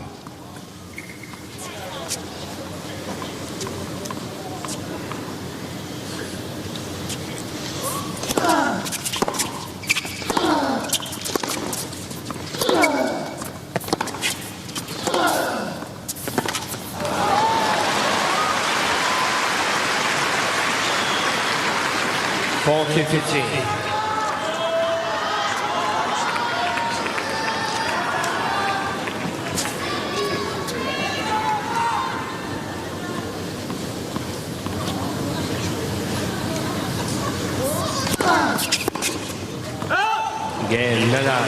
So Federer now steps to the line, 5-3, with the set on his racket to level the match at 2 sets all.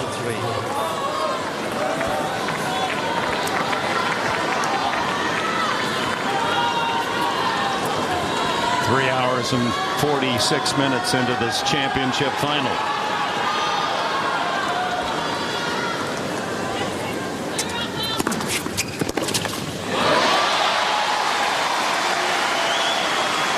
Federer's having his best serving rhythm now that he's had all match in the last couple of service games.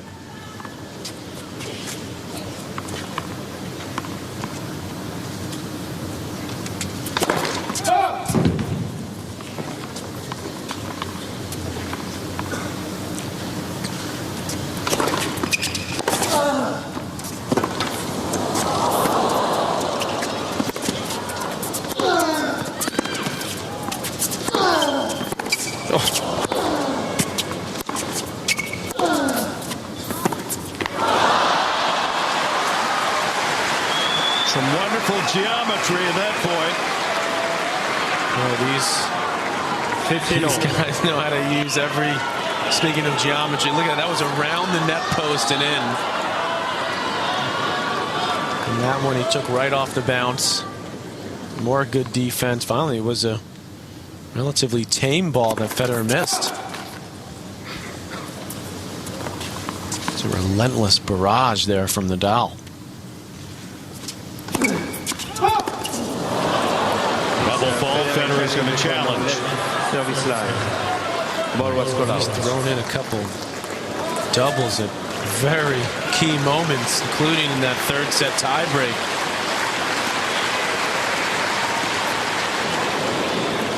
And that one's not a double. Nicked the line. As close as this match has been, the challenges have been incredibly close. Ball just nicking or missing the line by millimeters. And so instead of 15-30, now 30-15.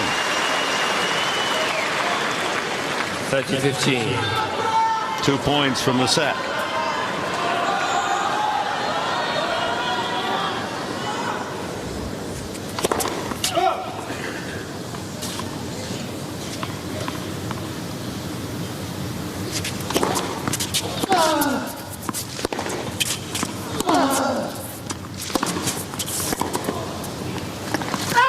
And the set is a point away.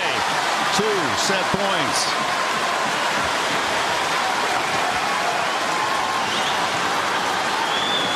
$40-15. 20 minutes before midnight on Sunday night in Melbourne.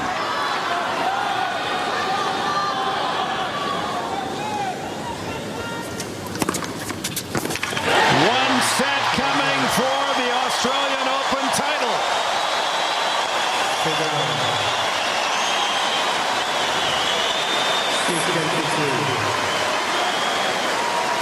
New ball.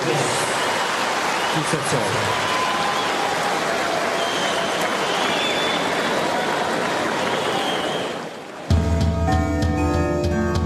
Like separate halves of a single self, completed when they play. Federer, Nadal is a form of life, evolving before our eyes. But as with all organic things, there must be a dominant side. Flow or force, cracking whip or live wire, dancing light or blazing fire, painter, puncher, matador, bull. Now, which will it be in this fight for the upper hand?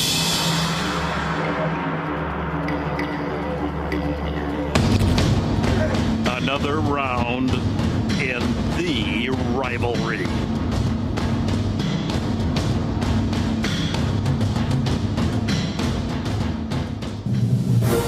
3 hours and 50 minutes in Melbourne. Nothing's been settled. One set to decide not just this Australian Open Championship, but for Federer, one set if he wins it from history. Nadal, one set if he wins it for the most courageous win of his life. Brad, you said conserve energy.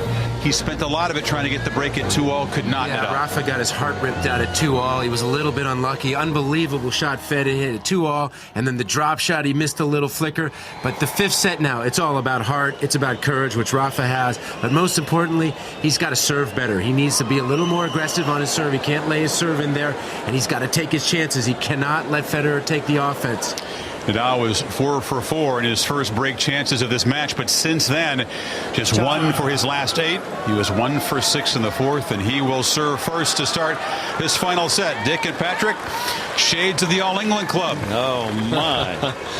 We came here tonight with the hope, and they have answered that again. Fifth set drama for a major title. And that certainly was a key to that fourth set. I mean, so much has been Federer not being able to convert his break point chances really in the last 4 or 5 matches against Nadal in the majors. But he was able to convert on his 2 opportunities in the fourth, 2 for 2. And Nadal 1 for 6. Slight advantage for Nadal. He will serve first. New balls.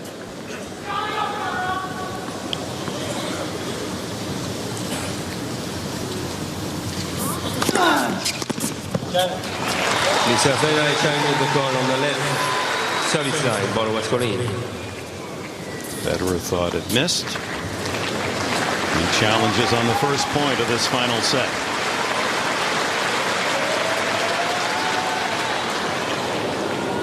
Wow, that's good. Another hairline call. Mr. Federer has 2 challenges remaining.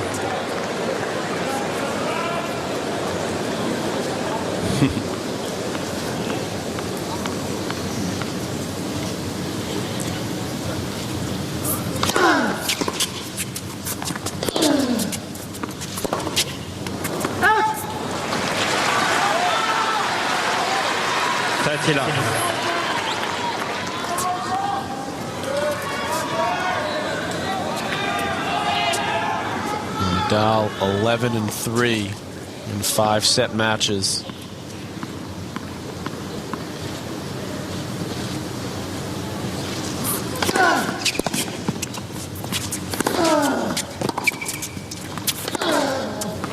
One of those being just 2 nights ago when he and his countryman Fernando Verdasco battled to the all-time longest match here in Australian Open history, 5 hours and 14 minutes. It concluded at 1:10 in the morning. All the while Federer, who had played the day before and won easily, was resting. So that disadvantage in terms of conditioning to Nadal. And he certainly has held up well after seeing the trainer twice earlier in the match. Another challenge. Near side, ball was called out. Nadal thought it might have clipped the line, and things have been so tight here. Why not try on a challenge? Every millimeter counts in this one. And they'll have to replay the point. Well, the lines person's eyes may be tiring as well here as we move toward the midnight hour on a Sunday. Super action from Melbourne.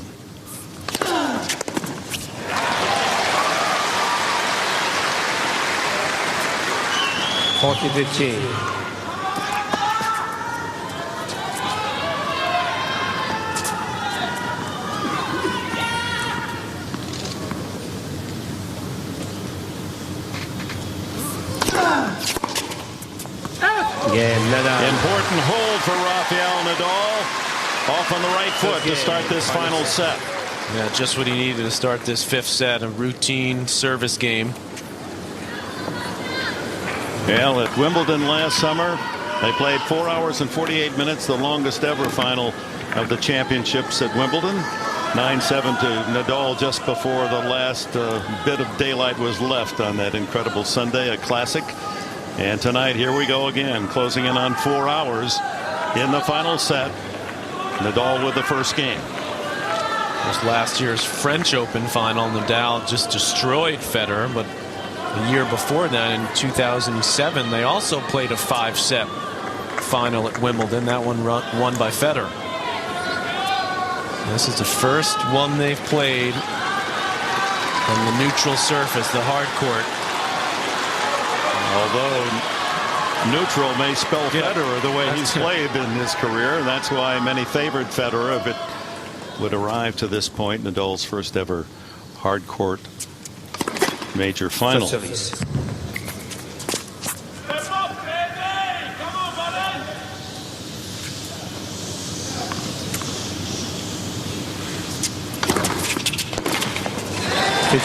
deep serve from Federer. That's going to be key for him in this final set. You just feel like if they do get into these baseline rallies, the belief is really on Nadal's side. Federer needs to continue serving well like he did in the fourth. Finally up over 50% for the total match, 52%.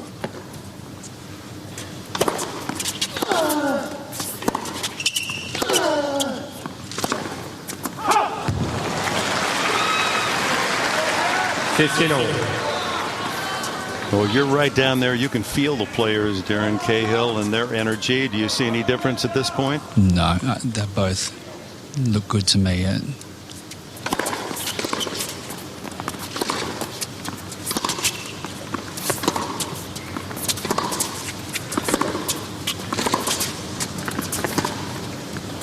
It's long. You know, to me, it's Nadal's just the same from the very first point to what he is right now. It's the same focus, the same intensity.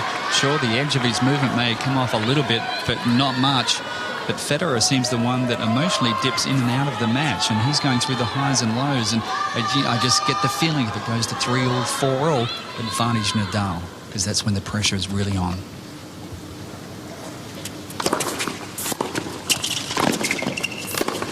Ooh. Also, I agree with you, Darren. I also think that once you get to the fifth set, and I think Nadal's had a couple more lulls physically. Federer's had them mentally in the match. But when you know you're in a fifth set, and you know that the finish line is that close, it's a little bit easier to forget about the heaviness in the legs. Good serve from Federer. Self-congratulatory. Come on. 40-30. As he moves to a point from 1-all.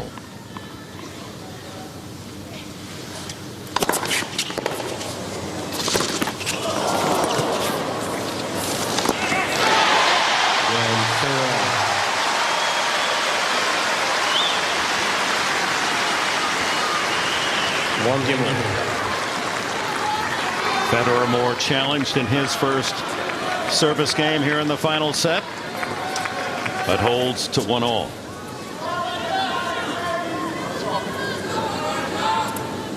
Again, for those of you joining us live, we're in Melbourne, Australia, the finals of the Australian Open Championship. A few minutes before midnight on a Sunday night. Rafael Nadal, #1 in the world. Federer, #2. Federer seeking a 14th major title to tie Pete Sampras, #1 all time.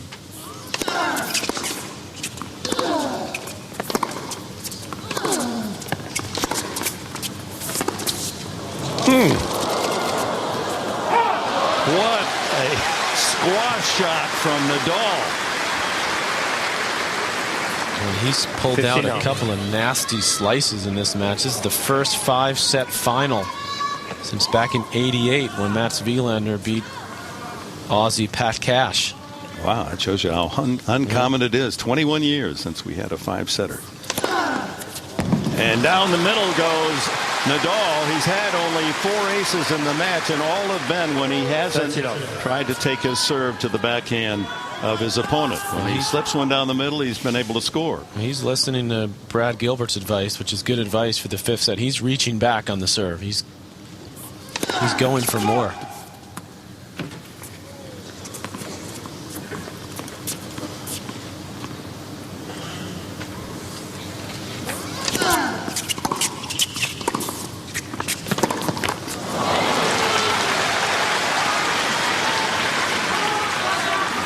40 love.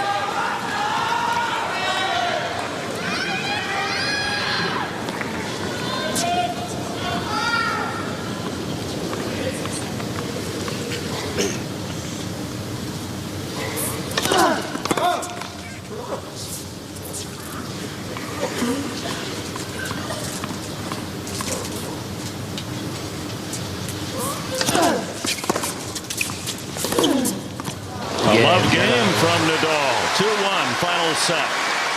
No commercials in this final set. Sit back, put your feet up, and enjoy the drama from Melbourne. We were all wondering at the beginning of the match, Dick, how Nadal would look physically, and he certainly answered the call pretty quickly that he was going to be in this match. He was down 2-4 at Rafa in the opening set. But look at this unbelievable pickup. Gets the break back. Nadal again scrambling, playing defense. That two-handed backhand has been a big weapon for Rafa in this match. Nadal wins the opening set 7-5. Second set, Federer leading 4-3. He plays some defense himself. Goes on the outfence with the forehand winner, one of 27 off that wing for Federer. Third set, 2-all early. Both players trying to fight to find an advantage. More brilliant defense from Nadal with a dead run.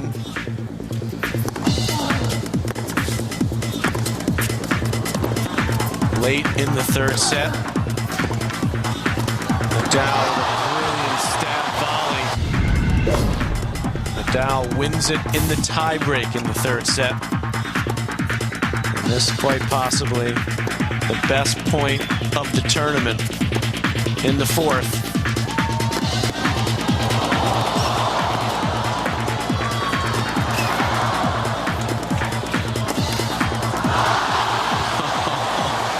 They exchange breaks, but Federer had the upper hand late in the set, won at 6-3. Just a taste of the highest level tennis from these two great players. Federer serving 1-2, final set.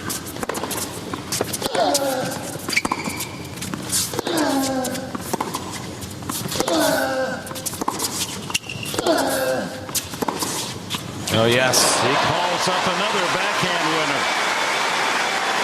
The 68th winner of the match.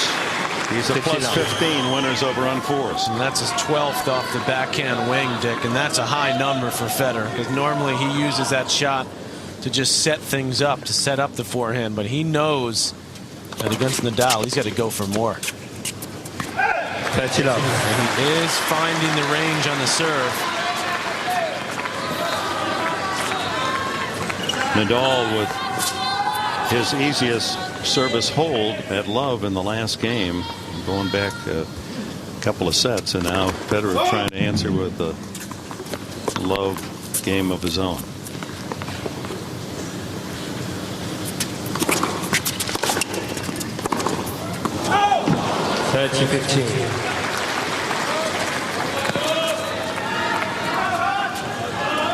Those players are playing the score a little more here in the fifth set. Points are much quicker.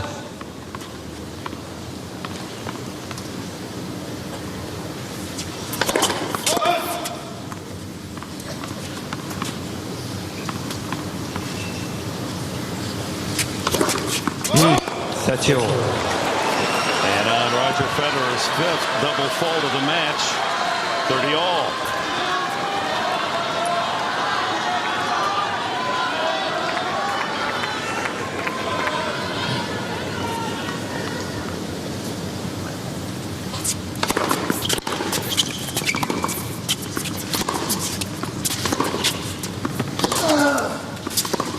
Nope. And here's a break point, the first of the final set. When the pressure's on also, Rafa goes straight back to the tactic that has served him so well over the years. He gets that ball to the backhand and just hangs it there.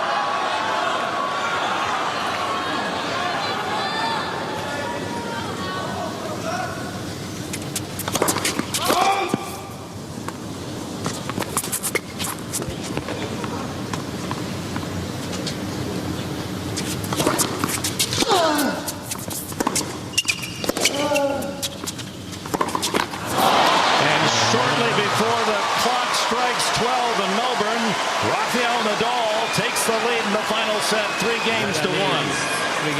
Well, you could see the nerves right away from Federer on that point. The very first swing, he started to move around to hit a forehand, but changed his mind and hit a backhand, and that's a telltale sign that he's thinking about it. And as Darren said, Nadal just did exactly what's worked for him. Heavy topspin up to the backhand wing, and he got the error. Tactic that has always worked well for Rafa on the clay of Paris in the French Open, where he's won 4 straight times. Then it worked in Wimbledon this year as he upset Federer. And now they meet on a third different surface, the hard courts of Melbourne, the Australian Open. Nadal trying to make it a triple.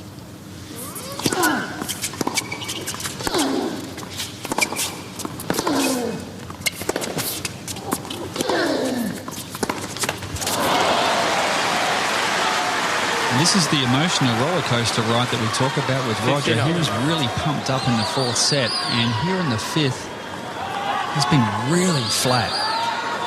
So much to play for here as well. A chance to equal Pete Sampras' 14 Grand Slam singles titles.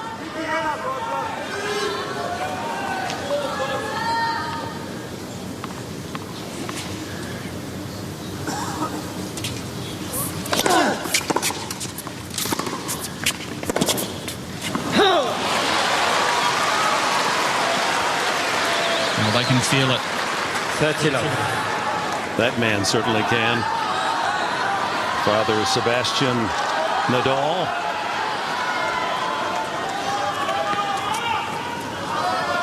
"22-year-old star from the island of Mallorca, serving 3-1, 30 love, final set."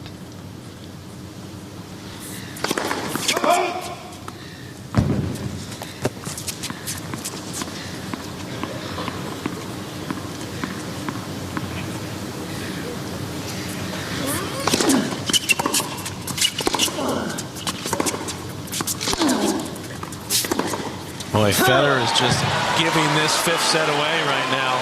That's his 9th unforced error, and 1 for Nadal. Has Nadal hit a winner in the last 2 games? Not in the last 2. He's only hit 4 in the set.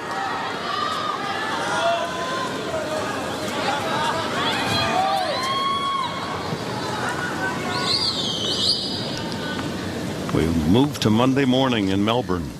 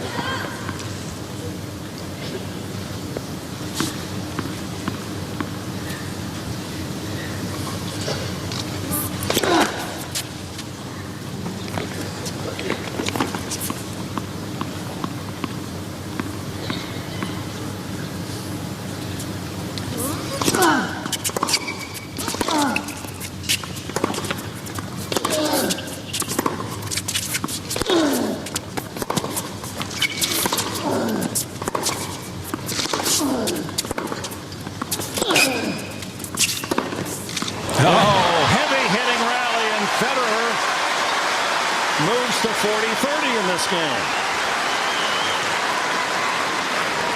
40-30. Problem for Federer is that he needs to play this kind of point consistently here. As Nadal is not giving him anything. From 40 love to 40-30. You really haven't broken until you secure your serve in the next game.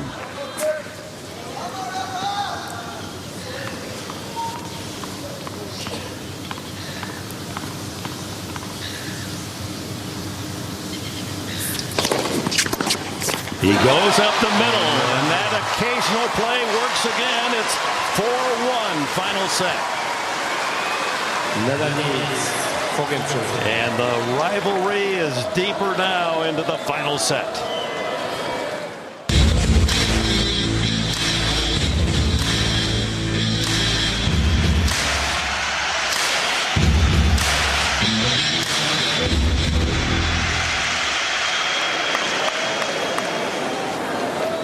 Last spring in Paris, Nadal, and perhaps his most powerful performance against Nadal, defeated him in the finals of the French Open and has beaten him 3 straight years of his 4 straight in Paris.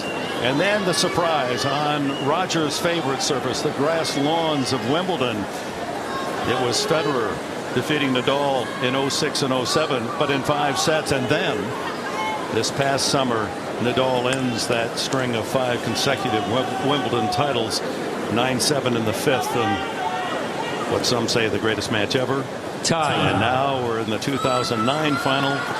First time that Nadal has played a major final on the hard court, on a surface not unlike the U.S. Open, where Federer has won 5 in a row. But Nadal again just seems to get better and better and better. And he's 2 games from this championship. And look at him running out after 4 hours and 12 minutes tonight, and 5 hours and 14 minutes just ended about 48 hours ago. His semifinal win.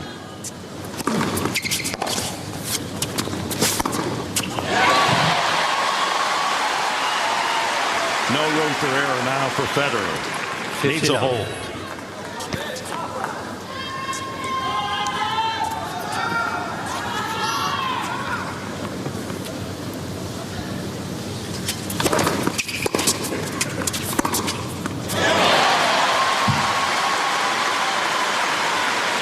Emphatic points from Roger. 2 good first serves and 2 balls to jump on.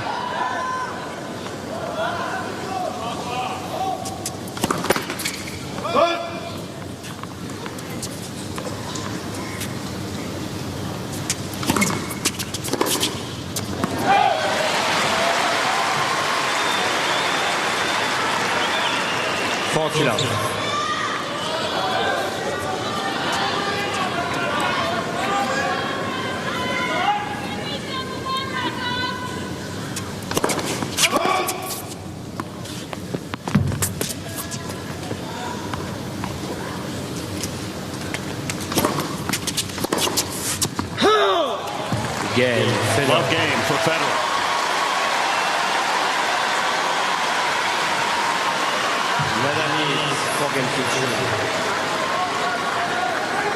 Rafael Nadal,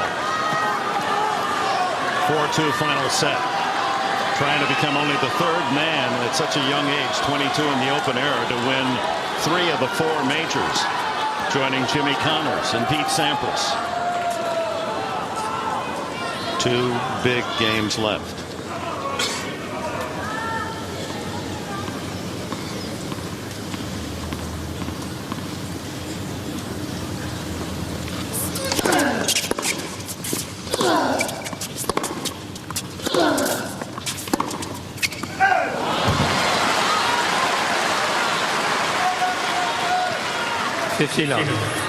Certainly don't get the sense at this stage of the match that Nadal is going to miss unless he's forced into a defensive position. He's too focused now. He can smell the finish line. And he's also saying to Roger, if you're going to beat me with your backhand. That's it up. 6 points from the title.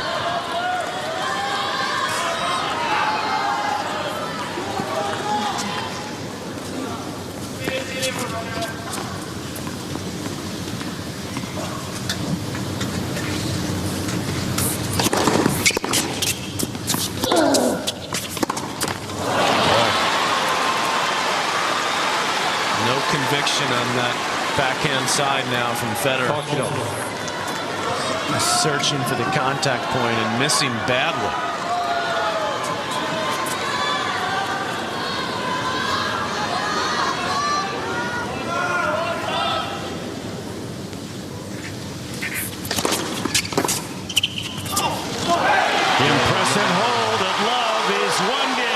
championship. 5-2.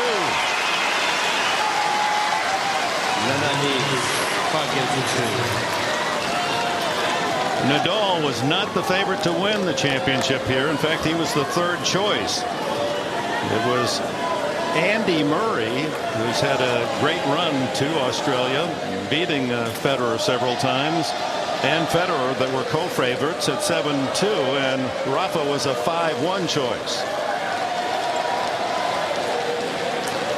Look at Uncle Tony and Papa Sebastian stand and hope and wonder, are there 4 more points that are going to go in this man's pocket and complete an incredible run? French Open on the clay, Wimbledon on the grass, Australian Open on the hard court, 3 of the 4 majors. And Roger Federer, the great champion, looking for a tying 14th major title, tying Pete Sampras, always standing in the way in this rivalry. And what a rivalry it has become. Can he call up the right stuff, hold here, and break Nadal?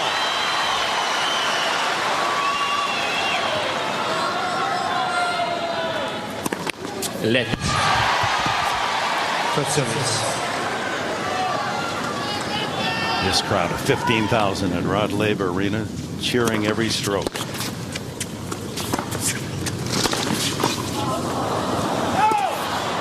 That volley was long. Federer going to challenge. Elle est vraiment limite. Elle est vraiment limite.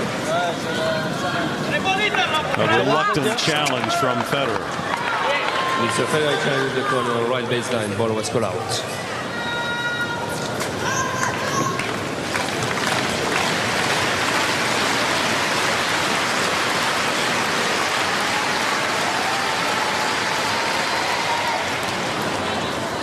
Just. Now 15.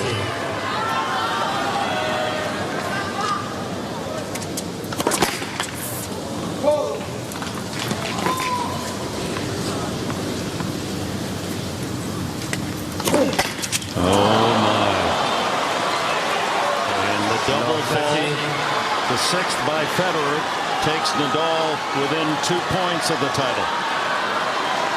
Mr. Federer has 1 challenge remaining.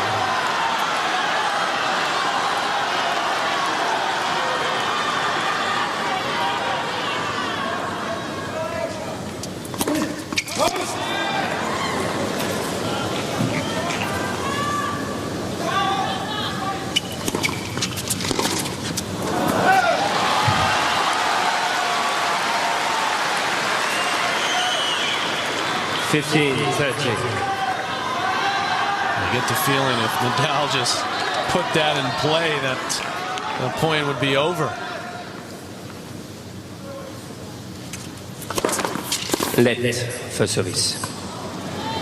Body language of both quite apparent. The bounce in the step of Nadal, we didn't see that in the last set. Federer looks like shoulders are slumping.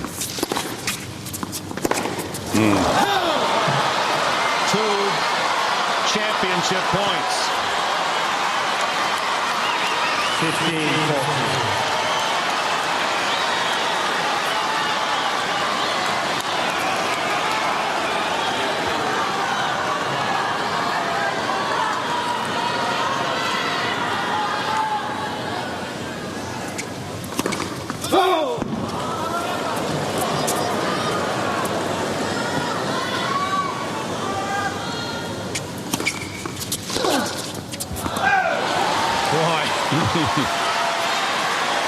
Let's remember that backhand miss. Should Federer go on to hold here and save another championship point and put the pressure back on Rafael Nadal.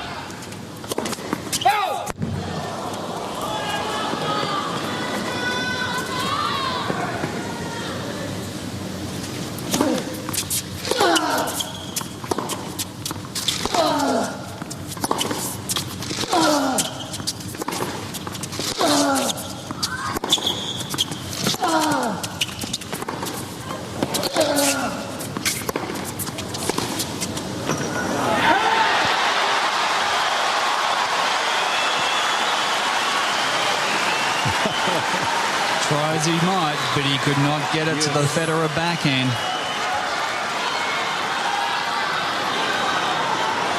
When you feel so much, it's so hard to watch.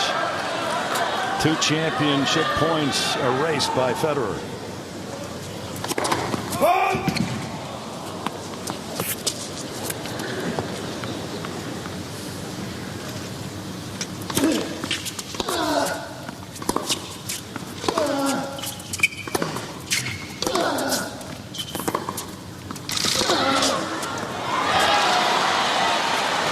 Federer's going to challenge. Well, I think that was called from the crowd. I don't think the linesperson actually called that. He's complaining. I think someone called his ball as That's backhand right. that he hit. Exactly. It'll be another match point. And I think he pulled up on that cross court, thinking his ball was out. Don't make any call during a play. Thank you. That's exactly what happened. That's a pity. Fan doesn't need to be involved at such a critical time. 3rd championship point.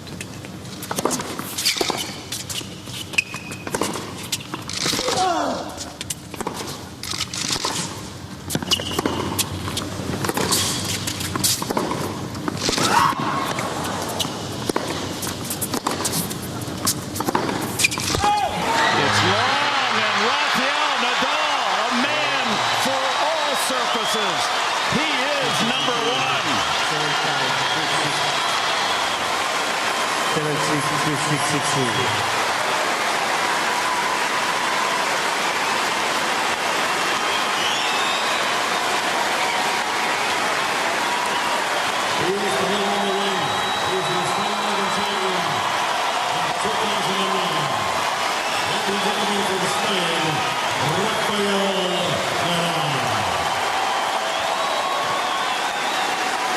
The incredible little inner drive of this 22-year-old. He's become the first Spaniard to win the Australian Open in 5 dramatic sets, 6-2 in the 5th. He dismisses the 3-time champion here, Roger Federer, underlining his position as the best player in the world.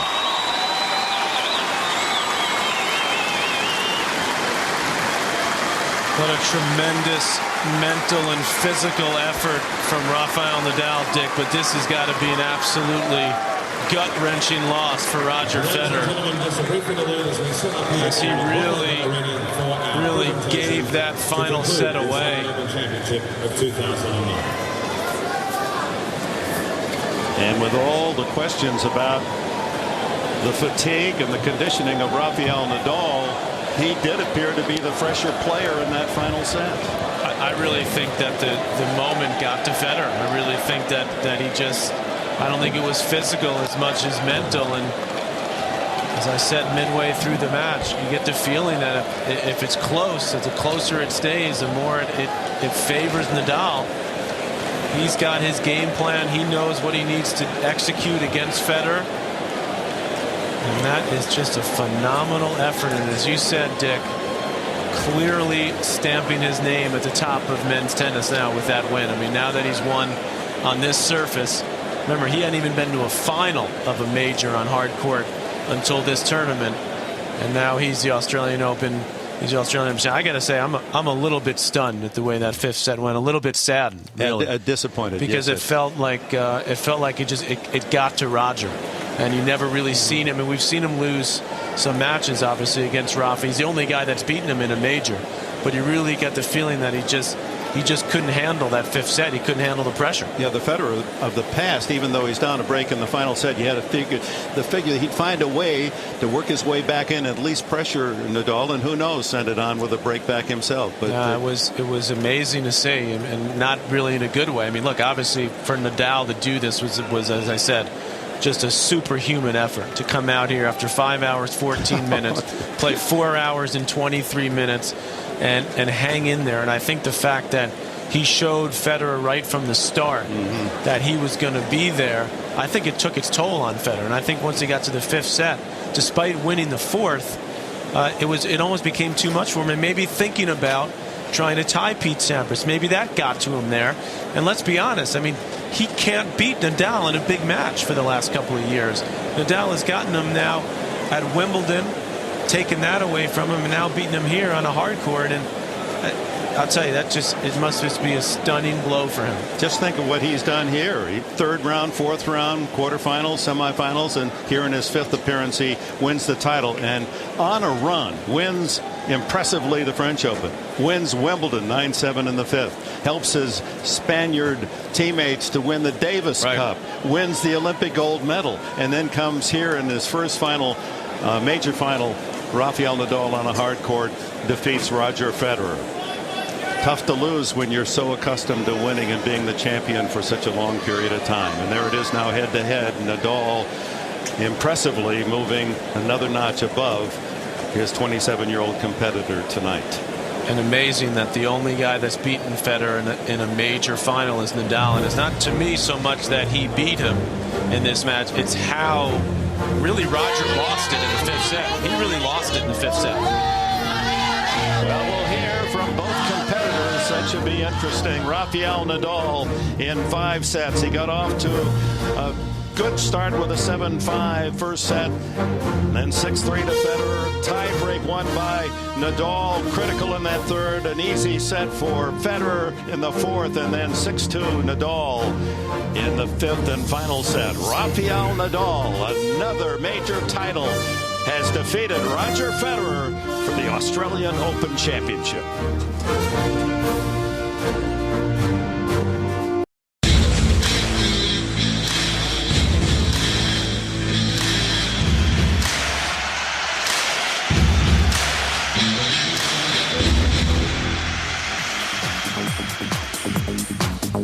Well, the latest and one of the greatest chapters in this rivalry again goes to Rafael Nadal, 6-2 in the 5th, 4 hours and 23 minutes.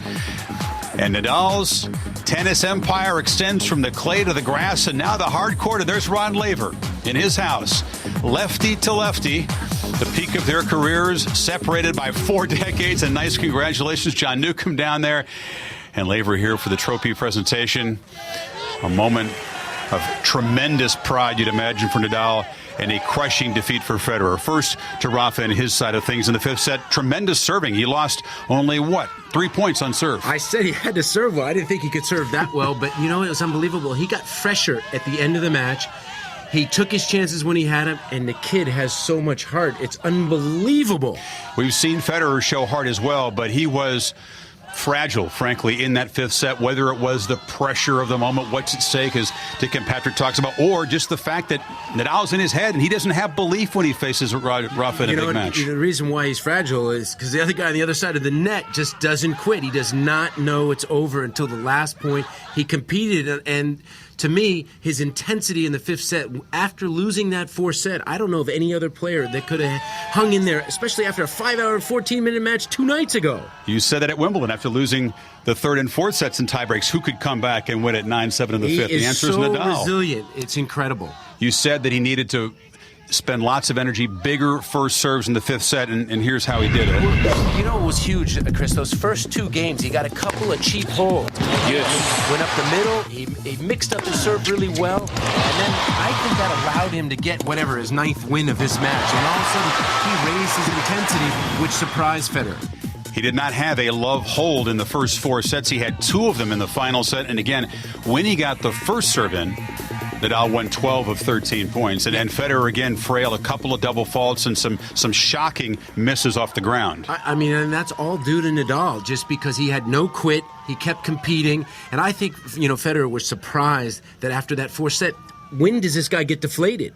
It just doesn't happen. We're about to see the trophies presented once again in this rivalry. It's going to be Federer receiving the runner-up trophy. We're so used to seeing him raise the big trophies. And Darren, the role reversal has been startling. From the 3rd set beat down in Paris to the dethroning at Wimbledon, and now on the hard courts. It's really kind of a big shift in men's tennis, this match. Well, it really is, but I think Nadal certainly deserved it. We're a little bit quiet here because the presentation is going on, but he absolutely is superhuman. I agree with everything you guys just said. It's amazing that he can be out here for 4 hours and 23 after he played that 5-hour 17 match a couple of days ago, and it's amazing. I take my hat off to him. He's an amazing athlete, an amazing competitor, but that's going to be a really tough one for Roger Federer to come back from, especially the way he capitulated in the fifth set.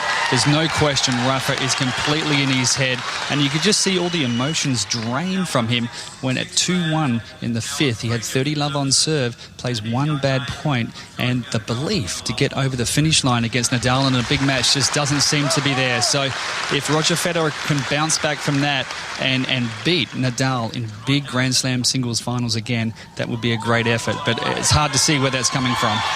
Well, you're right, Darren. Of course, the next major in Rafa's backyard on the red clay. It'll certainly make Wimbledon very interesting because now the pursuit of Sampras is put on hold. Sampras safe for now with those 14 major titles, and now the doubt perhaps begins to really creep in about Federer's ability to get to 14 and 15 and pass Sampras. I think at some point he will, but I'm telling you, Rafa's total between 22 and 26 as a tennis player is your prime time. I mean, this kid just...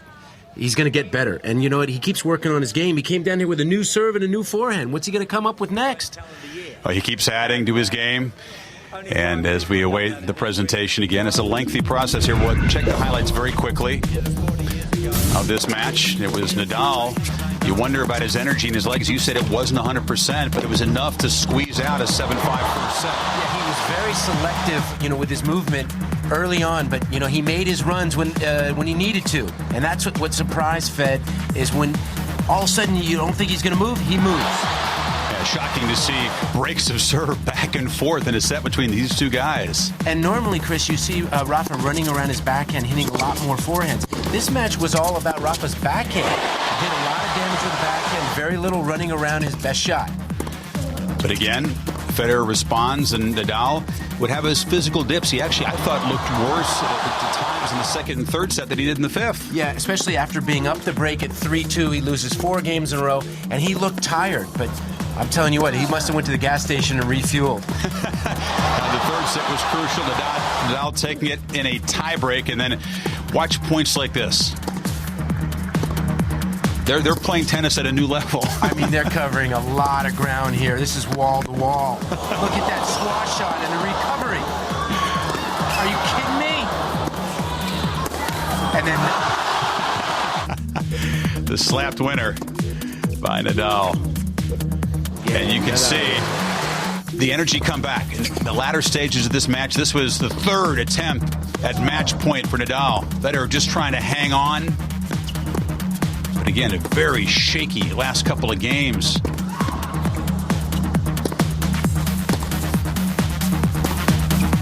And just like at Wimbledon, it's a forehand error that wins it for Rafa. Not in the net, but pushed long. They really can't believe it. Of all the wins that Nadal has had, this ranks maybe ahead of Wimbledon for courage because only he knows how debilitated he was coming in, but you know he wasn't at his best. Oh, absolutely. I think this one could hurt more than Wimbledon. And if I had to put to one thing that really turned this match is with those 6 break points that Roger had late in the third set to put a stranglehold on that. And when he didn't get that, all of a sudden there was a lot of more energy in the tank for Rafa. He felt the finish line.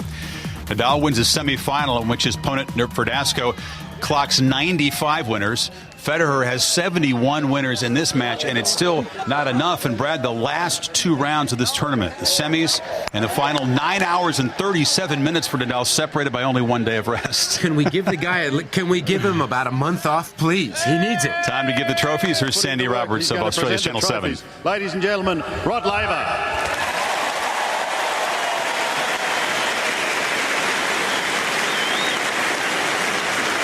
And firstly tonight, to our runner-up, and I think if this country was to adopt an international sports star, it would be this man. We love him dearly. Ladies and gentlemen, Roger Federer.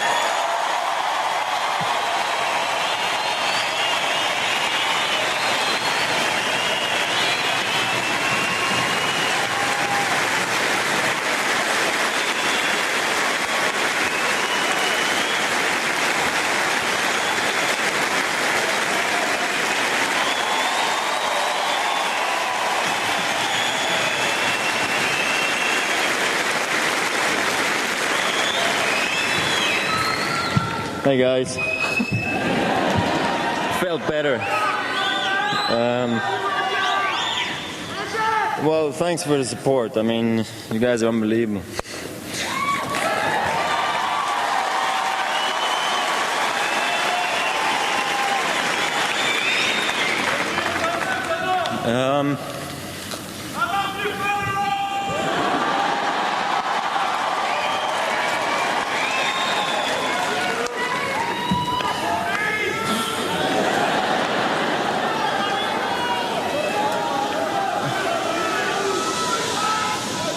Maybe I'll try later again. I don't know.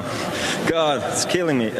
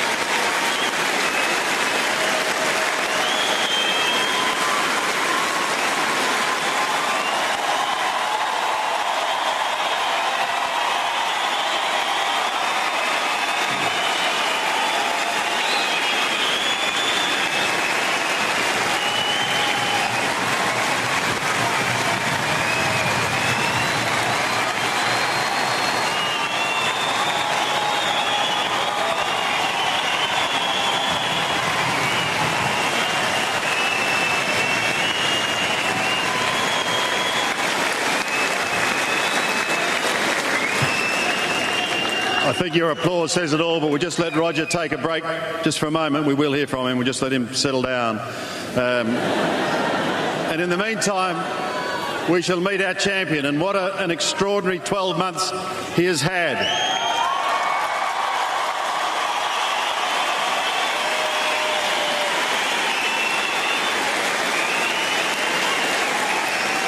Roland Garros, Wimbledon, the Olympic gold medal, world number one, and now the first Spaniard to win the Australian Open. Ladies and gentlemen, Rafael Nadal.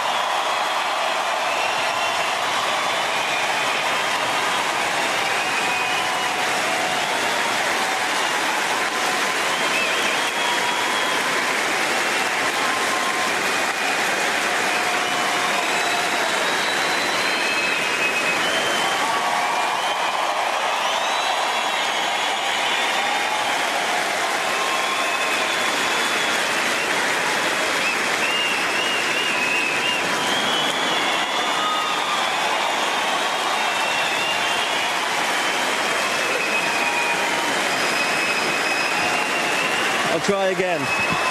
Okay.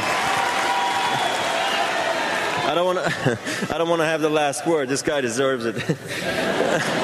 So, Rafa, congrats. You played incredible. You deserve it, man. Played another fantastic final. So, all the best for the season.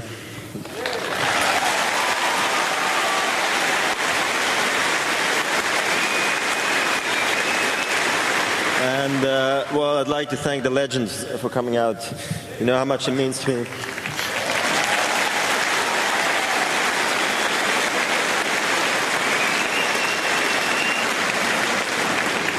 And thanks to you guys. You guys were awesome. I'll see you next year.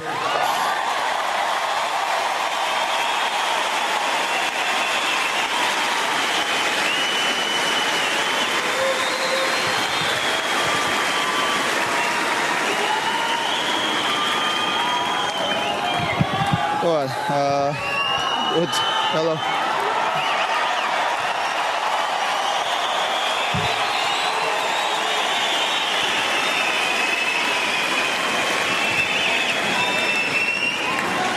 Well, good evening, everybody. Well, first of all, Rog, sorry for today. I know.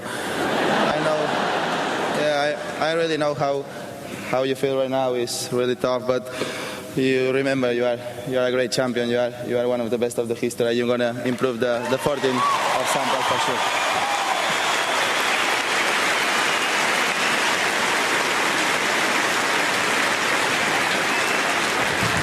Yeah, congratulations for all your career. It's always a pleasure play with you. The best of luck for the rest of the season.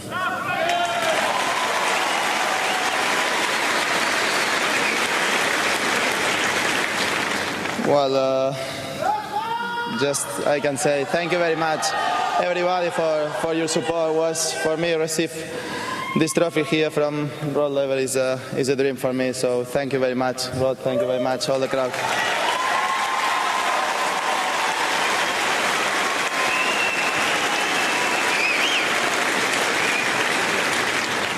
Well, I would like to say thanks to my team, Tony, Carlos, Titin, Tuts, my father, Benito, and Juan Forcades is at home, my trainer, my physical trainer. Thank you very much. Without your support, it's going to be impossible, no? So,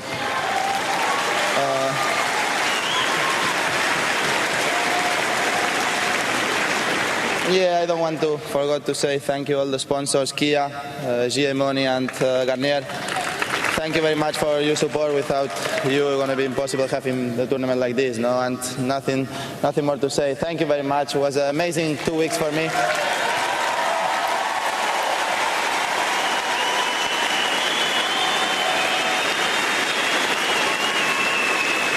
And see you next year. Thank you. Thank you.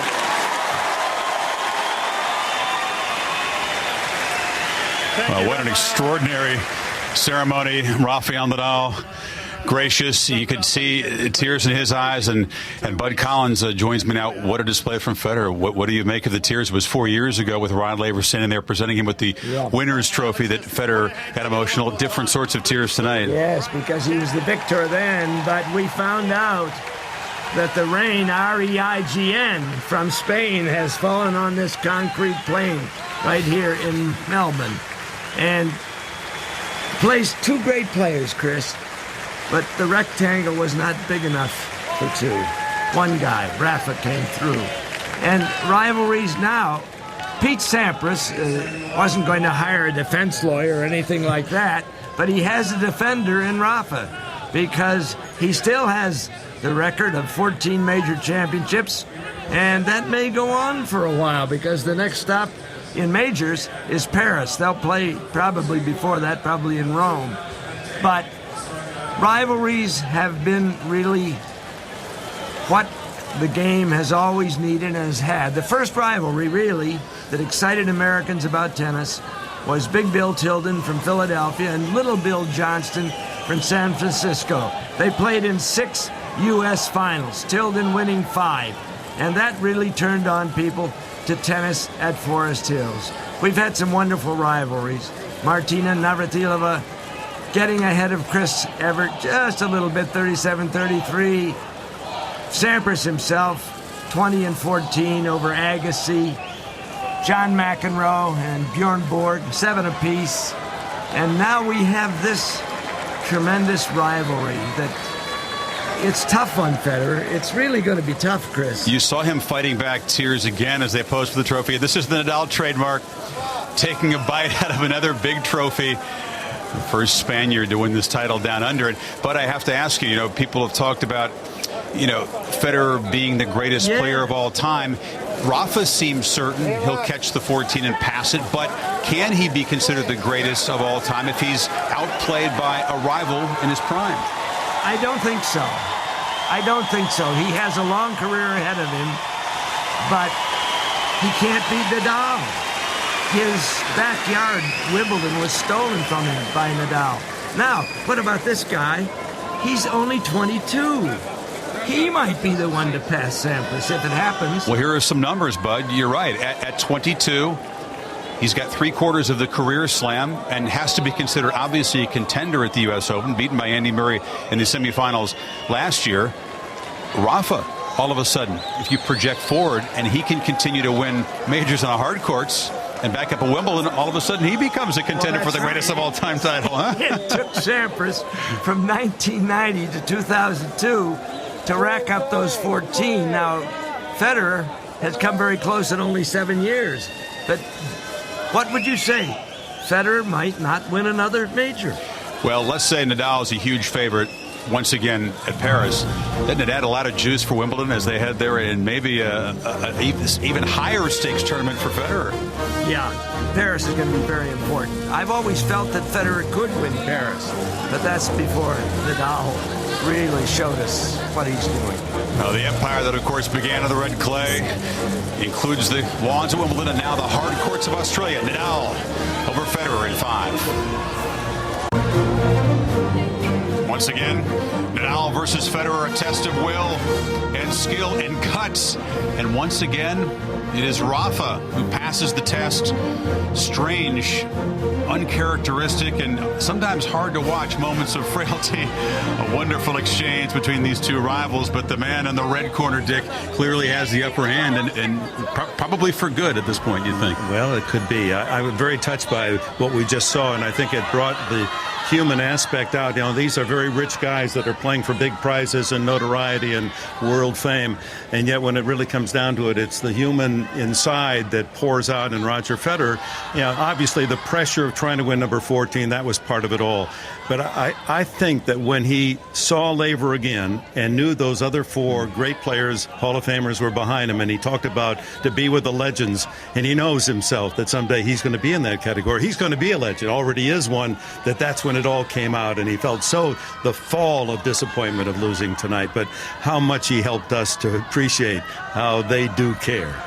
Oh, and to have this match, the first meeting since Wimbledon, back up that 5-set final, I mean, it's just excited to see where this rivalry might go. Can it get any better? I mean, I don't think it will. We all agree on the slow tear bat too. That Nadal, who knows, maybe Federer won't even get to the final this coming year. But Wimbledon is sitting there in the U.S. Open. He's won 5 straight there. I agree with the others that he's going to get his 14 and maybe even 15, just as Sampras had to wait into his 30s to get his 14. Yeah, maybe it's fitting that he doesn't get on his first crack, that it takes a little bit of time. And, you know, what's missing? A final at the U.S. Open. That would be pretty good in New York this September, wouldn't it? What a punctuation to this event. That is exactly what might happen.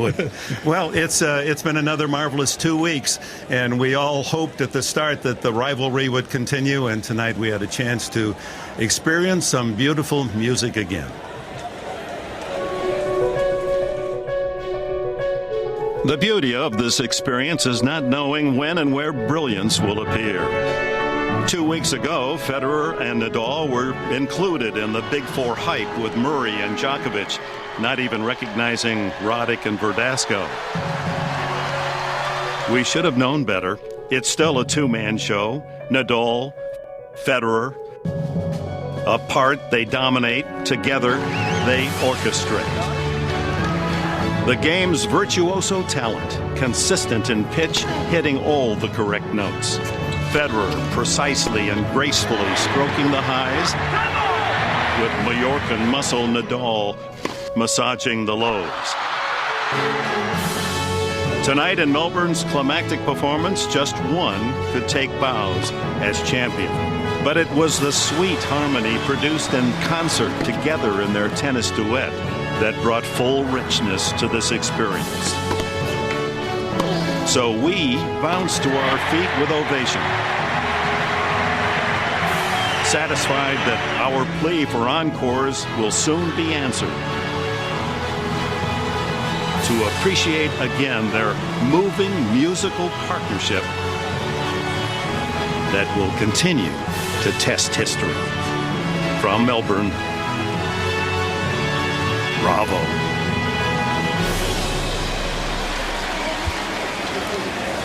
Well, if this was a symphony, and at times it seemed that way, didn't it, with that barrage of beautiful music from one end of the court to the other, then those 2 men sit in the first chairs in that orchestra, and one was the concert master tonight, Rafael Nadal at 22. Are we all guilty of underestimating how truly great his game is as well? He's the champion here in Australia. A 5-set epic again as he defeats Roger Federer. Oh, my.